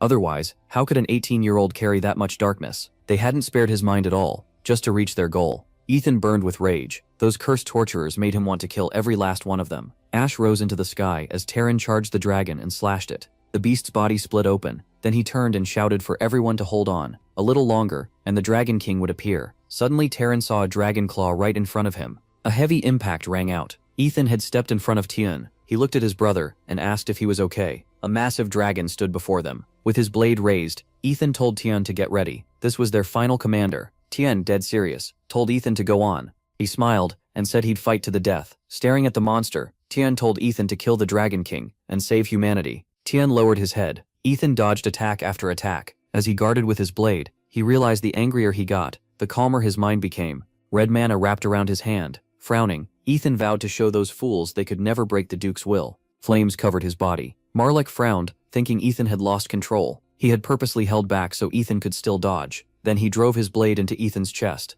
A powerful force burst from Ethan. Red mana poured from the wound in his chest. Myers frowned and thought Ethan didn't have enough mana for this. Blood sprayed through the air as Ethan dodged the attack. The boys were terrified. Ethan's face was hard and focused as he swung. The man saw a crushing blow coming at him. Ethan's strike landed. Blood ran down his blade. A cut appeared on Marlek's neck. The crowd burst into cheers. Shimon was stunned. The boys whispered that the first heir had not only fought a transcendent warrior, he had actually wounded him. Marlek frowned, thinking Ethan clearly didn't know his place. Angry now, he said he had only tried to calm Ethan down after he rushed in like a mad dog, and Ethan had no idea who he was facing. Ethan watched him closely as Marlek lunged, charging forward. Marlek yelled that he'd put Ethan in his place so he would stop leaping around. Then a huge blast exploded. Both Ethan and Marlek were shocked. A young man stood between them and said that was enough. With a stern look, he demanded an end to this pointless duel, and said they should hear His Majesty's message instead. Ethan wondered if this was another high-ranking knight. There were a lot of transcendents here. The man looked annoyed.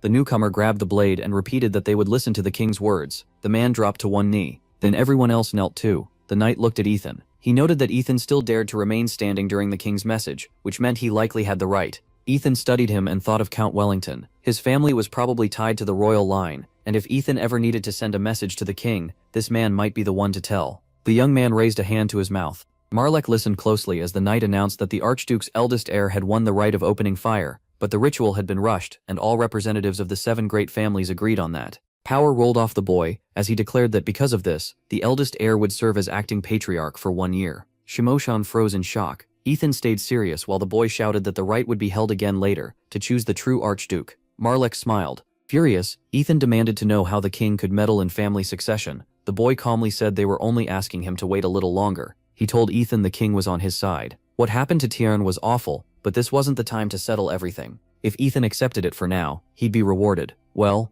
Ethan frowned and asked what kind of reward. The boy calmly said they would support him with money to rebuild the cities. Ethan looked at him in silence. The boy stood firm in front of him. The protagonist finally said they would talk about it later. Holding his sword, Ethan thought he couldn't bring Tiern back right now anyway, and he needed time to grow stronger. In his heart, he asked Tiern to wait and promised to bring him home. Then the boy loudly announced that until the next fire-opening ritual, Ethan Arden was now the patriarch of the Arden family. His sister was overjoyed. In the arena, Ethan heard people cheering. Many were stunned. Shimon was terrified. As he walked down the hall, he muttered that this couldn't be happening. A man followed behind him. Shimon ordered the soldiers moved out at once, and the man answered that he'd handle it right after seeing him off. Climbing into the carriage, Shimon ordered them to send him a few guards and a communication crystal, while the rest went to the castle to prepare for the march. The carriage rolled away. Shimon seethed, thinking Ethan was a fool and a bastard. Holding his head, he realized even the king had stepped in and confirmed Ethan's right, ruining all his plans. That same night, the story moves to Count Shimon's castle. The warriors stood in formation, talking about how the eldest heir had become family head, while young Master Myers got pushed aside.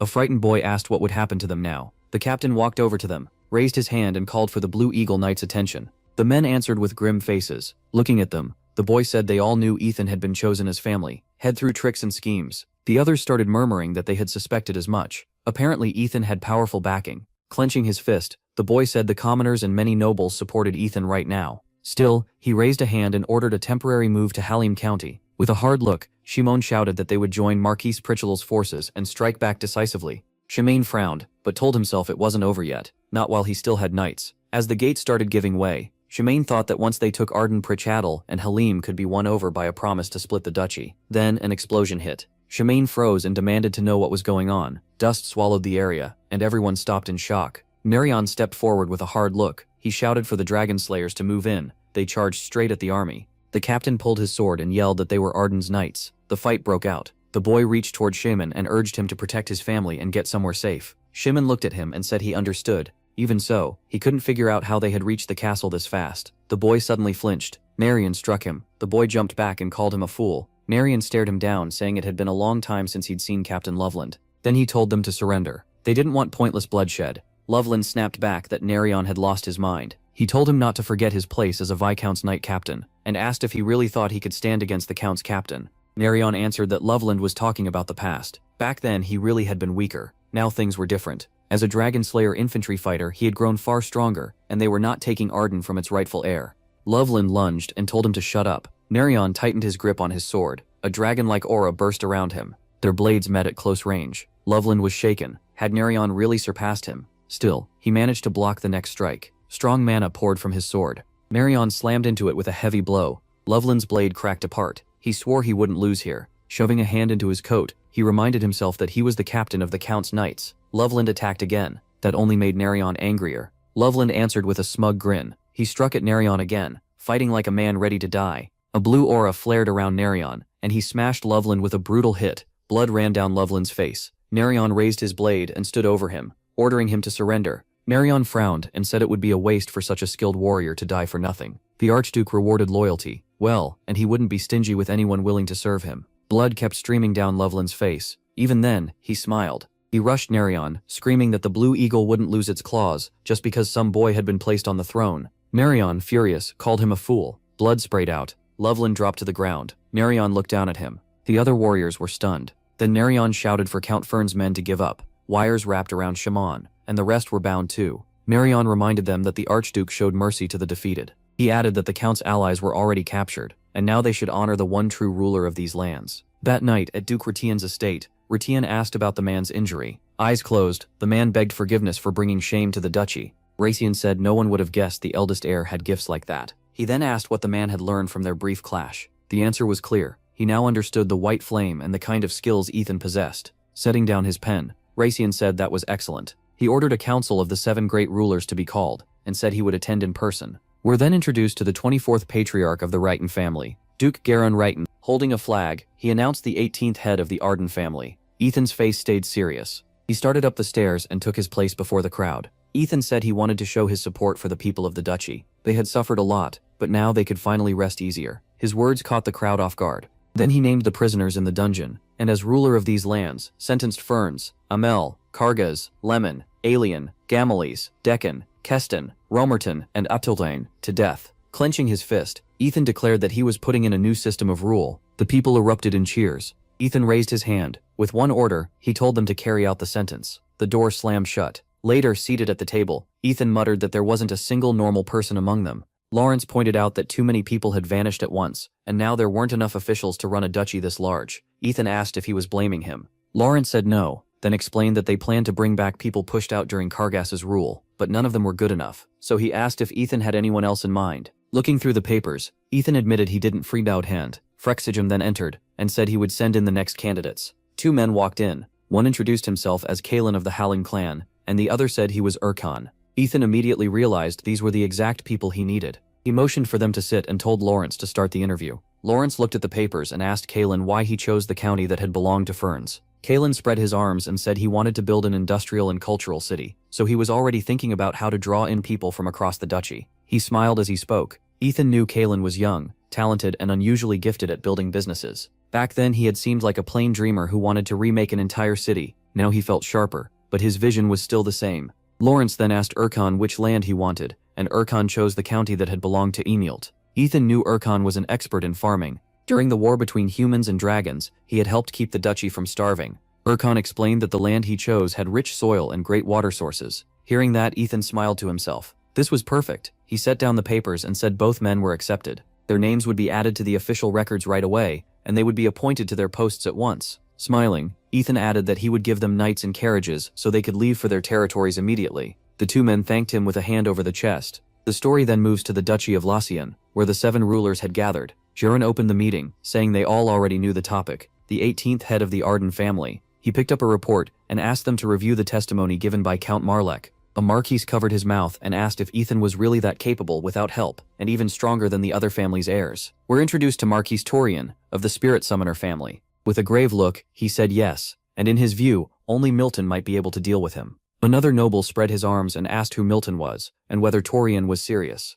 That speaker was Marquis Sage Aiden, from the famed Spearmaster family. Calmly, he thought of Milton as the strongest and most talented of all the heirs from the 7 families. Then came Duke Dostin, from a famous wrestler family. He explained that Milton had been raised on special food and potions to make him powerful, and had also learned dragon techniques and Arden dark magic. By 18, Milton had already reached 8-star mastery. As Milton with a sword came to mind, the Duke called him the so-called strongest swordsman of the next generation. Standing beside Jiren, he admitted that if the 2 fought now, he couldn't say for sure that Milton would win. The room reacted at once, asking if he really meant Ethan was on the same level as the kingdom's strongest young swordmaster. The nobles stared at each other in stunned silence, the mood turning dark. Turian raised a hand and pointed out one part of the report that made no sense. Ethan seemed to already know the dragon sword technique. Looking back at the paper, he said the report claimed that for a 20-year-old, Ethan's ability was far too great. The man with first-hand experience placed a hand on his chest and said the report was accurate. He had fought Ethan himself and would stake his life on that judgment.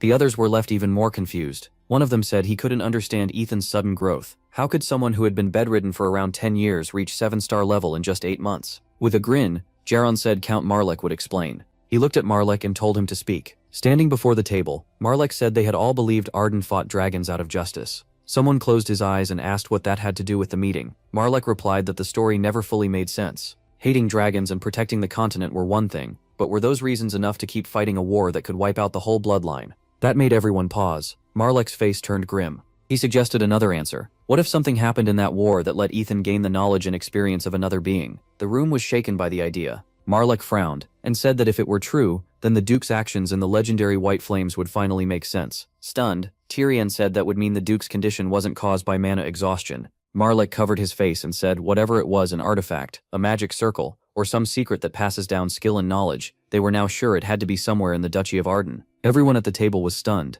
Then the spiritual leader walked in, shocked, saying he had never even heard of something like that. Marlek stared at him, wondering if this was Chief Naraxis, and when he got there, Gerond raised a hand and asked what the chief thought. Naraxis stepped up to the table and said that if such magic existed, it had to be extremely advanced. Still, the Arden family was not known for magic, so it made little sense. He lifted a finger and guessed that maybe the technique had been passed down somehow, but the Arden family had already fallen apart. The others quickly agreed. Naraxis then said that for someone who grew that fast, the Duke was clearly gifted, but still just a puppy. He brought up the king and spat that this puppy was the reason their order could not move west. Because of his deal with the king, their spies were even getting pushed out of the royal palace. Slamming the table, Naraxis declared that at the coming ceremony, he would shatter Duke Terran's mind completely. They had to win. With a hard look, he warned the 7 clans not to forget the rich gifts their order had given them. Surprised, Gerond asked him to calm down. The hit left a dent in the table. Naraxis said that if they broke Duke Terran's mind, rebuilt his body, and then gave him the dragon's techniques, they could defeat the Duke within a year.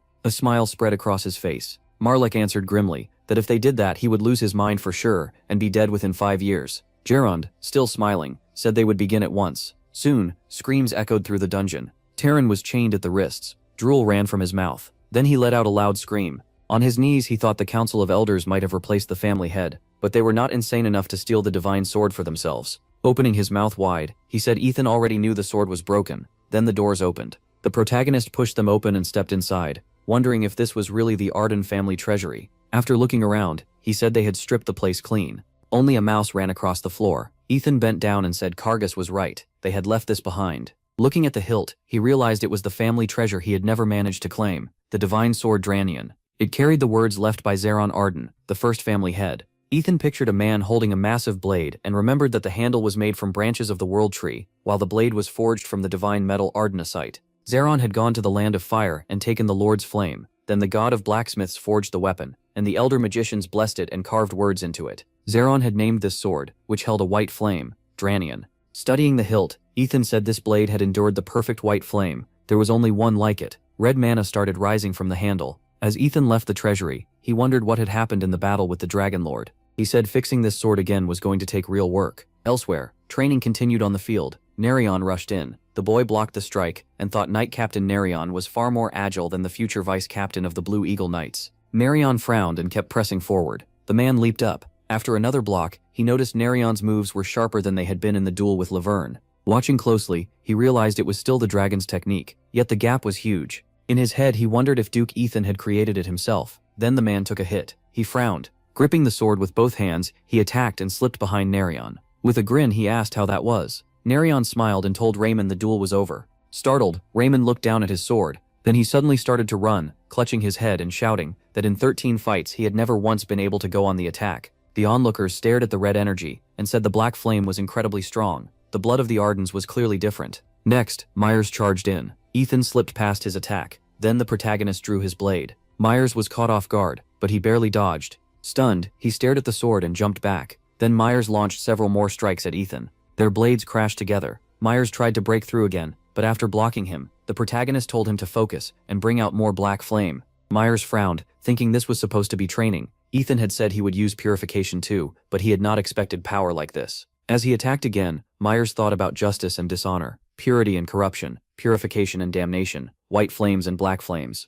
Looking at the protagonist, he admitted he did not know if he could ever take in the white flames. Then he wondered if he was enjoying this too much. He raised a shield to block the next strike and slid across the ground. Dropping to one knee, Myers heard Ethan say that was enough for today. Tonight he would hand over his notes, and they should help him call forth the white flame. Myers looked up and asked if Ethan would teach him himself, and if he was planning to leave. Ethan smiled and said he needed to restore the divine sword. Once Myers could summon the white flame, he would give him a weapon that fit him. Sweat ran down Myers' face as he asked in shock if Ethan really meant to restore the divine sword. From inside the room, a man's voice asked if those were branches of the world tree. Annoyed, Aaliyah snapped at her to at least pay for the night. With clear irritation, he asked if she understood what she was looking at. Those were actual branches of the world tree. Aaliyah shut her eyes and asked why that mattered if it was broken, then asked if he had called them there to restore it. Ethan held out his hand and said they should start with the blade, since Melis knew metal best. Then he asked if there was any way to get Ardenashit. Melis showed him an ingot, and explained that Ardenashit was the finest metal of all,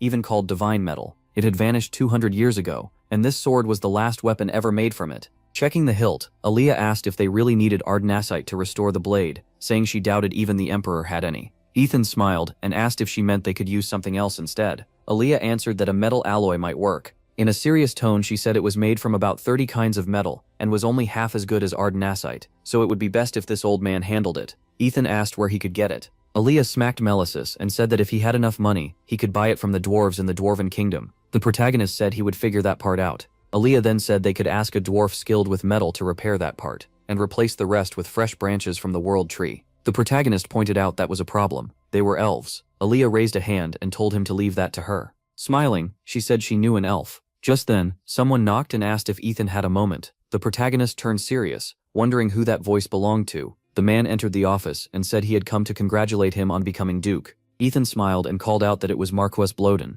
Once they sat down, the Marquess said this was their first time meeting in person. Ethan asked him to speak more casually, and the Marquess said he had brought a gift to celebrate the new title. Over tea, he asked if Ethan needed anything. Turning back, the protagonist said he was actually about to ask for help, but first the Marquis needed to see the scroll. Ethan explained that he wanted help finding certain items. After checking the scroll, the Marquis asked about the method for making new items, and 2 others listed there. Ethan looked at him and asked if he could get a Mendarian alloy from the Dwarven Kingdom. The Marquis was surprised and asked why he needed something so costly. Remembering the sword in his hand, Ethan said that once he started controlling the white flame, the blade could no longer handle the strain. He would get the money somehow, but the real problem was finding the alloy. The Marquis touched his chin and said Mendarian alloy was extremely rare. Then he clenched his fist and agreed. Their families had trusted each other with their futures, so he promised to use every connection he had to find it. A flag waved in the wind. Looking at the purple orb, Ethan asked about the military support needed to organize intelligence. Lawrence replied that the Red Moon, which served the king, was protected by the Shadow Knights, and that was why they could secure reliable information.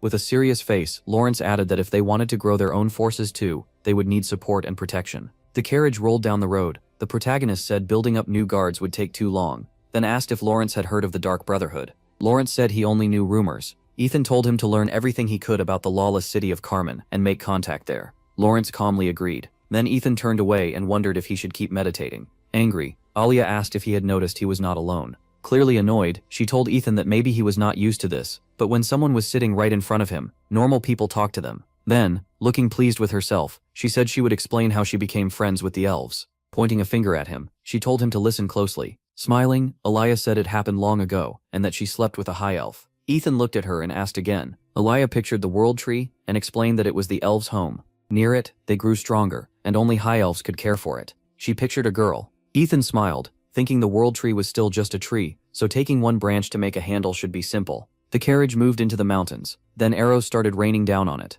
Ethan knocked every shot away. An elf with a bow said Ethan had avoided the first attack, so they needed a second wave. Standing in front of Ilya, Ethan reminded her that she claimed to be friends with the elves, but Ilya said that clearly wasn't helping. The elf shouted that they could never let them enter their land, and ordered everyone to loose every arrow they had. Ilya reached out and tried to stop them, saying this was all a misunderstanding. Wrapped in flames, Ethan said doing this himself would be faster. The elf immediately ordered them to take down the man first. They aimed at Ethan. The archers pulled back their bows, and Ethan got ready to block the volley. Then he fired back with a powerful strike. A girl raised her hand and told them to stop. Covered in green mana, she said anyone who attacked them to reach the sacred world tree deserved punishment. Ethan lowered his hand and told her not to be scared. The elves' bows had shattered, and Ethan said he had only broken their weapons. Stunned, she asked again, still focused on his fire mana. Ilya ran to Irina, saying they had finally met, and showed the handkerchief Irina had once given her as proof of their friendship. Irina looked at Ethan and said he was a descendant of the Ardens, the line that once fought dragons.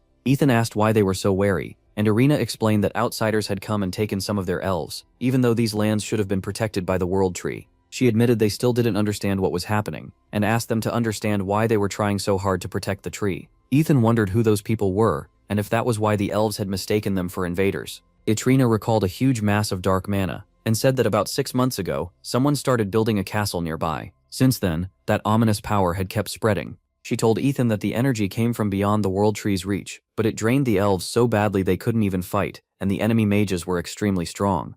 Ethan drew his blade and asked for forgiveness. Then he struck the ground. The stunned elf asked what he was doing. Aaliyah screamed in fear. Ethan sensed the dark energy, and asked if that was what those strange growths were. Shocked, Irina asked what it was, and Ethan said the cause was a dragon tree. He explained that a dragon tree was like the World Tree, but for dragons. The difference was that instead of giving life, it stole energy and strength. Ethan added that he didn't know where it had been planted, but the World Tree was already close to dying. Irina grabbed her head and asked what would happen to them. With a serious look, Ethan asked her to tell him more about the people building the castle. Exhausted, Irina said they knew almost nothing. The strangers had appeared out of nowhere, wearing cloaks with a purple glow. Ethan pictured a cloaked man, and asked again. Irina said they weren't all identical, but every one of them gave off that same purple light. Tightening his grip on the sword, Ethan thought about dragons and those purple cloaks. Then he said he would help and asked them to lead him to the castle. A purple fruit hung from the tree, and a man sat beneath it. A stranger approached Diego and said he had come to report. He told him the world tree's infection had reached 80%. Soon it would start to wither,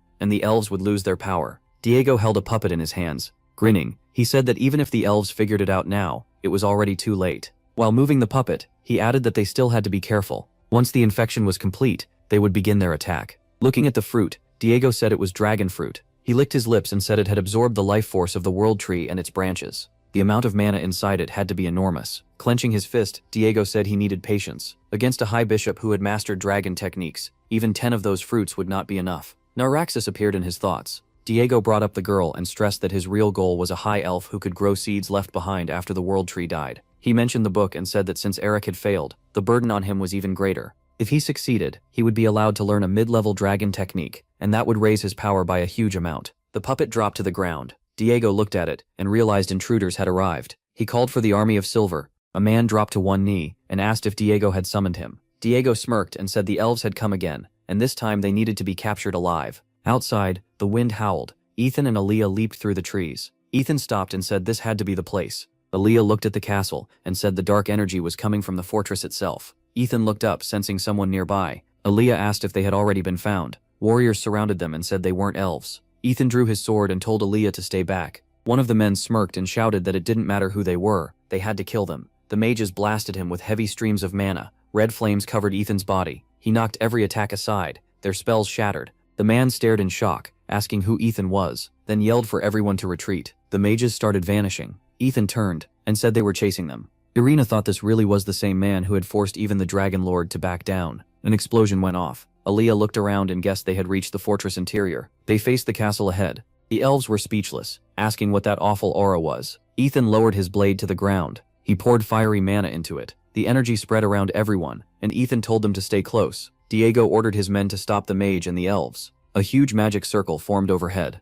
Ethan's barrier broke, and Irina collapsed. Aaliyah grinned and said this was gravity magic, then called them idiots. Light energy wrapped around her as she raised a magic seal above her head. She looked at Ethan and said she figured she should protect everyone here. Ethan started walking forward, staring at Diego. He said he would handle the leader himself. With a smile, Diego said, Ethan looked just like the one in the picture. Ethan rushed him and asked what they had done. Diego blocked the strike. Ethan was surprised he had managed to knock his sword aside, even without using white flame. Diego Grandin said that if he truly was Duke Arden, then this fortress would be his grave. Darkness began closing in around them. Ethan watched in surprise. A purple sphere sealed them inside. Frightened, Irina called out to Ethan. Aaliyah turned to her and said not to worry, he could handle it. What mattered now was the dark energy pouring off the others. One of the men ordered everyone to push harder, saying they couldn't let trash like this interfere with their leader. Aaliyah frowned at that. Diego remembered Naraxis telling him he was worthy of leading the clan, and that the great dragon had passed this technique down to him. Looking at the puppet, Diego thought that soon he would be able to control other living beings too.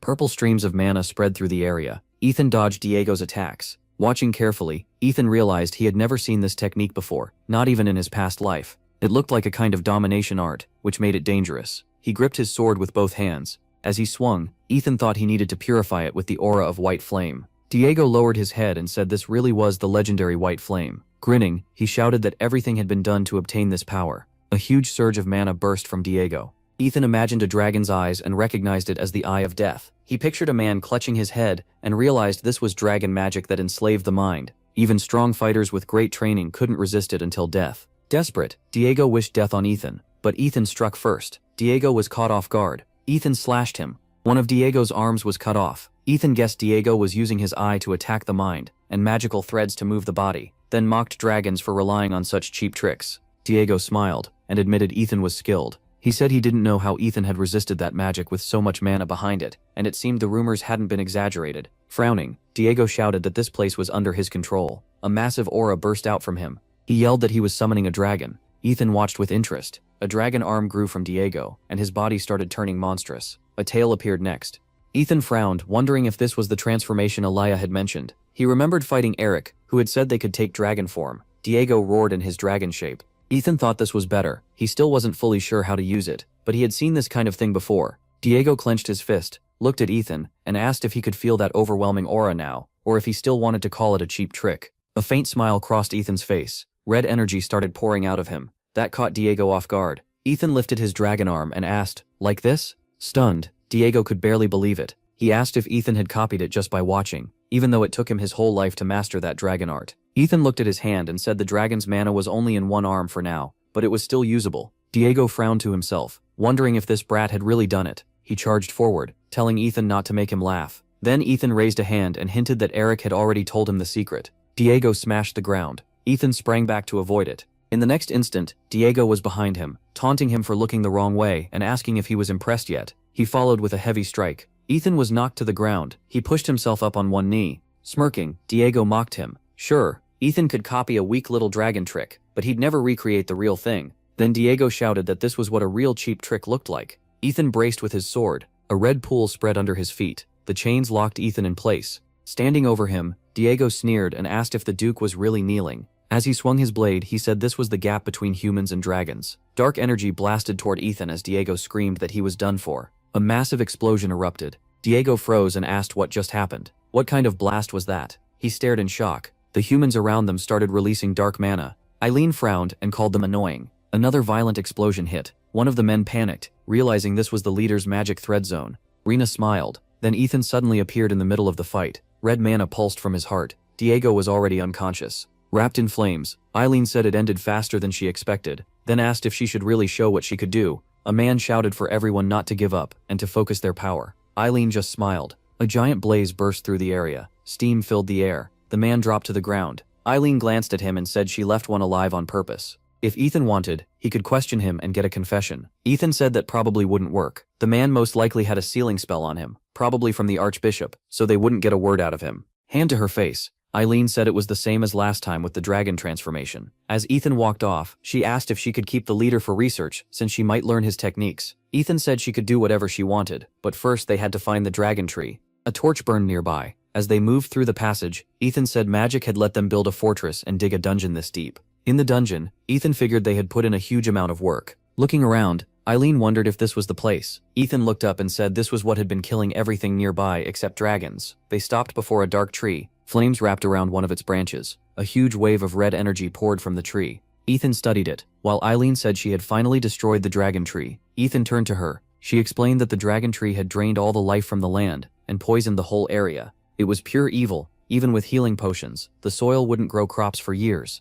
She looked down and asked if he really thought people would ever come back. Ethan said they would. People have a strong will to live. Looking at the warriors, he added that one day the dragons would fall and peace would return. When that happened, people would settle there again. Eileen smiled. Ethan said that was exactly what he was fighting for. Watching the burst of energy, he said people understood what hope was. Then Ethan noticed the dragon fruit. Eileen pointed it out. Looking at the branch, she proudly said she picked it before everything burned away. Then Ethan asked where she got the branch from the dragon tree. Frowning, he warned that it still held stubborn life energy, and asked if she was planning something dangerous. With a grin, Eileen said she had a great idea for restoring the hilt of the divine sword. First, she would cleanse the fruit completely. Rhina walked up to them. Smiling, she asked how they could ever repay the Duke. Ethan said dragons were enemies of Arden, so he only did what had to be done. Then he asked what would happen to the elves. Now, Rhina looked away, and admitted that was the question troubling her most. She said the dragon brotherhood spread across the kingdom would never leave them alone while they still had the world tree. Ethan told them to come to his duchy. The elves were shocked.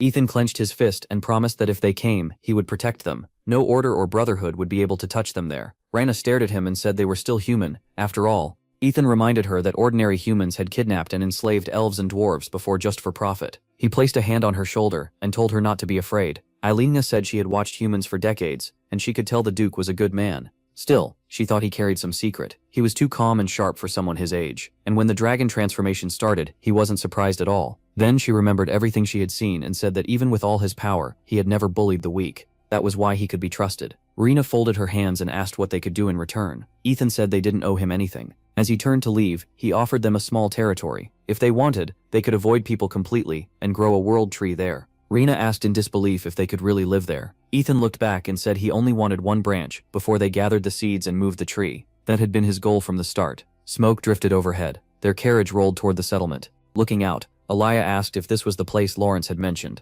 and what kind of city it was. Ethan answered that this was Carmon, the lawless city. Aliyah pressed her hands to the window and said it looked pretty decent for a lawless city. She had expected blood in the streets. Ethan explained that Carmon began as empty wasteland. Then drifters came, built it up, and the city took in anyone. Back then, smuggling, theft, murder, gambling, prostitution, and even kidnapping were everywhere. He went on to say that humans, elves, dwarves, and vampires were all treated the same there. As the carriage moved through the city, Ethan added that factions eventually formed, and pressure from the state forced Carmon to make its own rules. Aliyah asked what those rules were, and Ethan called it Carmon's Law. As they approached the building, he explained it simply: don't do anything unless you're asked. A man stopped them at the entrance, saying not just anyone could enter, and asked what business they had. Ethan showed him a gold coin and said they had come to meet the leader of the Black Brotherhood. The man was startled and wondered what kind of badge that was. Then he opened the door and invited Duke Arden inside. Aliyah looked at Ethan and asked what exactly he wanted from them. As they walked down the hall, Ethan said he had come to swallow them whole.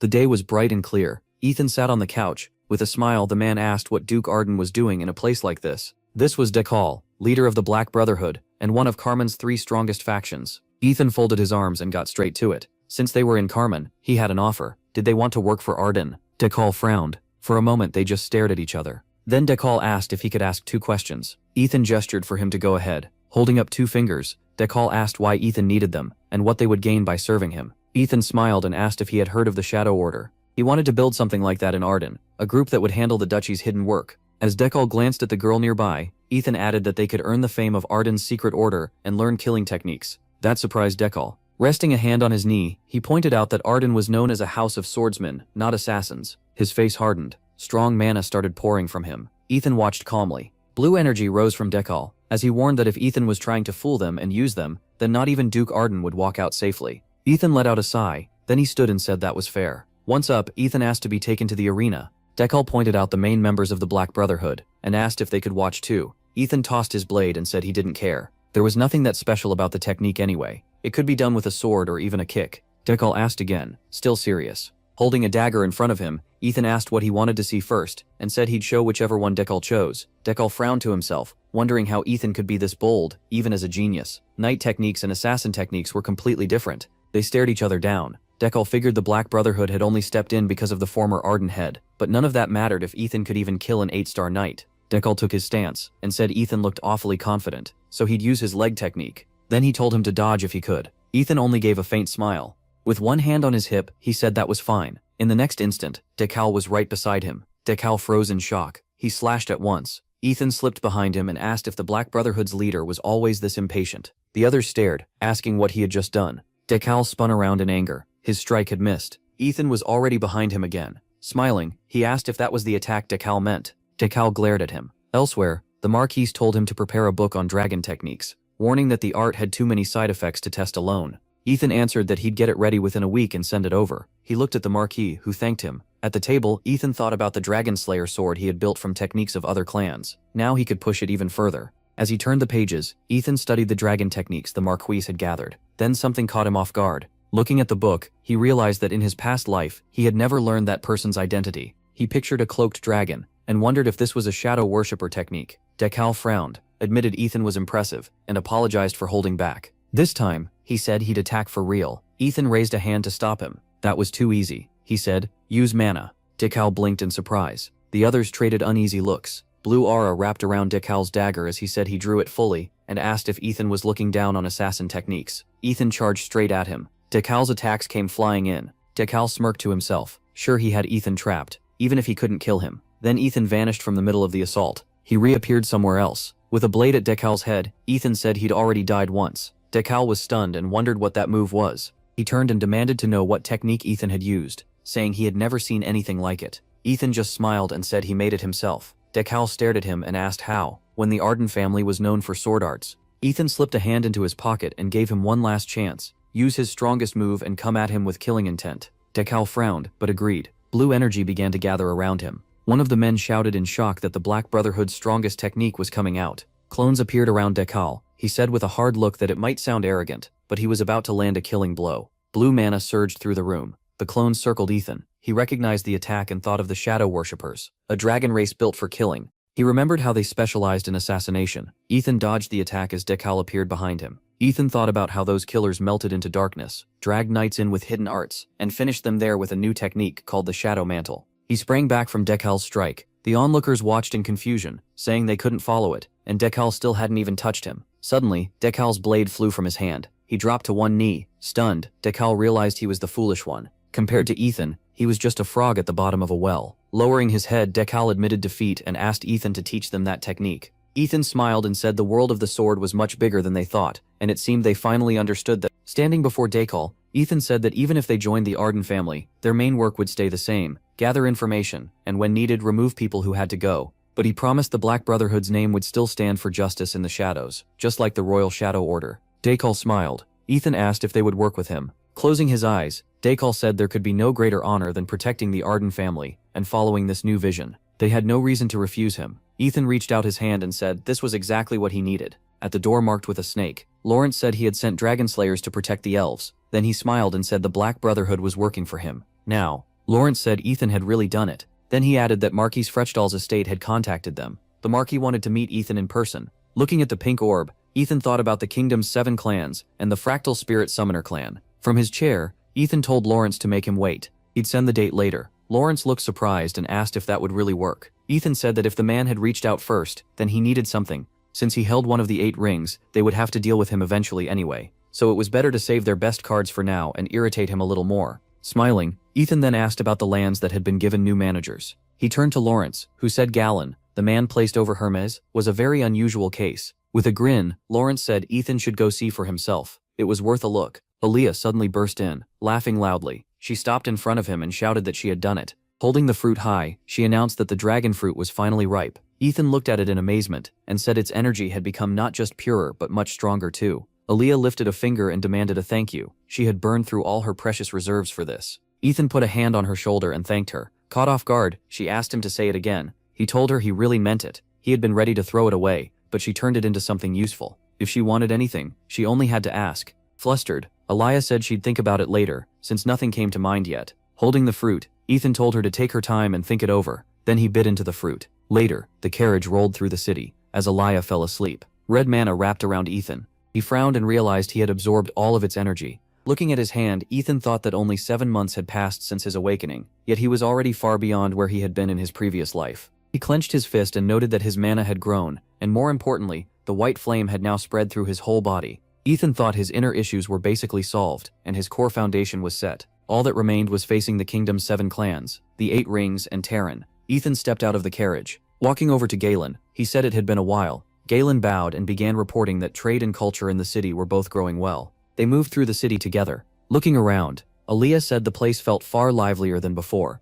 Up ahead, a performer on stage called for attention and started talking about Duke Arden's long illness. Aaliyah eagerly wanted to watch, but Ethan said they should go somewhere else. Why sit through a play about him? Aaliyah got mad and shouted that he had promised to grant any request she made. Galen laughed and told Ethan to take in how the city's culture was growing. Aaliyah sat down with a pleased smile and said it was starting. The actor on stage shouted about Barassus village and Baron Kargus, where the people had suffered under the Red Scorpions, who took taxes while pretending it was protection money. Other actors came out bragging that they'd eat, drink, and enjoy themselves, after taking money from those miserable villagers. Then the curtain was pulled back, the crowd watched with delight. A boy actor raised his fist and shouted that he was Ethan, and the people would never suffer under those villains again. Ethan grabbed his face in embarrassment. The stage fight began. Aaliyah looked thrilled as people around her praised the Duke as an amazing hero sent by the gods. Then she turned to Ethan and asked if he had fire mana from the moment he awakened. Galen told him these shows were performed every day now, and the people loved them. He spread his hand and called this the power of culture. As they left, he said he had something else to show them. They went into a room. Galen sat at a card table and asked Ethan if he wanted to try. Ethan looked at the cards and saw they used real people and events. Aaliyah placed a card down, while Galen explained that Arden was shown as a hero to win people's sympathy, while the dragons and the Order were made to look pathetic, building hate toward them and lowering interest in the sect. He added that later they planned to link the cards with magic, making the game more vivid and organized so every citizen would absorb that same worldview. Ethan was surprised and thought the idea had real promise. Aaliyah stared in shock after losing. Ethan noted that the game was both effective and profitable, so Lawrence had been right to tell him to see it himself. Setting the cards down, Ethan said he would provide extra funds to develop the game further. Holding one of the cards, Ethan added that once things became stable, they would share the profits. Galen bowed and thanked him. As he headed for the carriage, Ethan said he was satisfied and done here. Aaliyah asked if they were going to the future agricultural center next, but he said no, they'd visit once the elves arrived. The coachman got the carriage moving, and Ethan said they were headed to Londinium. Aaliyah suddenly snapped, saying this card game had one huge problem. Holding up the cards, she complained that if even a great mage like her could lose, then anyone could. Ethan could tell from how worked up she was that the game really had done its job. She went on, saying gambling like this should be banned. Ethan teased that Galen had promised a special card as a gift, though maybe she didn't need it. That caught Aaliyah off guard, and she said he was going too far. Ethan looked at her and asked if she actually wanted the card. With a grin, he told her to admit the game was fun. Aaliyah frowned and called him awful, then added that he seemed like the kind of guy girls don't like. Ethan blinked at that. He folded his arms. Still annoyed, she asked if that was true. Was that why he didn't have a girlfriend? Ethan turned away and said he was too busy for dating. At the castle, a man ordered the gates opened. From inside the carriage, Aaliyah could still be heard yelling that Duke Arden was an idiot. A man shouted for everyone to clear the way. They had brought the one they needed. Walking into the hall, Ethan said it looked like everything was already in motion. A man greeted him warmly and said all the preparations were finished. Ethan asked Aaliyah if she had brought the world tree material. Smiling, she said she had, and she also brought the fruit of the dragon tree. She laughed and said she didn't need anyone to tell her how to use it. The man examined the tree and said this must be the ominous one he had heard about. Its aura was strange. He immediately called for everyone to hurry. They had to expand the branches and work them into the sacred sword. Aaliyah smiled and said a mage like her shouldn't be left out. Magic flashed as spells and lightning shot across the room. Aaliyah shouted instructions and the man repeated the words after her. Their magic was aimed at each piece of the work. The sword began to shine brightly. Ethan watched with interest. Under the magic, the sword started changing into something far greater. Aaliyah stared ahead in surprise. The spell kept building, creating something none of them expected. The mages were confused. This was only supposed to be a strengthening step, yet something else was happening. The materials began trying to merge on their own. The students looked up in confusion when the lanterns suddenly glowed blue. The girls had no idea what they were seeing. Some mages had to shield their eyes. The man stared at the object and said the three relics had suddenly linked together and started sucking in mana. Aaliyah warned, clearly shaken, that she did not have endless mana. All three mages poured in their power. Ethan watched in shock, unable to understand why a mere handle needed this much mana. The man admitted he didn't know either. Then Aaliyah shouted that the handle had inherited the tree's absorbing nature. She quickly decided they had only one choice: keep feeding it mana until it was full, or everyone there could die. Everyone stared at the handle. Stopping now sounded tempting, but if they broke the process halfway through, all the materials would be ruined. Ethan sent out a massive wave of power and ordered everyone to hold their positions. He gritted his teeth. The three of them forced open all 8 rings. Every stream of magic was funneled into the handle. The whole place blazed with light. Exhausted, the man and Aaliyah watched as things finally began to settle. The object now glowed red. Aaliyah asked Ethan what he thought. He said every empty space had been filled, and the dragon tree fruit had fit perfectly. Smiling, Aaliyah said the plan had been to call Ethan later and hold a separate ceremony once the handle was fixed. But instead, everything finished at once. Ethan looked down in surprise as she added that it all worked because of him. Staring at the hilt, Ethan thought that unlike his past life, something had clearly changed. A few days later, they asked with a smile if this was the glory he would be dealing with. Ethan smiled back and said this was the restored hilt of the sacred sword. Now only the blade remained. After studying it closely, a man said it was odd. Dwarves normally never sold alloy this good outside their kingdom. Aaliyah pointed to herself and said she was the reason it turned out like this. She explained that she had boosted the properties of the low-grade alloy the dwarves sold them. The man asked if she really knew how to improve materials that much. As a sick mage lay in bed nearby, Aaliyah answered that she had some help, but she had done most of it herself. She added that she first secured high-grade solvents. The man calmly said he had never seen such a pure alloy before, but they should still test it.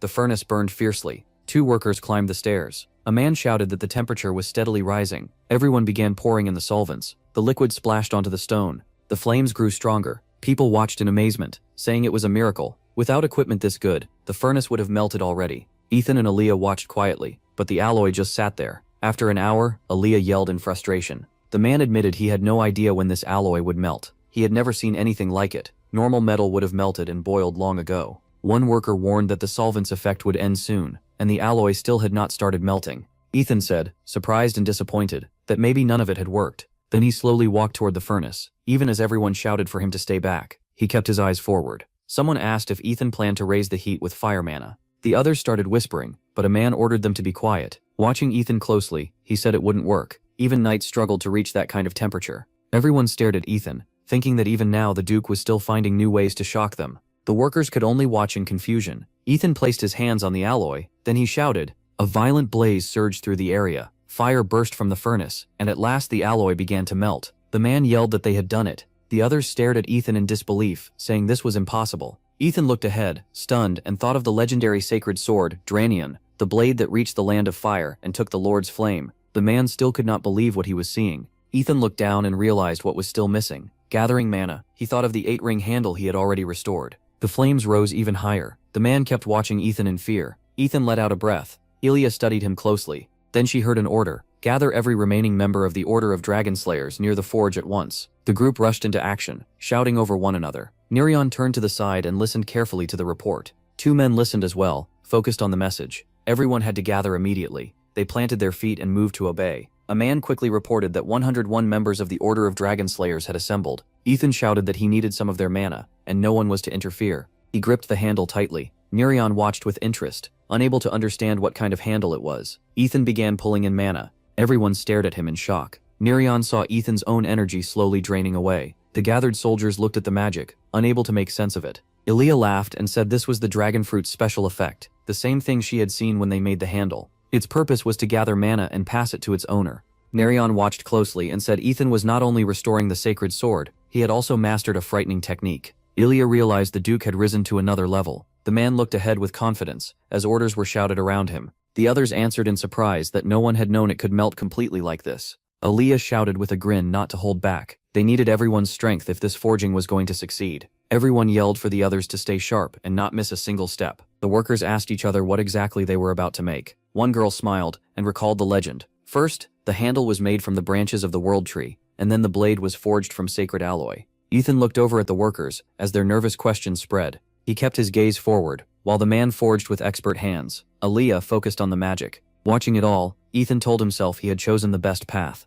Then the weapon rose into the sky. Everyone shouted that this was the legendary sword that had endured the white flame, and a hand closed tightly around it. Ethan lifted it high. The crowd looked at him in awe. They looked toward the kingdom and understood they now had both the power and the purpose to protect its people. In the mountains, people looked at Ethan and said he had become a legend. The sword struck the ground. Ethan turned to the others with a smile. Then a hand held up a paper, and one of the men looked ahead calmly. A letter on the table told them to wait quietly until he sent for them himself. Someone slammed a hand on the table in anger. The hero snapped that he was only a temporary ruler, yet he was already acting proud. He started to think this whole thing had been arranged to ignite the white flame. Still staring at the letter, he thought it over. Then he got up and called for the butler. The professor calmly said he was leaving the clan in his care until he returned, because he had something important to investigate. The hero looked ahead, sure that if they truly had a vision, their knowledge would keep being passed down. Hofferens looked at him as the guy asked if he had something to say. The blacksmith, still seated, said the situation was serious and brought up Williams, the man making deals with the dragon race.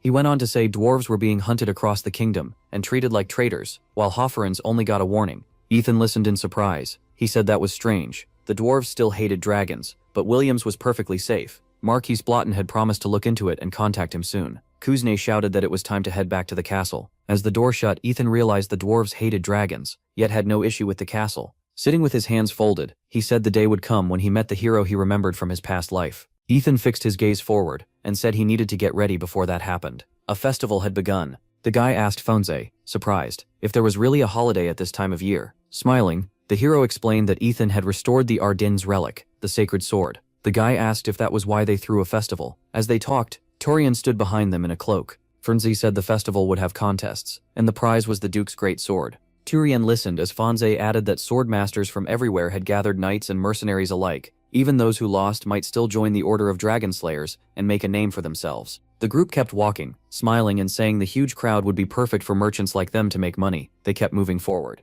Turian looked off into the distance and decided he should see for himself how strong they really were. One of the men blew a horn. Ethan stepped into the center and heard the crowd shouting for him to begin the tournament. Out of the corner of his eye, he sensed a powerful aura and muttered that someone was there. As he moved, Ethan said hiding was useless. The aura felt like that of a top warrior, similar to what he had sensed from Count Merc at the ceremony. With a faint smile, he drew his sword and guessed it might be Turian. He set the weapon on the sand, thinking the man must have lost patience and come himself. The crowd stared at the new divine sword in awe. Ethan raised his voice and announced that today was the first day of the 10-day tournament. Grinning, he told everyone to enjoy themselves. Then Ethan sped up. The whole crowd, including Turian, watched the arena in shock. Fireworks burst across the sky. Turian looked up stunned, unable to understand how Ethan had set that off so easily with the sword. Then Turian noticed something else. Ethan slowly walked back. He glanced at the man from the corner of his eye. Turian looked down at himself in surprise, not understanding what had happened. A huge glass slammed onto the table. Everyone celebrated, laughing that this was real fun and calling for more drinks. Looking around, Turian admitted it was all incredible.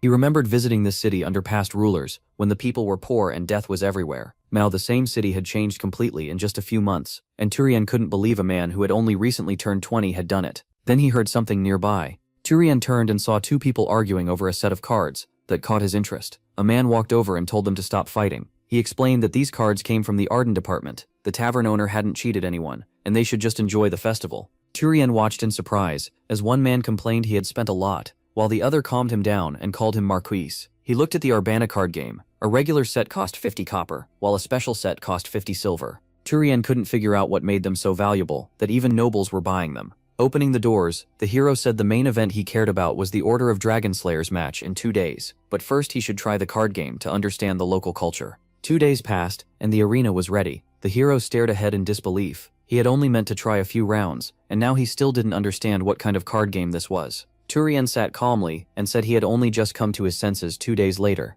He glanced sideways at the knight who had come to watch the tournament. The hero noticed the man had shown up wearing a hooded cloak. With a smile, the guy asked Turian if he liked the city. Confused, the hero asked how he had done it. The guy shot back angrily that Turian had been told to wait, yet came anyway, and even made fake papers enough to charge him with a crime. Tien clenched his teeth. He was being looked down on, but he couldn't show it. Before Tien could answer, the guy stood and said the main fight was starting. He calmly walked off, telling Tien to meet him at midnight in the castle and find the office himself. Tien tried to ask something, confused, but got no chance. One of the men raised a hand and announced the winner. Then he shouted to the crowd that it was time for the 7 Stars Knights battle. Tien entered the arena with confidence. Smiling, the announcer called out the next fighter. The crowd watched the two combatants with excited smiles. Sir Fulton, sent by Bessus, stepped into the arena. He faced forward without fear. Nerion looked aside with a smile. Someone placed a paper in a book and said it should be passed on to Bloten. Fulton stared at it in surprise, saying it was that same book, the one that couldn't remove the side effects of Dragon Tribe magic.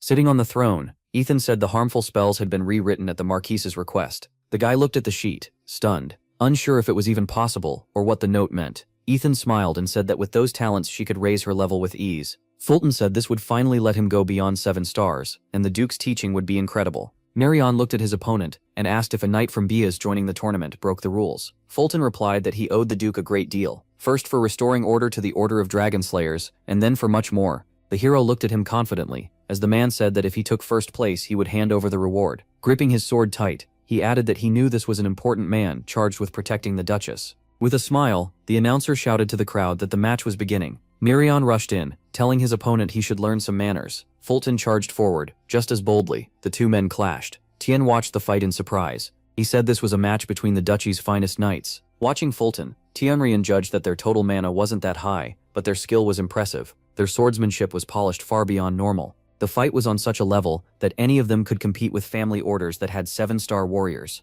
Tien kept watching, unable to figure out how they had trained like this. Looking toward the Duke, he thought all these fighters were terrifying. Night came. Tien looked around and called on the spirit of the wind for help. Then he rose into the sky. Flying fast, the hero thought Ethan was clearly hiding a secret, and they had to uncover it no matter what. He slipped in through a window, deciding that if Ethan refused to cooperate, force might be needed. Tien found Ethan already standing there. With a smile, the protagonist said he had expected Tien to drop right away. Tien stared at Ethan in surprise, and realized everything the moment he saw him. He understood that Count Merc had lied to protect Duke Ukrahining's name, when he claimed Duke Arden was only equal to the kingdom's strongest swordsman. Remembering the fight, Tien thought that couldn't be true. Arden's chance of winning was 7 out of 10, and that was only 9 months after waking from a coma. Smiling, Tien said that alone could be proof. Ethan watched him closely as Tien said there was something he wanted to know. Then Tianrian asked if there was something in the estate that could pass on memories or experience. Ethan, startled, asked what he meant. Closing his eyes, Tianrian said Ethan's reaction told him he couldn't be fooled.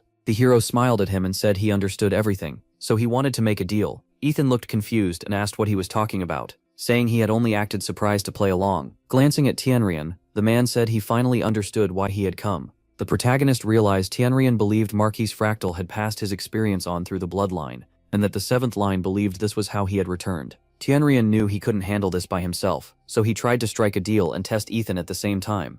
He studied Ethan and said he had snuck in for one reason: to learn this secret no matter what, and use it to gain power over the other clans. Ethan stayed calm and said he needed to test him first, because there wasn't enough proof to start trouble between the 7 clans. Tianrian smiled and promised a big reward if Ethan talked. Ethan answered that he didn't need money and would explain it for free. That only confused Tyrion more. Why was he giving it up so easily, and what was he really planning? Ethan said it was simple. This power could only be inherited. Only those with Arden blood could awaken it, and even if someone else taught the method, they still couldn't copy it. He added that it wouldn't be hard to find records about the Arden Sword Tower. Their relatives had sold those materials for years, and the family members who never gained the Black Flame were made managers of the Sword Tower. Even without the gift, they still inherited memories and could keep developing the Arden sword style. Tishan was amazed. To him that meant fire mana and bloodline talent were being passed down through memory. Ethan smiled and said that if Tianrian's curiosity was satisfied, he could leave now. The two locked eyes, and Tianrian finally said it would be hard to face the other 6 families alone, so they should become allies. Ethan looked surprised and flatly refused. Then Tianrian rushed off, asking where the girl was. He ignored everyone calling after him. Fire gathered in his hands. The girl was standing right in the flames. The blaze swept across the whole area, kicking up fierce wind. Fire tore through the scarecrows, while she watched it calmly, holding the flames in her hands. Tianrian nervously told her to come out at once. She looked at the fire and said her power had grown so much that she couldn't fully control it anymore. He snapped his fingers, and the flames slowly began to fade. The girl looked at Tianrian, and reminded him that he was the one who told her not to wander, and locked her up here. Tianrian, still wary of her fire, covered himself with ice for protection. He pointed upward, not even noticing the smoke rising from his singed hair. An icy hand put out the last flame, and then Tianrian told her he had found a groom for her. She stared at him in confusion. Tianrian suddenly realized that if Ethan was telling the truth, an alliance with the Fractal clan would give him huge influence in the kingdom, and even if Ethan had lied, the Arden clan was clearly rising again, so building ties early still sounded smart. She had already received tons of marriage offers, and Duke Raishan even tried to marry Milton to her, so he could swallow their clan.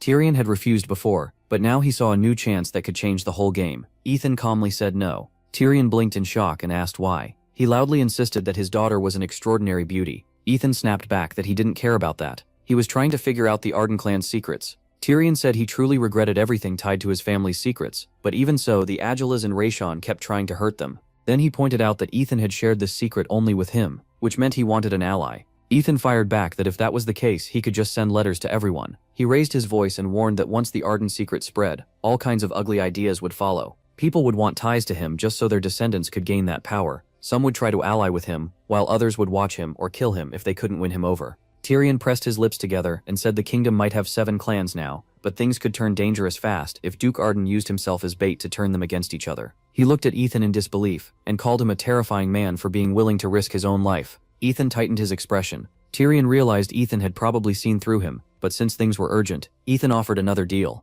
Ethan said he would reveal his secret when he chose, and Tyrion could use that time to prepare. Tyrion looked confused, and Ethan finally named his price: the return of his family's treasure. After the former Duke of Arden died, a strange liquid came from his body. The Duke of Agils tried to use it against the Prince of Terran, but it accomplished nothing. Tyrion clenched his fists, realizing that if Ethan wanted it back, it was probably tied to Arden blood. Still, he agreed to send everything within a week, and said he had to leave. As Tyrion flew through the sky, he thought this was a real chance, and now he needed a plan. Isra Fractal was Marquis Tyrion's only daughter. Among the clans, she was known as the most desired bride in the Western continent. Beautiful, gifted, and already ranked 7th in ability at a young age. So when she heard about the groom, she was furious. Her temper was impossible to control, and Tyrion had never found a way to change that. She walked up to her father and said she wasn't interested in anyone weaker than her, and on top of that, it was too hot for her to stay there. Tyrion nervously explained that the problem wasn't just her wild personality. High society also knew she had reached the 7th level. She shot back that she had long since surpassed that.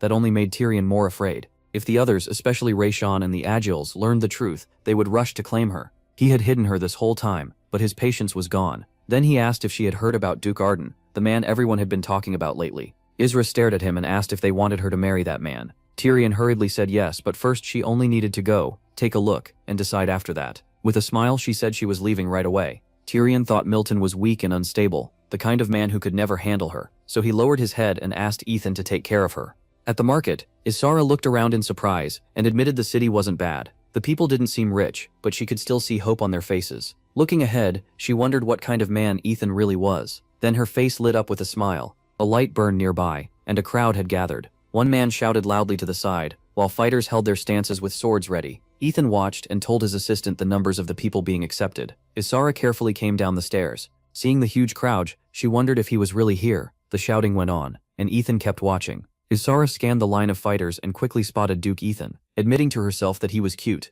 She felt an aura around him at only about star level, yet people still claimed he had incredible ability. With a smile, she decided she was good enough. Since she still had a few days before the promised time, she kept wandering the city to look around. She remembered her father telling her to buy the Arden card game. Before she left, he had even warned her that she wasn't allowed to play it. The door slowly opened, the host grinned at the crowd and announced they were about to find out who was the strongest cardmaster in Rendurium. The crowd erupted in cheers, while Asura looked ahead in panic, wondering how this happened. 3 days had already passed since the promised time. The host pointed to one side and announced a master of G's who had made it all the way to the end without trouble. Then someone grabbed the man's hand. Asura looked up and saw Ethan, like a comet dropping from the sky. He firmly demanded the return of the goods before any game continued. Asura froze, realizing this man was Duke Arden. She slapped his hand away and asked what someone so famous was doing in a place like this, adding that he shouldn't bully innocent people. Ethan looked at her and said she had been watching him for about a week, and he noticed long ago. He said he waited, but she never came, so he showed up himself to keep her from running.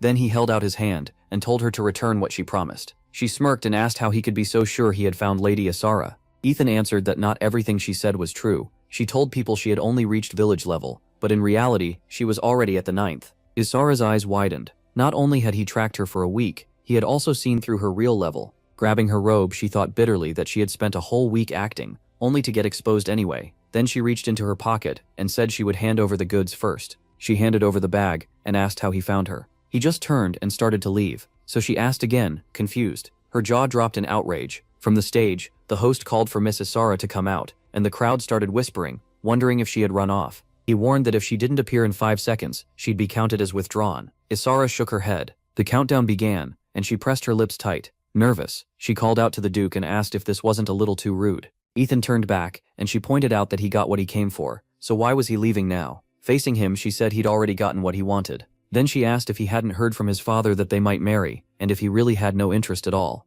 Asura pulled back her hood and asked if he was acting like she was already his future wife. Ethan narrowed his eyes and said Marquise Fretel clearly hadn't understood him. He had already refused that alliance. Seeing how mad she was, he added that he had no reason to marry her either. Why would he care about a girl he'd never even met? He turned away and told her to enjoy herself. Offended, she asked what he just said. Then she reminded him that she was the most sought-after bride in the kingdom. Asura Fretel, the goddess of water. He hadn't seen her fight himself, but he'd heard she was an amazing spirit summoner. With her water powers she had ended droughts, and during the dragon invasion she called up a storm at sea and drowned them. He also remembered that she helped Arden's death squad, and that support helped finish the war. Her power was still the same, but her personality had changed a lot. Water users were usually calm. As he poured the bag's contents into his palm, he figured none of that mattered. Now, he had all 4 rings. Looking at the material in his hand, he thought about the rest he still needed from the 3 clans in nearby states, and knew getting them wouldn't be easy. Ethan looked up, puzzled. Her eyes flashed red as she told him to wait. She wasn't done yet.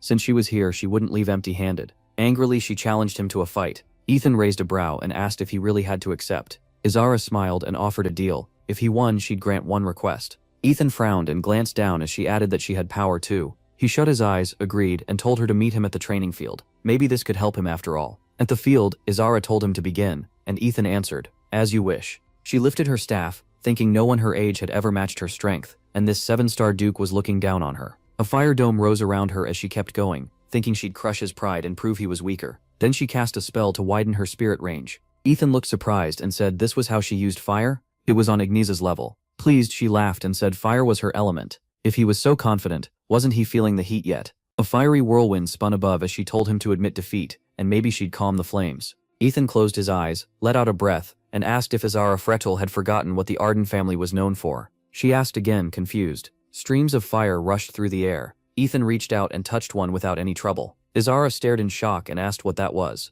Holding the flame in his hand, he said she'd bragged so much about her talent, but she wasn't that special. Honestly, he was disappointed. She swung her staff and yelled for him to take this too, thinking there was no helping it. Hopefully he wouldn't mind if he got a little hurt. A massive wave of fire crashed toward him, and she told him to absorb this one too. Ethan just smiled, holding the sphere in his hands. Then he stretched out his arm, and the fire split around him to both sides. Asura frowned. This couldn't be real. Was the white flame really that strong? Pointing forward, Ethan said that even at the 9th circle, this was all she could do. He had to admit though, her confidence was impressive. She glared at him. Asura aimed her staff at him again. shouting that she took it back. She hadn't wanted to use everything, but he brought this on himself. Then she summoned Ignis, a highest level spirit. She angrily ordered Ignis to attack. The huge fire spirit hovered in silence. Then it looked at her and said she'd picked the wrong opponent. Izara blinked in confusion. She looked up and demanded to know what it was doing. Instead, the spirit bowed to Ethan and greeted him as the blessed lord of pure flame. Wrapped in fire, Ethan looked back at it. He asked the spirit how Raversha was doing,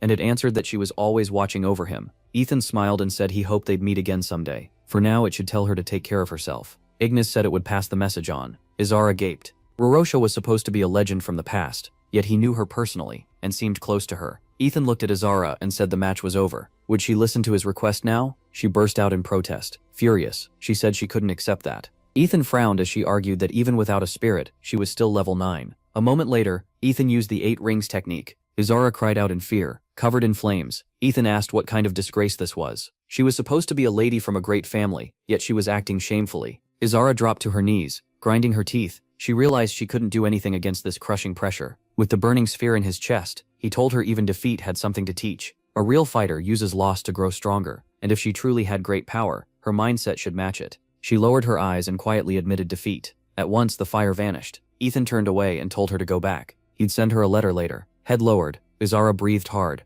Ignis looked at her sadly and said it was unfortunate. It had watched her for a long time, but this time she had faced someone far too strong. She answered that this was a first for her, and the spirit asked what she meant. Looking up softly, Izara said it was the first time she'd met a man who could calm her down. A sword hit the ground with a clang. She raised one finger, a small flame above it, and asked if he was done yet. She'd already admitted defeat, so he should stop bothering her. Meili held his aching hand while she added that she wouldn't marry him. She had no feelings for anyone weaker than her, so there was no point fighting again. He clenched his teeth, and Izara said goodbye. A moment later, he called after her, and shouted for her to wait just 3 years. Clenching his fist, he swore that once he turned 18, he would beat her and become the strongest in the kingdom. Izara turned to look at him. Then she walked up, pointed at him, and snapped that he had no right to speak to her so casually. She was a year older, his habit annoyed her, and there was nothing about him she liked. Milton Ration, the eldest son of Duke Ration, frowned and asked if this had been checked personally. Was it really true? The servant answered yes. People were saying Izara Frechtel was working for Duke Arden.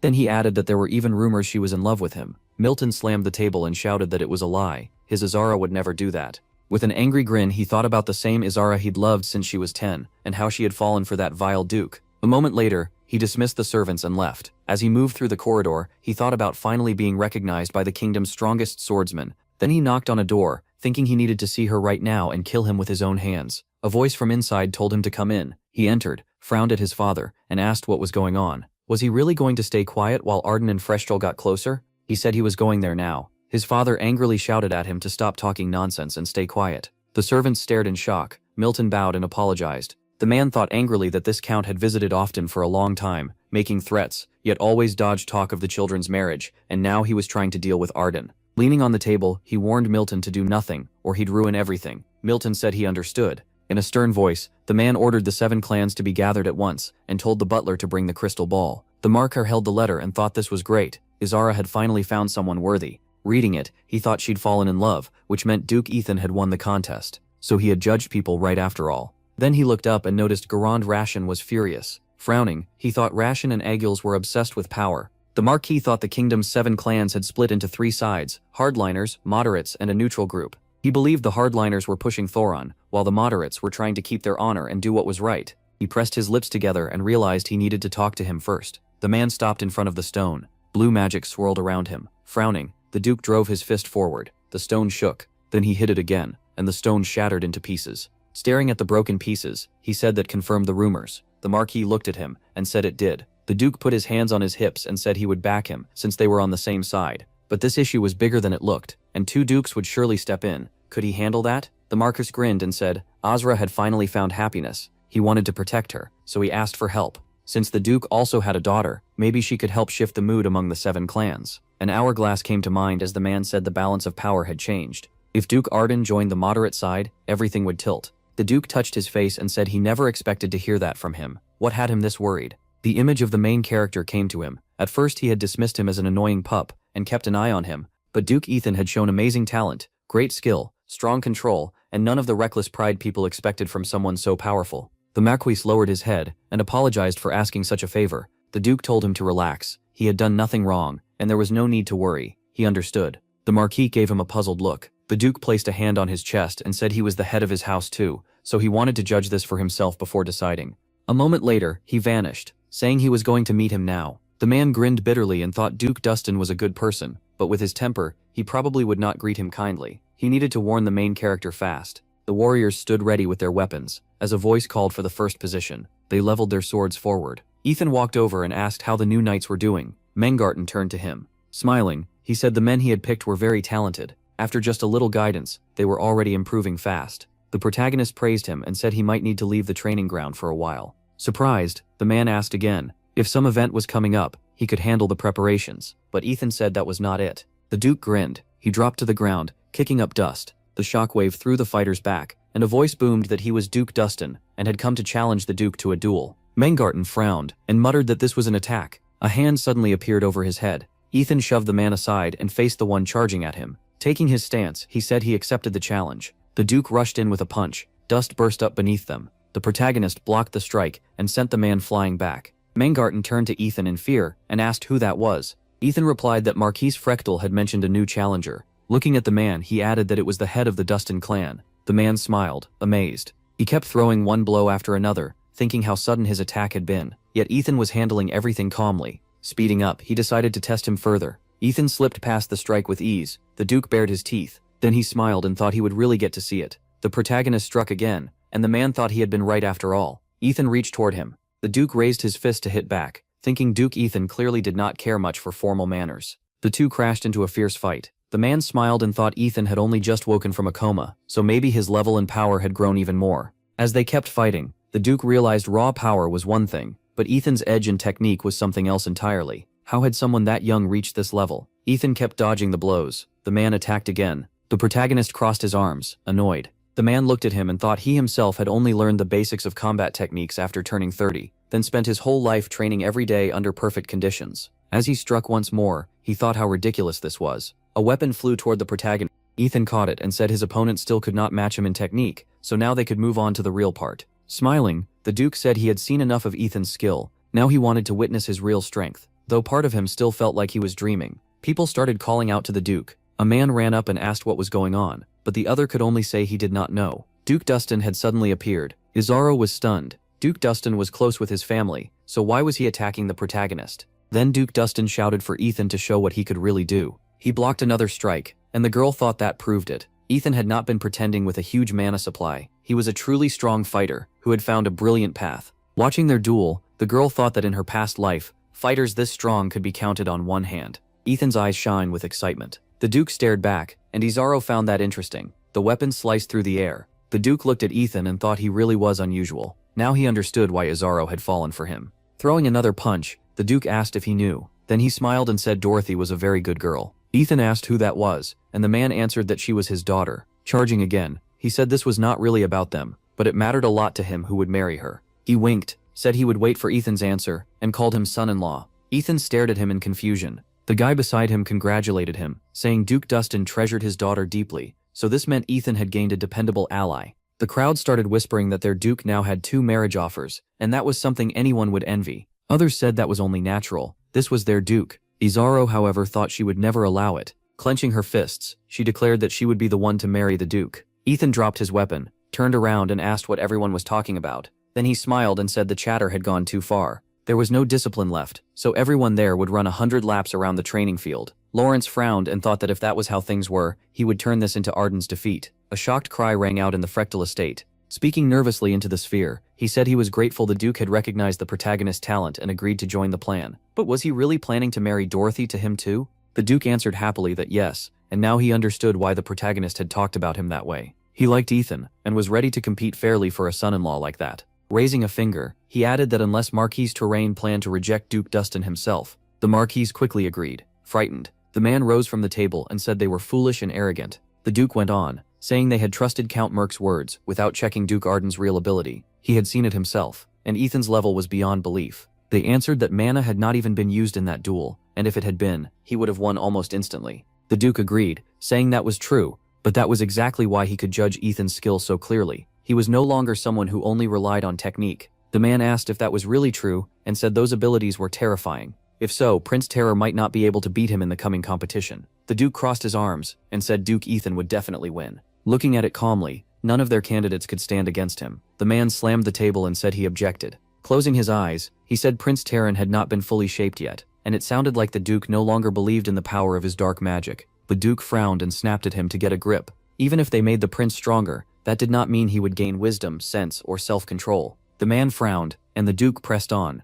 asking if he was truly ready to do something that cruel, after the spiritual leader had already warned him. Angrily, the man demanded to know what he meant. Was he insulting him and his family? The Duke answered that those who ruled such a great power had to follow rules, and asked whether they had even considered how much the Dustin clan's name had suffered because of their actions among the 7 clans. The man slammed the table again. Holding a mass of magic in his hand, he called that outrageous and asked if the Duke wanted to start a bloodbath right there. Everyone watched in shock. A moment later, another man shouted for them to calm down. Magic energy poured off him. He frowned and said temporary Duke Arden was stronger than they had thought, and their plan to use Prince Tyrion might fail. Fighting during meetings of the 7 clans was forbidden, and this was his warning to both of them. The Duke answered wearily that Marquis Frechtel had something to say about Duke Arden too. The Marquis looked up and said beating Duke Arden now was impossible. Since there was still a year before they used Prince Tyrion, he suggested using Duke Arden instead. Aiden frowned. Arden already held a grudge against them, so he asked what the Marquis planned to do. Spreading his hands, the Marquis said they already knew his daughter was staying at Duke Arden's estate, but that carried another purpose. The man frowned and asked what he meant.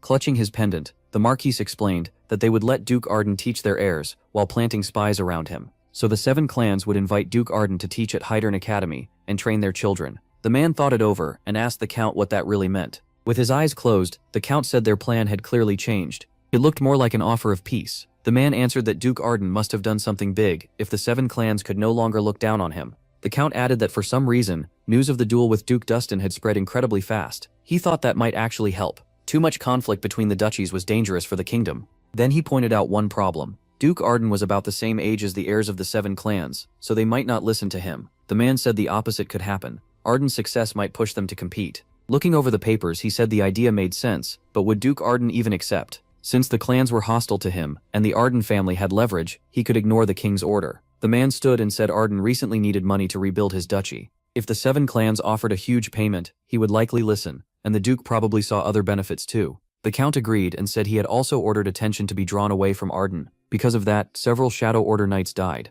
Looking out the window, the man said losses couldn't be avoided. What mattered now was protecting Duke Arden, at least until the final clash between him and the Brotherhood. A voice asked the main character if he was really okay with this. He was about to train the heirs of the clans tied to Terran. Ethan, sitting across from the girl, said he was fine. Marquis Frechtel had bought him time. He added that the Alternese archers and the Agils clan, the ones holding Terran, would not be sending their heirs there. That made it even better. Ethan said if he met someone from the Agils clan now, he'd get angry enough to destroy them on the spot. Then a warning echoed in his mind. Duke Ethan, be careful of Duke Gimmum Agils. He's the one controlling Prince Terran. Another thought followed. Agils was a dark mage far stronger than him. Setting down his cup, Ethan thought they still couldn't handle Duke Dustin. If they rushed in angry, Agils would be impossible. So he would wait at least a year, grow stronger, and make sure none of the 7 clans could back Agils by then. Ethan folded his hands deep in thought. Pieces moved into place in his mind. To do that, he needed to meet the heirs of the clans and find a way to use them. If he could build ties with them, it would help him even if Lawrence came up with another plan.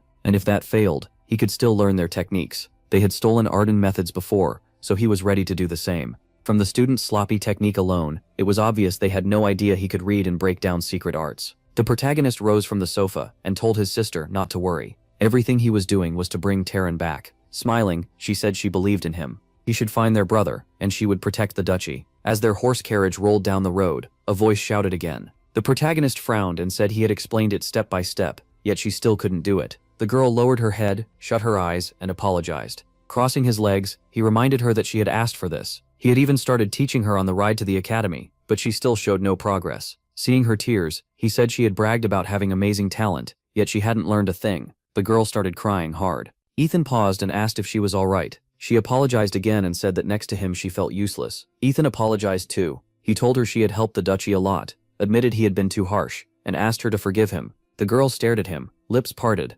Then, in her mind, she thought that she loved him. Meanwhile, she stayed seated in the lotus position. Ethan smiled and said yes, that was it. She was doing better than he expected. Izara frowned to herself. The Duke was an excellent teacher, so what was wrong with her? Watching him, she thought maybe she had been messing up on purpose, just to make him teach her differently. Then the protagonist said he now understood why she had wanted to start training early. He looked at her and said he liked how eager she was to learn new things. His advice seemed to be working. The girl took a deep breath and thought about how, for days, she had gathered information on every girl around the Duke. One was a strange lunatic, another dressed like a boy, and always looked gloomy. Annoyed, she thought she never expected the Duke to be this uninterested in girls. Ethan noticed her turning away and said this new training pose actually suited her. The driver called out that they had arrived. They had reached Ferrantium, the kingdom's capital. Voices rang out nearby, telling everyone to hurry and move out faster. The carriage door shook. Then, with a shout to move, the carriages started off again. A boy hugged his knees and thought Asura couldn't really have fallen for some low-ranking noble. Frowning, Milton told himself the man must have tricked her.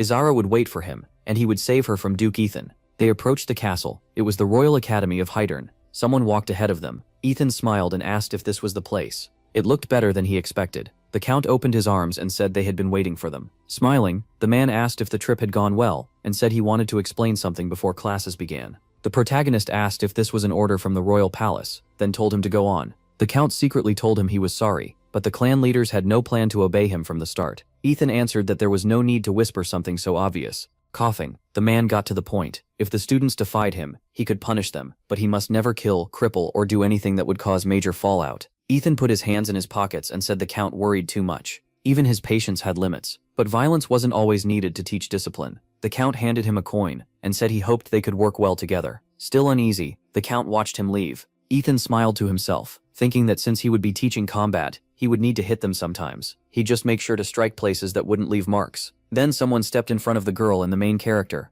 Milton glared and said it was good he had made it in time. Asura asked in surprise if he was already here. Grinning, he said yes. A second later, he shouted at Duke Arden that he was using his right to challenge him. The girl snapped and asked what kind of nonsense this was. Ethan stopped her with a hand. He thought the right to challenge was exactly why he had created this simple rule for proud students who refused to see him as their professor. Calmly, he remembered that they could challenge him anytime. And if they won, they wouldn't have to attend his lectures anymore. Ethan smirked. Better to show them once than explain it 100 times. With a smile, he told Milton to follow him to the training ground. People rushed over, shouting in confusion. The Duke had just arrived, and there was already going to be a fight. They called out to the protagonist. Count Millen, the rector of Hydern Academy, hurried over and told him to wait. What fight was this? He had only just arrived. Milton frowned and asked why not. He had used his right to challenge. Millen said he had heard that too, but classes only started tomorrow. Ethan replied that it didn't matter. The protagonist held out his hand and asked for a wooden sword. The man panicked. Duke Aaron was the kingdom's best swordsman and strongest warrior.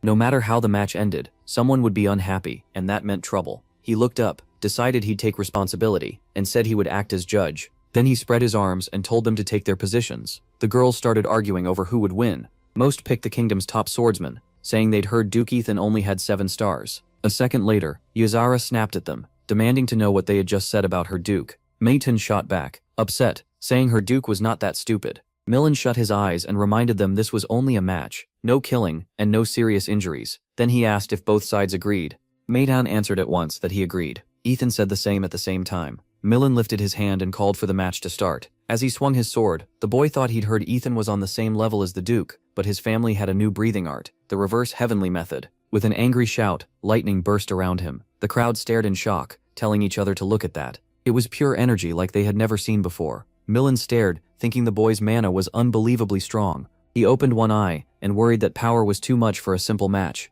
What if something went horribly wrong? Then he looked at Ethan in confusion. The Duke was not even getting ready to fight. People started whispering, wondering what he was doing, and if maybe he wanted to. Ethan only smirked. Looking at the boy, he could tell he was completely blinded by anger. Millen attacked in a rage. He brought his sword down, yelling for Ethan to die and calling him pathetic Arden. Dust exploded off the ground. The crowd coughed, shocked by how huge the blast was. Millen panicked, shouting that Duke Raishane had used far too much force, and if Duke Ethan was badly hurt, the boy's weapon dropped to the ground. A moment later, Millen was the one lying in a pile of rubble. Everyone started shouting, asking what had happened, and how this was possible. He was supposed to be the strongest swordsman. Asura could only stare in shock at what she had seen. When Millen attacked, a powerful aura had burst from the Duke's heart. His counter was so fast it was almost impossible to follow. The girl pressed her lips together, thinking about how. Then she cupped her face and thought it looked incredibly manly. Ethan calmly said Millen was not too badly hurt and should be taken to the infirmary. The others rushed over, asking if he was okay, and telling each other to carry him quickly. On the next day's first lesson, a voice told the class to begin by introducing themselves. The girl raised her hand and introduced herself as Asura from the Frechtel family, saying she had enrolled in spirit summoning. Another girl said she was Dorothy Dustin and had joined martial arts, then quietly asked Anini what had happened yesterday. A boy introduced himself as Leon Aiden and said he was studying spear technique. Under his breath he answered that the son of Duke Radaeon lost control of his anger and made a mistake. The next boy said he was Zeros Zenoris and had signed up for magic, while thinking to himself that he still had no idea what that power was, maybe some kind of magic. Milan Radian introduced himself and said he had signed up for fencing. Ethan put his hands on his hips and said this class had students from many different fields. But in a real fight, no one promises the enemy will use the same style, so they would learn from each other and practice against all kinds of opponents. Smiling, he added that before class began he wanted to test their skills for safety and for training. Milan raised his hand and asked about himself, saying he still couldn't control his mana after what happened yesterday. Ethan said flatly that Milan would go last, which made the boy ask in confusion. Then he glared at Ethan and said the professor had told them to volunteer, and now he would answer for what he had done. Milton angrily thought this brat was trying to prove who was stronger, just to humiliate him. One student nervously asked if they could really use mana. Ethan said yes, they should fight with everything they had, like a real battle. Zeros nervously repeated, "A real battle? That sounded dangerous." Ethan smiled and asked what else they were supposed to do without mana. Dance? Then he told them to begin, and said he would stop the fight when needed. Leon leveled his weapon and said he hoped this would be a good fight. Taking his stance, Zeros answered that he hoped so too. Then he shouted that he was moving in. Leon frowned, thinking he had to strike first before Zeros could use magic. He raised his weapon and planned his move, stop him, hit him, then lock down his legs from a distance. Zeros put up a magic shield. He stomped the ground, and Leon thought now's the time. As he used a binding spell, the other boy cried out, blocked the attack, and fired back with several strikes. Their power crashed together. Leon gritted his teeth and swore. Ethan watched in silence while people behind him praised them, saying the children of the Great Seven clans really were powerful. The protagonist frowned, thinking these two clans had quite a high level of talent. As he watched, he thought they were still inexperienced, but their basic form was already there. Ethan stepped forward, feeling he had seen enough. The next moment, he caught both of their weapons and said that was enough. Zeros was stunned by how fast he moved. Leon looked at him with the exact same thought. Ethan said the win went to the spearmen and told them to go back. Then he called for Isara and Dorothea to come out. The girl put her hands on her hips and told Dorothea she was unlucky, which made the other girl ask what she meant. Izero smirked and bragged that on the way to the academy, the teacher had given her a private lesson. It had been just the two of them in one carriage. Dorothea's eyes went wide, and she said she wanted to get stronger too. Izero shouted that she still didn't get the hint. Ethan raised his hand and announced the start. Fire suddenly formed in the air. Dorothea stared in shock. Izero smirked and told her not to feel too bad. A spinning blast of fire shot straight at the girl. The explosion was so strong it threw Dorothea into the air. Zero said in surprise that Izara's talent was amazing, and Leon replied with a smile that his own skills were impressive too. There was a reason he was called the Prince of Magic. Zeros laughed awkwardly and reminded him that he still beat him. Dorothea stood there with her eyes shut and muttered that this was too much. Zeros happily said he had learned something, and Leon said the same, adding that he hoped they could become friends. Right then Ethan called them over, shouting for the spearmen and glasses, and both looked at him in surprise. Holding a weapon, Ethan told them they seemed to have no idea how awful their skills really were, then ordered them to attack him together. The boys lit up, and Ethan added that if they landed even one hit, they could count it as a win. Leon charged first, saying he would take that hit himself. Ethan frowned and told the boy with glasses to watch closely. The base of a mage's style is dodging attacks, yet he had only focused on making defensive circles. In an instant, Ethan knocked Leon's shank strike aside. Zero stared in shock and said it was the same. His family's secret art flashed through his mind. How did the Duke know it? On top of that, Ethan's level looked almost the same as his father's. Ethan called out to the boy that this too. Then he pointed his weapon and said he should stop and strike. Leon shouted in shock. He frowned, thinking that couldn't be. His father's image filled his mind, and he wondered how he could see his father in the Duke. Ethan struck again, then rushed toward the other boy. A moment later, he used a binding spell. Dorothy's jaw dropped. Smiling, Ethan said they would rank everyone. Usura, the spearman, the boy with glasses, Dorothy, and the idiot. Grinning, he added that the last two would have to wake up at dawn and train 2 extra hours. Milton frowned angrily. At the university building, Ethan praised his students for showing up on time. Looking at Milton and Dorothy, he asked if the losers were ready for their extra lesson. When neither answered, he said they would begin with the basics, but a sharp cry cut him off. Both turned, and Ethan hummed with interest. Then he looked at the blushing Dorothy and asked what was wrong. She was thinking that the method he taught yesterday was built on their own secret techniques. She remembered Ethan standing beside Leon, telling him where to focus his mana and when to step in harder. She also remembered him coaching Zeros, who was shocked by how fast he became under Ethan's guidance, and realized that after only a little correction, their skills had jumped right away. Raising her hand, Dorothy shouted that she wanted to try attacking Ethan, now understanding that his talent was far beyond what any of them had imagined. Ethan looked at her calmly and asked what she meant. She wasn't trying to act like Milton, was she? Dorothy quickly waved her hands and said no, that wasn't it. She only wanted to try the technique so Ethan could show her how to use it better. Ethan let out a relieved sigh, pointed to the arena, and said he got it. She should stand there and try to hit him. The girl agreed. Taking her stance and wrapping herself in aura, the pink-haired girl shouted that she was coming in. As she swung, she moved into the third form of Taishin boxing. She drove a straight punch at the side of Ethan's head with a crushing blow. Dust rose across the training yard. Milton watched in surprise. Ethan casually stopped her punch with one palm. Dorothy looked up at him, confused, and asked what had happened. She couldn't understand it. Ethan had barely moved, yet the mana in her punch had vanished. Ethan used mana wave dispersion, sending a red wave of mana through the girl's channels. He pulls his hand back and says she does not even have a quarter of Duke Arden's skill, so they need to start with the basics. Stepping closer, he explains that when she makes a fist, she should turn her waist a little to the right,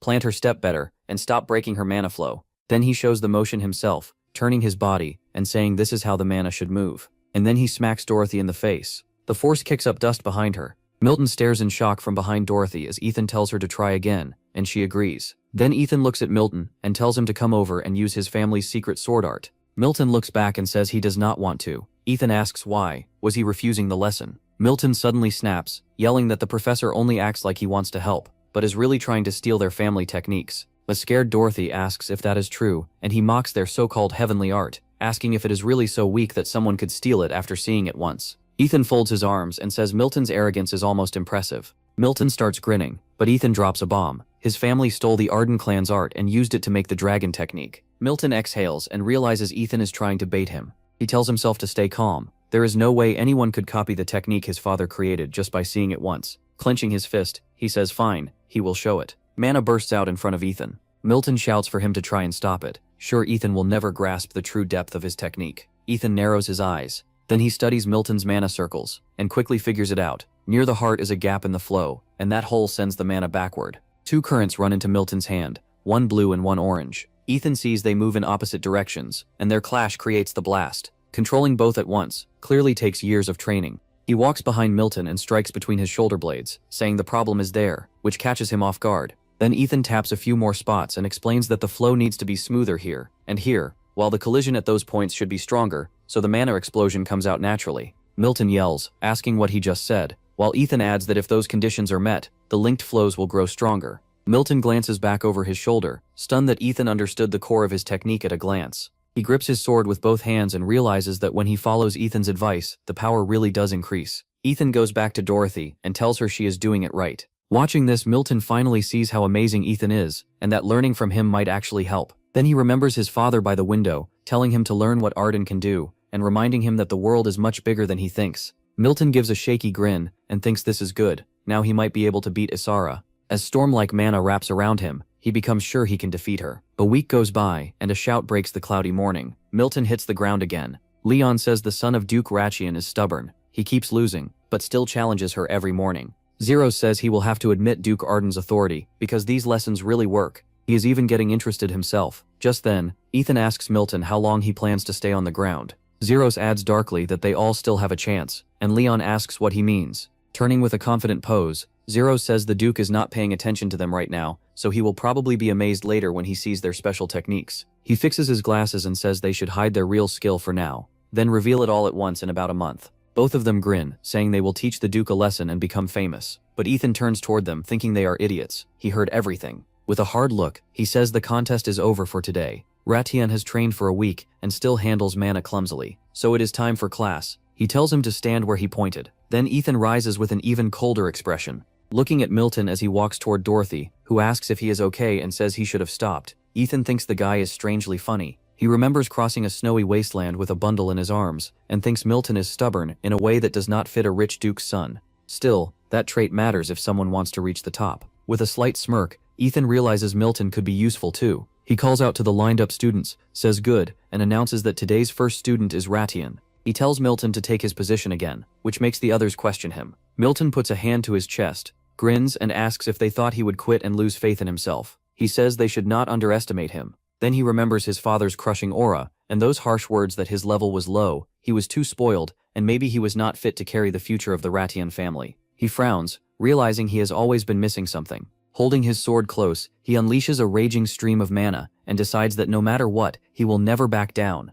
Then he charges. He shouts as he rushes forward with his sword. The mana around him burns even harder as he uses the reverse heavenly technique. Throwing one arm back, he yells that he is coming and dashes at Ethan. Ethan smiles and tells the others to watch closely and learn. This is close to the final form of the heavenly sword art. Then Ethan mirrors Milton's move, using the same reverse heavenly technique. Milton freezes in fear, sensing something is wrong with the image of his teacher in front of him. Their swords collide. Mana flares wildly, and the other students shield their eyes from the blast of light. Then the mana around Milton's sword scatters. Breathing hard, he stares at his blade. When he looks up, he realizes Ethan's stance inside the reverse heavenly flow was exactly right, and without noticing, he had started copying that perfect method. Milton's eyes shake as he understands Ethan was trying to teach him the whole time. Ethan lowers his sword. Then he looks at Milton and says he has finally learned the basic movements, leaving him stunned. Milton looks up and asks what he means. Smiling a little, Ethan explains that before Milton was just swinging his sword and copying shapes. Now he actually knows how to use what he learned. So for the first time, Ethan feels like he truly taught him something.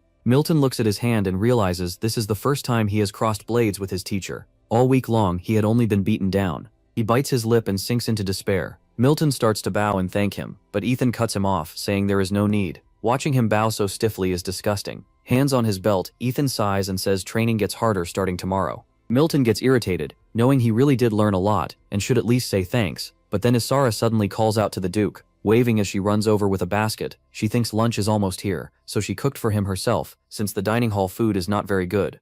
Milton starts saying he has no idea what she means because today's lunch is lobster, but she stuffs a donut in his mouth. Pointing a fist at him, she tells him to shut up if he wants to live. Then, acting like nothing happened, she runs to the Duke and thumps him on the back, while Duke Ration watches in confusion. Milton chews the donut angrily, thinking this is all the Duke's fault. The guy is an idiot for forgetting Milton is still his rival. First he will learn his techniques, then beat him. A second later, he spits the donut out and starts coughing. He stares at it in horror, as something clearly inedible and maybe deadly oozes from it. What even is that taste? His hand trembles as he drops the donut to the ground, thinking he and Asura had been on pretty good terms too. Walking up to Arden, Asura tells him to eat before it gets cold, and Ethan turns his back. Later, 2 carriages leave Thorn Fortress. Zeros folds his arms and complains that it is freezing. Leon tells him coming all this way with just 1 uniform and 1 weapon was a bad idea. Without taking his eyes off the view outside, Milton says anyone who doubts their own strength should turn back. This training is voluntary. Leon turns and asks what he said, but Zeros reaches out to calm him down, reminding him they are still in 2nd and 3rd place. Adjusting his glasses, Zeros says even their family background will be judged in the place they are heading to, since it shapes the rankings of future generations. All they have to do is prove what they can do. Clicking his tongue, Duke Ration turns back to the window. Riding in the cart, Logan smiles out the window. It has been a long time since he came here. The Heinkel Mountains, a deadly place guarded by a fortress built to keep monsters out. He thinks this is the perfect place to train. Until now, these noble kids have only lived easy, protected lives. Now they're in the snowy mountains, and the protagonist knows they'll be facing wild monsters that don't care about rules or reason. Then the cart door slams open. Standing before the students, Logan tells them the ranking battle starts now. He taught them the basics. Now it's time to use them. The students glance at each other, wondering where they're supposed to make camp. Aslan adjusts his backpack and explains the test area is 5 kilometers wide. Anyone who leaves it is out, and they have to survive for 2 weeks with only their weapons. Right after that he vanishes, telling them the test has begun, and they'll be watched and judged from afar. Zeros turns to Leon and says they've basically been dumped here.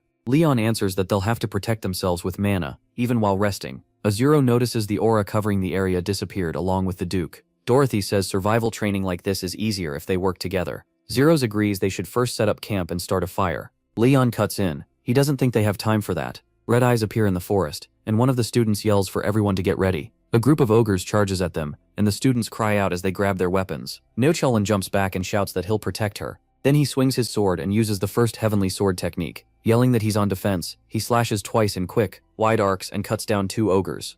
After that, he turns to his crush and asks how that looked. She clenches her fists and snaps back, asking who's supposed to be protecting who. Raytian is weaker than she is. At that moment, 4 monsters rush her from different directions. She barely reacts and just asks what they think they're doing. Then an explosive wave of fire erupts and burns them all. Leon smiles as he lunges forward with his spear, thinking Raytian's bragging is about to end. He uses a secret spear technique and drives his weapon straight at an ogre. The strike pierces clean through its body. Up in a tree, Aslan watches in silence, and what he sees is a mess. Everyone is fighting alone. He thinks that if they really plan to work together, they should have protected the summoner and the mage first, but instead, each of them is just trying to show off. Asura wraps herself in fire and summons fireballs, while Zeros gives off a purple aura. Logan figures they can probably handle themselves, but they're wasting way too much mana. A goblin's severed hand drops onto the snow, splashing it with green blood. Dorothy shakes out her hands and says that was easier than she expected. With a blush under his eyes, Zeros asks if the professor underestimated them. Leon laughs and says maybe he did.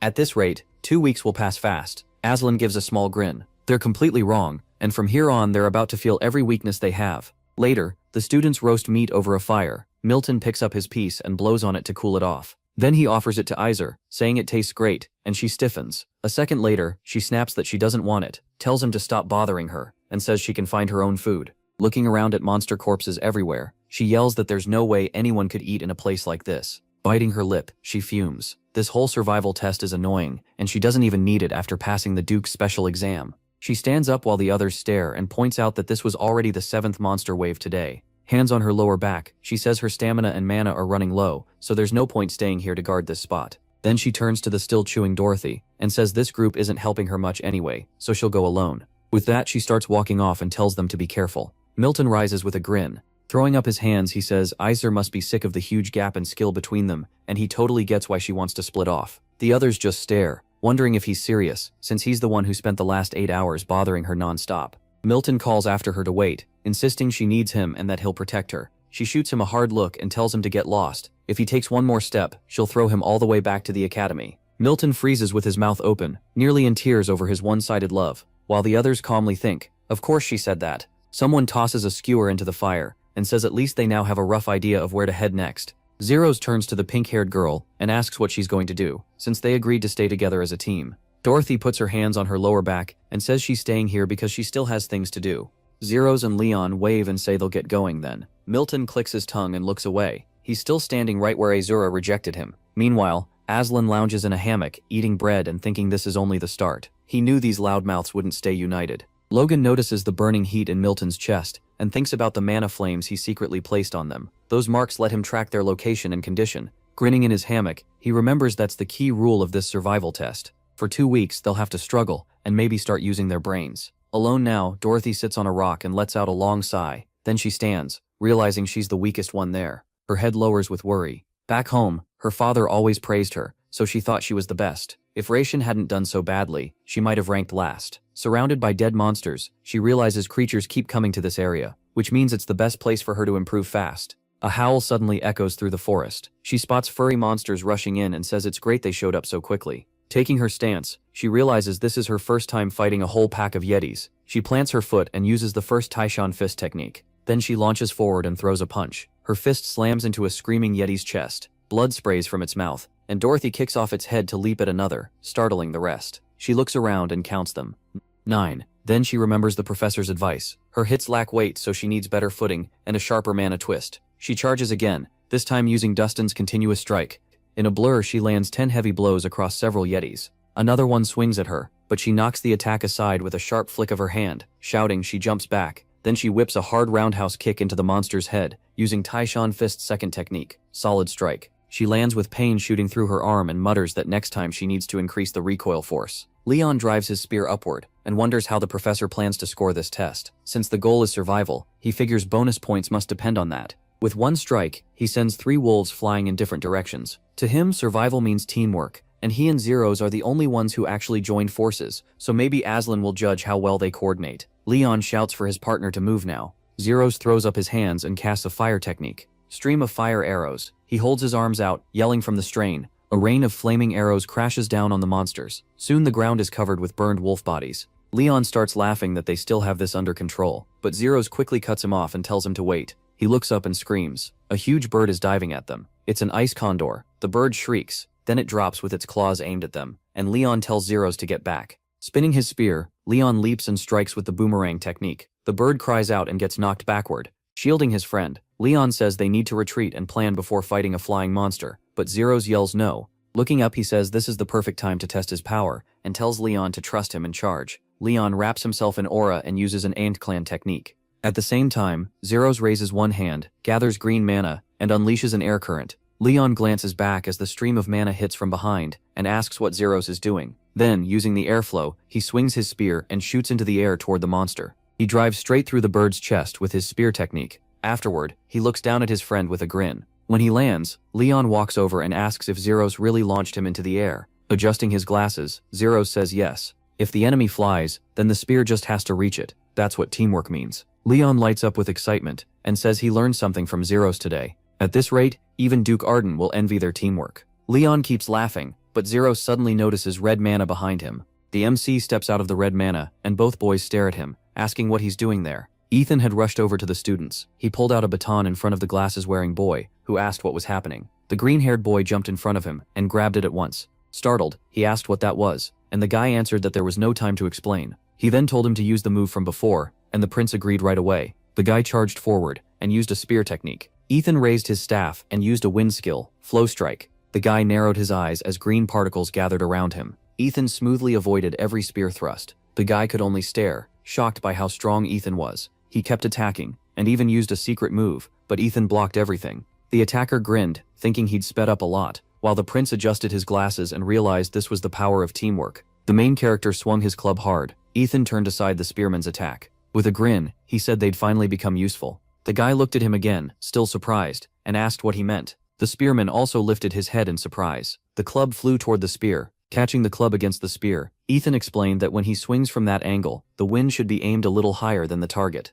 The two boys stared ahead in disbelief, as Ethan added that they'd done one thing right, protecting the bespectacled mage. When there are many enemies, the first job is to guard the magician and use the technique around him. Then, Ethan turned, tossed the stick aside, and said training was over. The boys watched him walk away. Adjusting his glasses, the prince muttered that he never expected this. Then he told the other guy, it looked like the professor really liked their skills, so much that he came himself to teach them. Later, lying in a hammock, the hero heard that they were sure they could surpass him in a month, now that they'd become such a strong team. The girl kicked a stone down the path. Azira walked along the forest trail. The hero covered part of his face and said that for someone as talented as her, this test was too easy, so he had a special mission instead. She happily asked again, then got excited. He told her that the closer she got to mastery, the more exact her mana control had to be, so she should use mana and try to find him. Tilting her head, the girl asked where he was hiding. Standing on a rocky ledge, Izara thought that 10 days had passed. She kept training her mana control, but still couldn't find him. Looking down sadly, she admitted she missed him. His image came to mind, telling her to find him,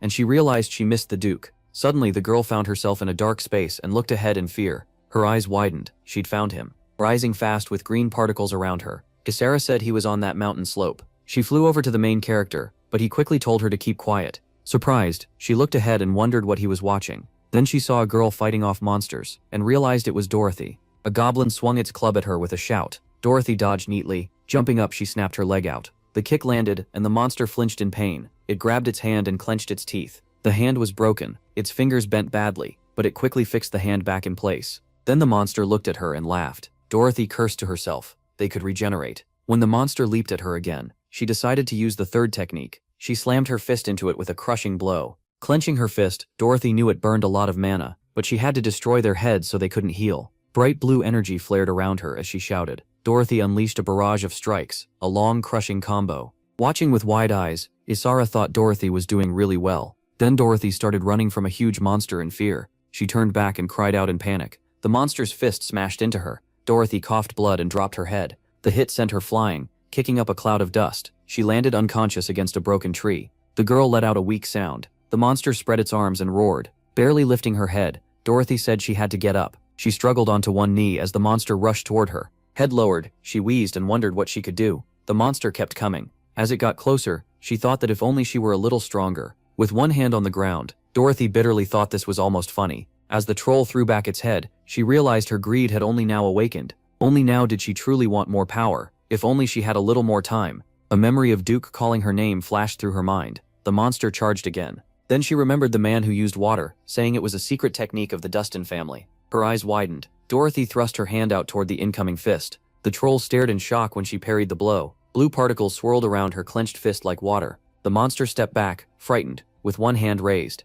It shook its head and growled. Then it glared ahead and opened its mouth in rage. The troll swung another fist at her. Gritting her teeth, Dorothy said this move was penetrating. The monster's fist crashed into the ground. She leaped up and struck back. Dorothy hit the troll in the face with her second technique. The monster looked at her hand in shock as it stopped just before him, staring ahead with tired eyes. Dorothy realized she still didn't have enough strength. Then she started falling. As she dropped, Dorothy apologized to her father in her mind, and thought this was the end. Red splashes burst out. Ethan suddenly appeared and struck the troll, saving her. Later, Dorothy lay near a fire. She slowly opened her eyes and made a faint sound. Sitting across from her, Izara asked if she was awake. Dorothy looked over in surprise and asked what she was doing there. Izara, eating food she'd cooked over the fire, asked if Dorothy remembered that the professor saved her at the last moment. Looking back, Dorothy asked if that was true and where he was now. Izara said he'd gone to help the other students and left her behind to watch Dorothy. She also added that Dorothy had been counted as dead, lost 200 points, and dropped to last place. Lowering her head, Dorothy quietly said, "So that was it." But then she smiled and said it didn't matter. She was in a great mood because she'd learned a new technique. Izara frowned, thinking that of course Dorothy was happy. That made her even more dangerous, since she didn't seem to be planning anything bad. A memory flashed of the protagonist carrying a girl in his arms, and Izara thought she'd never even dared dream of something like that. The protagonist ran ahead, thinking Milton's signal had grown too weak, which meant he had gone outside the marked area. Looking forward, the hero said that was minus 200 points. Standing on a rocky ledge, Ethan said the signal stopped there. Looking down, he recalled that the man had called himself the kingdom's strongest swordsman. Staring at the cliff,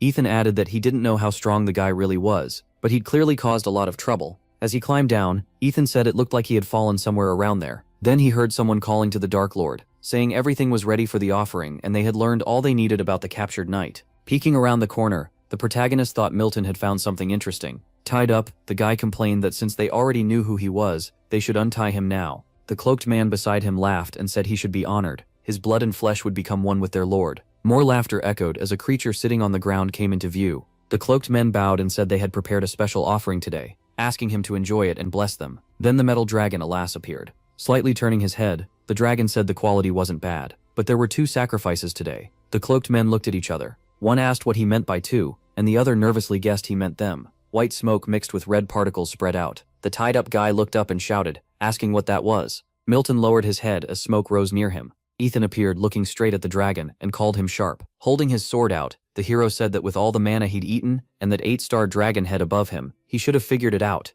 Hands on his knees, Alasib said today was his lucky day. He would get to eat 2 people with mana. Ethan swung his sword at the dragon and called him insane. Alas stretched out his hand and growled. A bright yellow flash burst in front of Ethan. Countless clawed limbs shot toward him. With a quick swing, Ethan knocked the attack away. Looking at the flash, Ethan cursed the bastard. Alas clenched his fingers and laughed. Leaning slightly forward, the protagonist realized the metal dragon really was powerful. His new sword couldn't even leave a mark. Then Ethan turned to the swordsman and told him to watch carefully. Red and blue particles rose around Ethan's body, as he said he'd teach this technique after they returned. The dragon roared and spread its arms. Colored lightning burst out as Ethan called on the reverse heavenly sword. He charged in and used the first technique on the dragon. Milton stared in shock. Fear flashed in the dragon's eyes when it saw the blade. The beast crashed to the ground, and Ethan let out a breath. He muttered that metal dragons were a pain, way too tough. If he had more time, he could make a move that wiped them out in one shot. Blue lightning danced around the metal dragon. Milton was stunned. Ethan had just powered up his clan's secret art. Red light wrapped the sword as blue lightning crackled over it.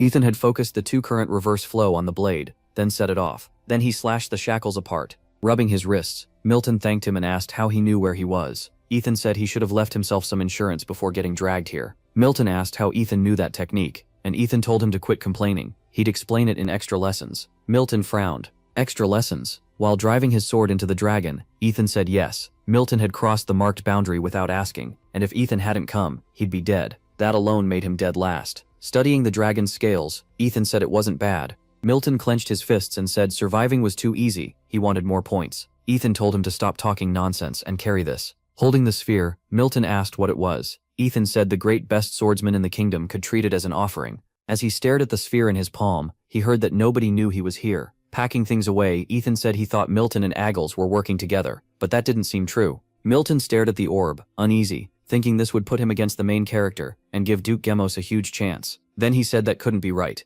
Ethan rested a hand on the wall and heard someone ask if Mr. Elias had finished eating. Both Ethan and Milton looked over in surprise as the voice went on. The servants still hadn't come back, so maybe they had been rude. Ethan just smirked. Milton turned sharply, already angry. Roger walked in with a smile and asked what they were doing there. Milton answered with a punch to the face. Roger dropped bleeding, and Milton called him a scumbag. A torch flared up as Milton ordered him to stand. Coughing blood, Roger asked what was going on. Shocked, he realized they meant to kill him and turn the clans against each other. Milton grabbed his collar and demanded to know who gave the order. Ethan stopped him and said to move aside. He had a better way to question people. He seized Roger by the neck, and Roger asked if he really thought he'd talk that easily. A bright flame burst around him, and he screamed. Roger's eyes and mouth flew open as he gasped for air. Ethan told him the deal: answer honestly and live, lie even once, and die on the spot. Roger gave in. Ethan started with 2 questions: what this place was, and who exactly was here. Terrified, Roger explained that this was a lab for experiments. Every month they brought tributes, and in return they got to study dragon power. About 50 people were inside. He added that around 20 of them were from the Arcana magic group. Ethan frowned and asked about Arcana again. Milton turned to him and asked what that was. Ethan held out a hand and snapped that if they were tied to the order, Roger needed to tell him everything he knew about Arcana. Elsewhere in the cave, 2 blue-robed men walked along. One complained that he was sick of this job and wanted to see sunlight, but if they got lucky, they'd receive a blessing and learn new techniques. Milton suddenly moved, as the other man said they just had to wait a little longer. They'd catch another lost knight and use him as a sacrifice. The swordsman rushed them at once. With one swing, Milton dropped one of them. The other stared and blurted out, "Is that you?" Milton forced his head down onto the purple cube and brought up the signal device. He looked ahead and frowned hard. With the bag over his shoulder, Ethan said Milton was doing what he'd been told, but there was nothing stealthy about his shadow. One man already lay unconscious on the floor. Ethan said he'd sensed another one nearby, so Milton should use less mana and focus it in his legs. Clutching his head, Milton complained like that was easy. Ethan told him he'd wind enough.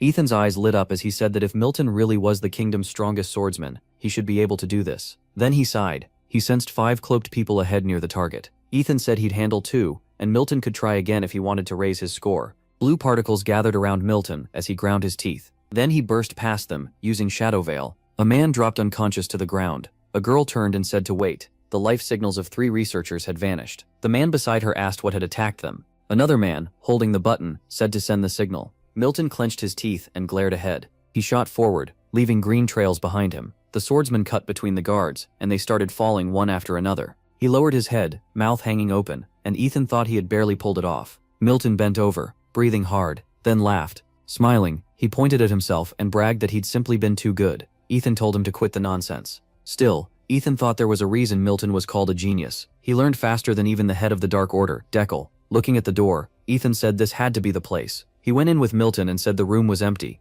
Glancing over the flasks and machines, Milton wondered if they could even find anything useful here. Ethan's gaze landed on a paper. He looked at it in surprise, wondering what it was. Tyrann flashed through his mind, tearful, as Ethan realized what he was reading. A mix of B and RE substances from Dragonman bodies, a strong hallucinogenic drug used for mental conditioning on scientists. While Milton searched around, Ethan scanned more pages and thought this seemed connected to his brother. A paper showing a dragon caught his eye. It was a physical analysis report on the dragon race, and he realized it could help make an antidote. He stuffed the papers into his bag with a smile. He never expected to find what he'd been searching for all this time, and now he had to send it to Ilya's lab right away. Images flashed through his mind. A dragon with a glowing heart, 2 men, and potion brewing equipment. Ethan pieced it together. The balance between Agiles and Milton, the metal dragon's heart, a cure for the conditioning drug, and new technology. Gritting his teeth, he thought, Tyrann, just hold on a little longer, I'll turn you human again. Flames rose behind Ethan as he promised it would be soon. Then, icy rocks appeared. Milton looked ahead and guessed they had a self-destruct button in case something went wrong. They were trying to bury the secret lab. Pointing at the wreckage, he asked what they were supposed to do now that it was all destroyed. Izara flew down happily, saying she'd finally found Ethan, so this was where he'd been. She looked aside and pointed out that this was outside the allowed area, and Milton shouted her name. Raising his hands with a grin, Milton asked if she came because she was worried about him. Ethan said he came for the swordsman who had crossed the boundary. Ethan told Izara to take Milton back to the meeting point and return afterward. Then he warned Milton that if he left the zone again, he'd be punished. Ethan dissolved into black particles. Later, he stood with one hand at his side, facing the students. Smiling, Ethan announced that the survival training and raid battle were over, and now he'd reveal the results. He said Leon got first with 55 points, and Gyros took second with 52. Both of them were thrilled, and Gyros said they really did it. Ethan added that Izara came in third with 48 points. Dorothy took fourth with -154. Milton landed in fifth with -321, and he glared forward in anger. Leon and Gyros hugged, shouting that they did it. Ethan said the spearman and the boy with glasses teamed up to survive, and even improved their skills, which was why they earned the top scores. Lowering her head, Isara said they couldn't have managed alone, then asked if they really expected someone to watch over them every time. Milton spread his arms and said she was right. It was better to team up than fight alone. He could cover for her while she summoned spirits, and she snapped back that he was so annoying. Hand on his chest, Leon declared that even if the whole world turned against them, they would stick together. He wanted to stay with Moshao forever. Adjusting his glasses, the other boy laughed and thanked him. With tears in his eyes, he said that together they could beat any enemy. Leon hugged him, cried out his name and started sobbing too. Isara waved toward Milton and said he was somehow even grosser than those two. The protagonist cut them off and told them to quiet down. Isara lowered her head as he said she completed the tracking task, but didn't do much in the survival part. Dorothy threw her hands up in joy when he said she reached 8 stars, though her deaths cost her points. Ethan frowned and turned to Milton. Milton snapped that it was unfair, but Ethan said he'd get a chance to raise his score in an extra lesson. Tilting his head, Ethan said Milton did fine overall, but lost too many points and should have worked harder.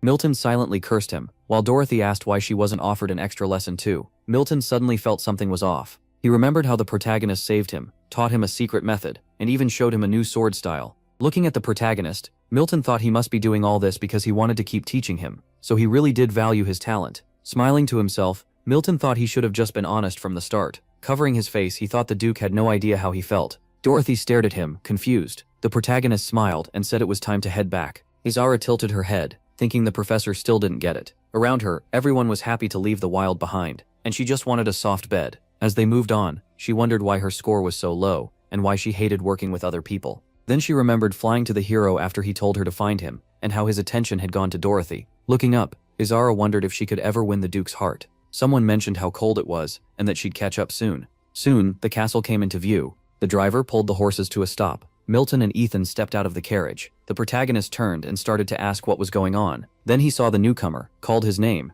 and Myers ran over, calling out to him too. Myers lifted the protagonist into a hug and said it had been too long. The others stared in shock. Leon asked who he was, and Gyros pointed out that he called him brother. Myers looked him over and said he seemed to have grown up, then finally set him down. His brother said that was enough. Hands on his hips, Myers asked if these were the students he was teaching, and the hero confirmed it. Myers introduced himself as the protagonist's younger brother. He said a letter from the clan heads brought him here to compete with them. Dorothy politely said she was glad to meet him, then asked what he meant by a letter from the clan heads. At the same time, she noticed he was as tall as her dad. Myers looked over the students and said he'd heard none of them had ever won a tournament. They could challenge him, learn ardent combat from fighting him, and he'd get to see the other clan styles too. Clenching his fist, he told them to think of him as a sparring partner. Then glancing at his hand, Myers added that he was also a knight of House Arden, and could control Black Flame. Holding out a hand, he asked his brother if they should go eat. The group was still surprised, as Myers asked how he'd been, and the hero simply said, "As usual." Milton called out to the protagonist. The protagonist glanced over with a grin, and Milton blurted out that he could actually smile. A man by the window asked if this was going to be an open class for the clan heads. The protagonist said yes, parents should see what their children had achieved.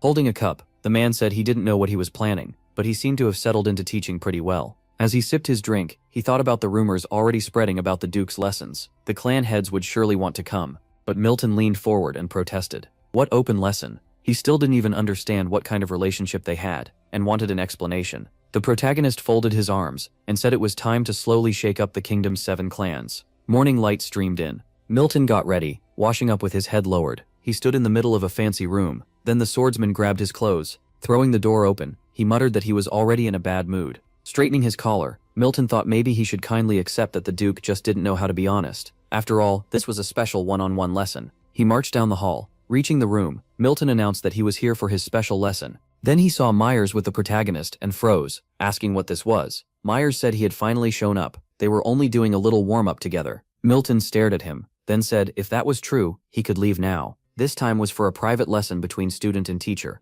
Frowning, he added that extra people would only get in the way, then thought bitterly. Just because he was the professor's younger brother, he acted like he belonged there. The Duke had clearly struggled to arrange this lesson, only for him. The protagonist stood with his arms crossed, and Milton took that look as proof the Duke felt awkward about all this. Myers said his being there wouldn't hurt the lesson. In fact, it would help. Milton scowled and asked if he'd forgotten that he was supposed to fight him first. Blue lightning flared behind Milton as he said Myers called himself a wall to overcome. What nonsense was that in front of the kingdom's strongest swordsman? Red flame rose behind Myers. Smiling, he said he didn't know who gave Milton that title, but wasn't he embarrassed to say it in front of his brother? The tension snapped. Both reached for their weapons. Ethan frowned and told them that was enough, then agreed to let them settle it in a fight. The protagonist added that he'd give a private lesson to the winner. Then he told Milton that if he beat his brother, he'd also get a chance to face him personally. Myers smiled and said the deal didn't really benefit him, but since he was already involved, it sounded fair. Milton gritted his teeth and said fine, he'd show them the gap in skill. Nothing could block the kingdom's best swordsman.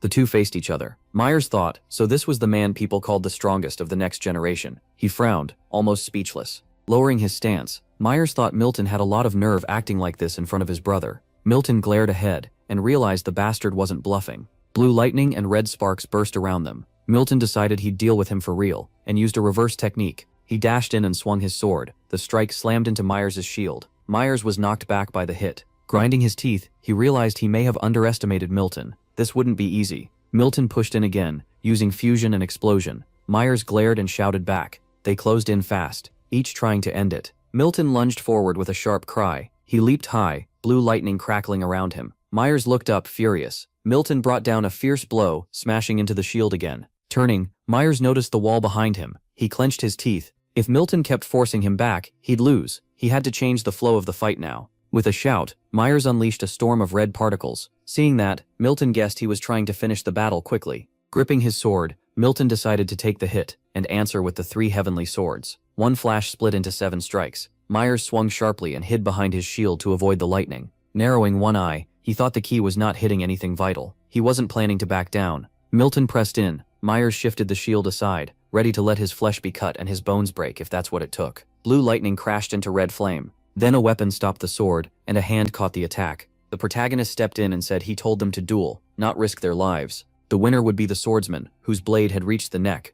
Milton let out a heavy breath. Still gripping his sword, he said he refused. He said that wasn't a real win. If the fight had kept going, he might have crippled Myers so badly he'd never hold a sword again. Myers looked surprised when he heard Milton call for a draw. Smiling, Ethan said fine, they'd attend the morning lesson together. He thought making them fight had been worth it. A rival of equal level was great motivation. Watching them shake hands, the hero thought that when attack and defense styles clash, both sides grow from it. At the office door, the boy asked what Ethan was holding. Ethan said it was a crystal sphere with proof of Aggle's betrayal in a secret lab. Staring at the box, Milton asked why he was handing over something this important. Ethan told him to take it to the Duke. Ethan raised a hand and made one thing clear. His son nearly died, and he would not use that to make a deal. Milton's eyes widened. He leaned in to thank Ethan, but Ethan stopped him and said that in 6 days the clan heads would come for an open class. Since Milton was going home anyway, Ethan told him to pass along the message himself. They had to attend. Milton thought Ethan was being bold again, but agreed. Ethan said he could leave. Milton picked up the box and smiled at it. Ethan frowned, thinking this evidence could shake the balance between the 7 clans. He wondered how Milton would take it. Then he added to himself that Milton was caught in that mess too. As Milton walked down the dark road, Ethan wondered what choice he would make. A man rested his hand on the table. Looking down, Geron snapped that he'd heard Milton failed the student test twice, then asked what kind of face he had come back with now. Milton stood there, nervous and silent. Geron lashed out, asking how his only son could disgrace the whole clan. Milton answered that it was simple. Holding up the sphere, Milton said he had actually come to show him this. The sphere played Roger's voice. He talked about faking the prince's death, sending the swordsman after the protagonist, and said Duke Aggles would agree. The Duke kept watching the image as the plan went on. They wanted to offer a sacrifice and send the swordsman's son to be eaten by the dragon. The Duke stared at Milton through clenched teeth, trying to understand it. Garand ordered him to explain, and Milton nervously said the Duke's people got it by mistake. Then Ethan helped him. Holding the box, Garand called him an idiot for taking help from that fallen family, and asked if Ethan had given it to him. Milton looked down and quietly said, no, he had recorded it himself. With the sphere in hand, the Duke said at least he still had a little pride left. Then he told him to go and said he'd handle the rest. At the door, Milton turned back and said there would be an open class in 6 days. He should come himself and see his progress. His training too. Gerard, still seated, told him not to forget what he had personally invested in him. The door shut slowly. Milton thought of his mother dying in childbirth, and the twin brother who never lived. In his mind, both babies were wrapped in white, and he called himself the worthless one who killed them. He clenched his fists, thinking that deep down, he had always known this was what hurt most. Grinding his teeth, Milton wondered if that was really the reason for everything. His father's image came to mind, and Milton thought he had always been the child his father wished were dead. He suddenly screamed. His hand slammed into the board hard enough to make it crack. Looking at the broken table, Milton thought that if he was only useful to the family, then it wouldn't matter when he was thrown away. Later, they were back at the academy. As Milton entered, Ethan told him he was late for class. Then he turned and asked if something had happened. Milton lowered his head and said it was nothing serious. He just wanted to rest today. Ethan asked, since when students got to choose whether to attend class, then told him to grab a wooden sword. Milton told him to leave him alone. Ethan frowned. Then he suddenly grabbed Milton's arm. Ethan dragged him along, and Milton shouted, asking what he was doing. As they went down the stairs, Milton kept yelling for him to let go and leave him alone. Milton hit the floor hard. Blood started to drip, and he asked what was wrong with Ethan. Ethan looked down at him and told him to get up. If he hated it so much, then he should try hitting him. Milton rushed at him, still shouting for him to leave him alone. He threw strike after strike, but Ethan dodged every one. Ethan lifted his hand and hit Milton hard in the side. Then Ethan leveled his sword in front of him. Milton flinched and looked aside in pain. His eyes went wide with rage, and he cursed Ethan. Blue lightning burst around Milton as he shouted that he would kill him. Ethan watched the glow with a frown. The fight echoed through the castle grounds. At last, Milton dropped to his knees. Kneeling there, he demanded to know why Ethan did this. Ethan said he was punishing him so he'd get a grip on himself, then asked if he was crying because it hurt. Milton lowered his head and yelled that he was not crying. Ethan frowned and said that was fine. Judging by his voice, he had come back to his senses. Ethan recognized it as the stage of inner demons. When anger and sadness stay buried too long, they explode. In his past life at war, he had seen many people break because of that. He tossed his sword aside and thought that whatever happened between Milton and the Duke had pushed him into despair. At least he had dumped that anger out. Now, instead of letting it turn worse later, tears hit the ground as Milton said his father heard he almost died and laughed. Ethan listened, while Milton said his father never even asked if he was okay. He only cared about how Milton would deal with the Duke. Then Milton asked what Ethan would do in his place. What was he supposed to do? Head lowered, Milton said he understood his father. When he was born, his mother and brother died. Milton opened his eyes wide, as Ethan told him none of that was his fault. Ethan frowned and said he should be trying to live happily, because he survived. Thinking of the people he had lost, Ethan said those who died while hoping for his future would have wanted him to stay alive and be happy. Did Milton really think his mother and brother wanted him to live in misery? Ethan added that he knew Milton's life had not been a good one. But even if others wanted that for him, so what? Was he supposed to live exactly the way they wanted? Milton thought of his father again, and repeated his words, that too much had been invested in him, so he must never forget his duty. That was all his father ever said. With a faint smile, Ethan asked what exactly had been invested. Turning away, Ethan said Duke Garrett was a terrible father, and if they ever met, he had a few choice words for him. Milton stared at him in shock. Ethan told him to go rest. Tomorrow they'd make up today's lesson with an extra one. As Ethan went up the stairs, he added that Milton wasn't just a title or a role, he had one name, Milton. Supporting himself on his hands, Milton quietly said his own name. Elsewhere, a man looked over some papers and asked what this was. Reading with growing alarm, he saw that an open lesson would be held in 3 days, and the heads of all 7 families including the Duke would attend. He cursed, asking why he was only hearing about this now, then swore at Duke Errant. Passing by a room, Ethan heard a loud cry. He lowered his head and thought being the academy rector would never be easy. But no hunter announces the time and place of the hunt ahead of time. 4 people stood behind him. Ethan thought the time had come for the final clash, where he'd catch a big fish. That's where this video ends. If you stayed till the end, please subscribe.